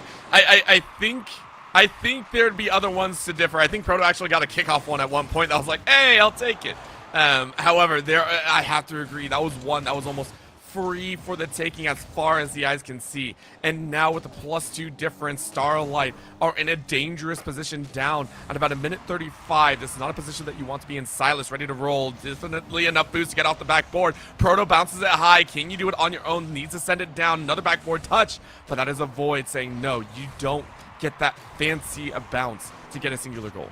Yeah, I mean, they were looking for just the flip reset, potentially pancake over the top as Avoid actually going to run out of boost here. This is going to be a dangerous drop down, but Silas yoinks his teammate. Okay. Silas, chill out, buddy. Proto gets a demo on the backside. This one's going to be carried through. Double tap going to be found by Silas. They have broken this one open, and with a minute left, there is not a lot of Starlight hanging around because the clouds are definitely starting to show their face here in this grand final. I mean, plan C feels like there was never a plan A or B. The plan was always to run this route. Plan C, the masterminds saying we are here to rule. If any colleges are out there, look at these players, say hello, and try and get them on your squad because they are putting on a clinic here today. Yes, that's a goal in. Toco Loco gets their second of the game. But honestly, plan C still 2 up. This is still looking like their game. It is, but 2 goals in this amount of time is definitely possible. So starting to build towards that. You need about 1 every 23 seconds. Possible, not plausible, but, you know, we're out here. So we're going to see Double O take control of this one. Going to be ripped away from Stylus. Maybe looking for a second touch. Going to leave it for Proto. Trying to take control. Gets a strong touch forward. The pass, the shot. It's good for JSEL. And like you said, every single time there's hope, it is ripped away. It will never fail, I swear. And honestly, avoid getting closer and closer to fully blocking it. This is like something out of Blue Lock if it were in esports. It's like just on the edge, and yet it doesn't work. Silas almost seeing an open net right there. Starlight, their hopes scattering into the winds here. 30 seconds left. Barely enough time to make another goal. Plan C, celebratory dashes, celebratory boosts across the sky. That's going to be a demo Proto taken out of the mix, but honestly, this is it. Plan C are your champions. As the clock winds down, it's going to be one last opportunity here for Starlight. They're going to be able to get it in. Nope, shot just wide, and we go into extracurricular activity here. They're going to keep the ball up, and it's going to be nicely killed right at the end there. And Plan C is going to be your spin champions, like you said. Phenomenal job right there. We have seen some great Rocket League today. Plan C was the best of the best by far, and I'm definitely excited to see what these students are going to be doing in the future. Obviously, there were some times where they were kind of obviously memeing things away, but I mean, the mechanics that were on display for the entirety of today were absolutely insane. We saw a double reset plus a ceiling reset. We've seen double taps galore. We've seen just about everything Orbital, and we're going to see more here with the replays. I can't wait to see him because this is the telling story every single time, I swear. Even from the earlier game, or from this game 3, you could see just the glory in their eyes. They were attempting to, but Proto, these sneaky goals really set the pace of, yeah, this is going to get out of control very, very quickly. That steal right there, that felt like the icing on the cake already. Yeah, it definitely felt like the real, just the kind of linchpin moment, right? Like that one, they're like, okay, everything's going in our favor, and then that save too, where I didn't think that ball would be saved. It was 2 people diving on the goal line, somehow not getting in each other's way. It was ridiculous. This angle by Toco Loco, also crazy, but unfortunately in the losing effort there. But both these teams definitely have a lot to play for, and I'm excited to kind of see more of what these teams have to bring in the future, right? Like maybe a couple of these students are Coca-Cola All-Stars and we get to see them on LAN. I mean, there's so many more as well in the future. As you stated, there's so many more opportunities, and there's also an opportunity for those that are tuning in and saying, hey, maybe I want a piece of this puzzle. Well, again, these players have all signed up here for Stay Plugged In. They are ones looking to hone their skills in the next collegiate set, and that is so important. So for anyone interested, for those new to this broadcast or anything of the sort, make sure to go check out Stay Plugged In. They are the current leading esports recruiting platform in the country, and creating an account and competing in these showcases as well as so many more events is free. A free account will of course allow you to go ahead and search for college esports programs, build up your own personal esports brand, and gain competitive experience by competing in other Stay Plugged In online recruiting events such as these. Some of the things that you can do as well if you're interested in getting a further step is going ahead and going for the platinum plan, which will allow you to make a spin profile to keep track of your search for colleges, work with a specialized recruiting spin personnel to go ahead and create a personalized plan of action and narrow down the search to schools that make sense for you, for your major, and so much more. And then of course message college esports recruiters directly through the spin website and invite them to watch you compete at the next spin event that you are competing in. Go ahead and visit staypluggedin.com. Once again, that is staypluggedin.com, and start your journey to collegiate esports today. I mean, obviously the event is magnificent to take a part of, and it's even better for the students themselves who get to showcase, potentially get that money for college, which we know is all too important. But we also have to thank everybody else who makes this possible. So, I mean, I'm going to give a shout to Emerge Apparel right now, as we've seen them every single time we take a break. You've seen their awesome stuff in the background, but the esports landscape can be a little bit overwhelming, right? An environment for owners and directors of new programs, whether that be high school, whether that be collegiate. There's a lot popping up right now. So teams, leagues, clubs, programs, let Emerge take all of that pressure off your hands and let them make your custom esports jerseys on demand, right? All your merchandise, hats, shorts, whatever you need, it can all be handled. Organizations of any size can work with Emerge to create a custom online storefront with on-demand printing and fulfillment, all while generating revenue for the organization. So with an Emerge storefront, teams of any size can earn 50% of the proceeds from every sale to put back into the program. With a Booster Club storefront from Emerge, you never have to purchase and keep inventory or deal with the hassle of fulfilling orders. Replace stress with revenue. Visit emergeapparel.gg. Again, that's emergeapparel.gg, and start the process of creating your own custom team shop today.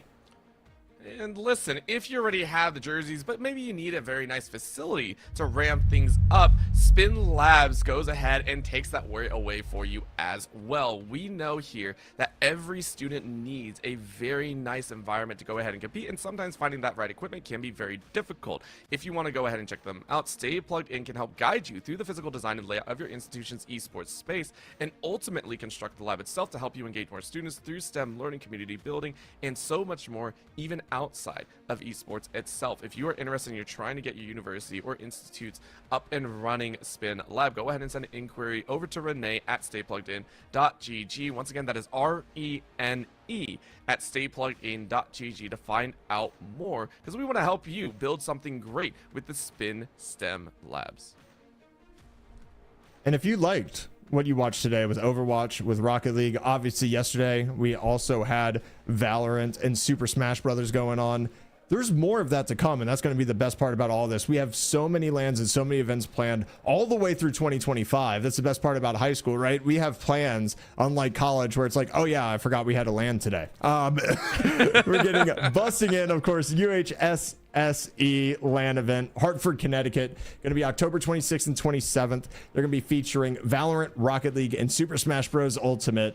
It's going to be a $900 prize pool. Be sure to register for that. Definitely love everything that is going on with these events. But wait, there's more. I'm going to be the ShamWow guy for a minute. We got the Florence Esports Festival, of course, going to be in Florence, South Carolina, with a $4,000 prize pool. It's going to be November 2nd and 3rd of 2024. They're going to be bringing you Rocket League, Valorant, Overwatch 2, and Super Smash Brothers. So the 4 titles that you saw this weekend, going to be running it back at the Florence Esports Festival there in Florence, South Carolina. Be sure to register now. Staypluggedin.gg/events. You can find all of these that I'm talking about right now, but always be sure to check out the website for what more that's going to be going on. Just like, of course, we're going to have the Coca-Cola All-Stars coming up as well, but we're going to talk about Carry to College first. $2,000 prize pool coming January 25th and 26th of 2025. That's going to be for Rocket League and Overwatch as well. Carry to College winter event, $2,000 prize pool.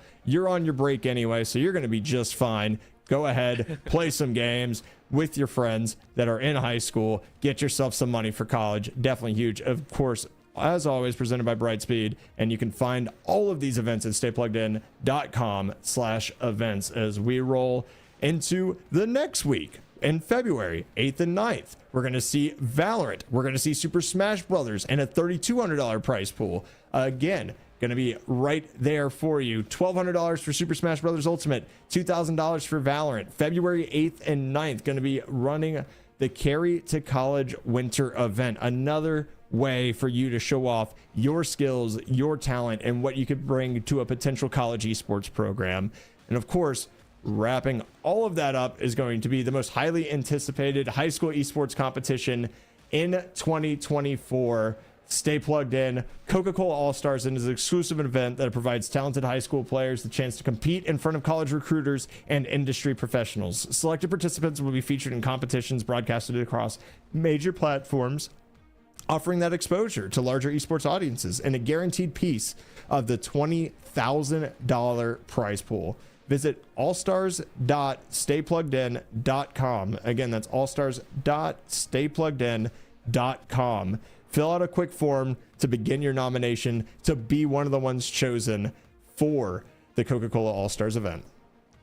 I mean, and Coca-Cola has been awesome as well. I mean, they've done some wild stuff as well. I mean, Coca-Cola Oreo, like, that is wild to think about right now. Dipping into the bag of tricks there, especially for the spooky season. The best of both worlds is coming in with this limited edition Coca-Cola flavored Oreos and Oreo flavored Coca-Cola Zero Sugar, both currently available. So if you go ahead and take a trip around, go ahead to your local convenience store and check out what they have to offer. It's a match made in heaven while it lasts. Make sure to go check it out. Once again, that is Coca-Cola flavored Oreos and Oreo flavored Coca-Cola Zero Sugar. Just ridiculous. I still can't believe that, by the way. Yeah, I still can't either. believe I that. can't It's so either. good. Like, I remember when a new Mountain Dew flavor was like a big thing, and it was still just some variation Right. of citrus. But Oh my gosh, it's red. yeah, it's code red, bro. It's code red. Master Chief is on the front, but now we're literally getting Oreo flavored soda. Like, okay, I mean, being born in the last century apparently does something to your mind to where you don't think stuff like this is possible, but it currently is. Much like high school esports in general too. Like, shout out to Stay Plugged In. The great Overwatch and Rocket League we got to watch today definitely did not exist when we were in high school, Orbital. No, it did not. And honestly, huge shout out to those that made it so great. The champions all the way across on Overwatch, dude. Congratulations to the ineligible squad. And also on the Rocket League side, huge shout out to, of course, Plan C for taking those dubs. And all competitors here on the day. We understand that so many players came out to play here through the double elimination brackets, and we loved every single match. But of course, that is it for us here today. Please keep in mind, though, the socials. Stay plugged in on the socials. We'll go ahead and let you know about the lands, about any upcoming events, as well as future 2025 events as well, just like we talked about here today. But of course, from us here on the Stay Plugged In Spin Showcase, we appreciate y'all for tuning in. My name is Orbital. With me has been Visionary One. We have been your casters across the second day of play. Also, big shout out to Shredder, Shades, being amazing on the production side, and of course Bear Light for helping with the TO work and everything of the sort. We thank you all for tuning in, and please have a fantastic day. The weak Wi-Fi at my old place led to some regrettable trolling.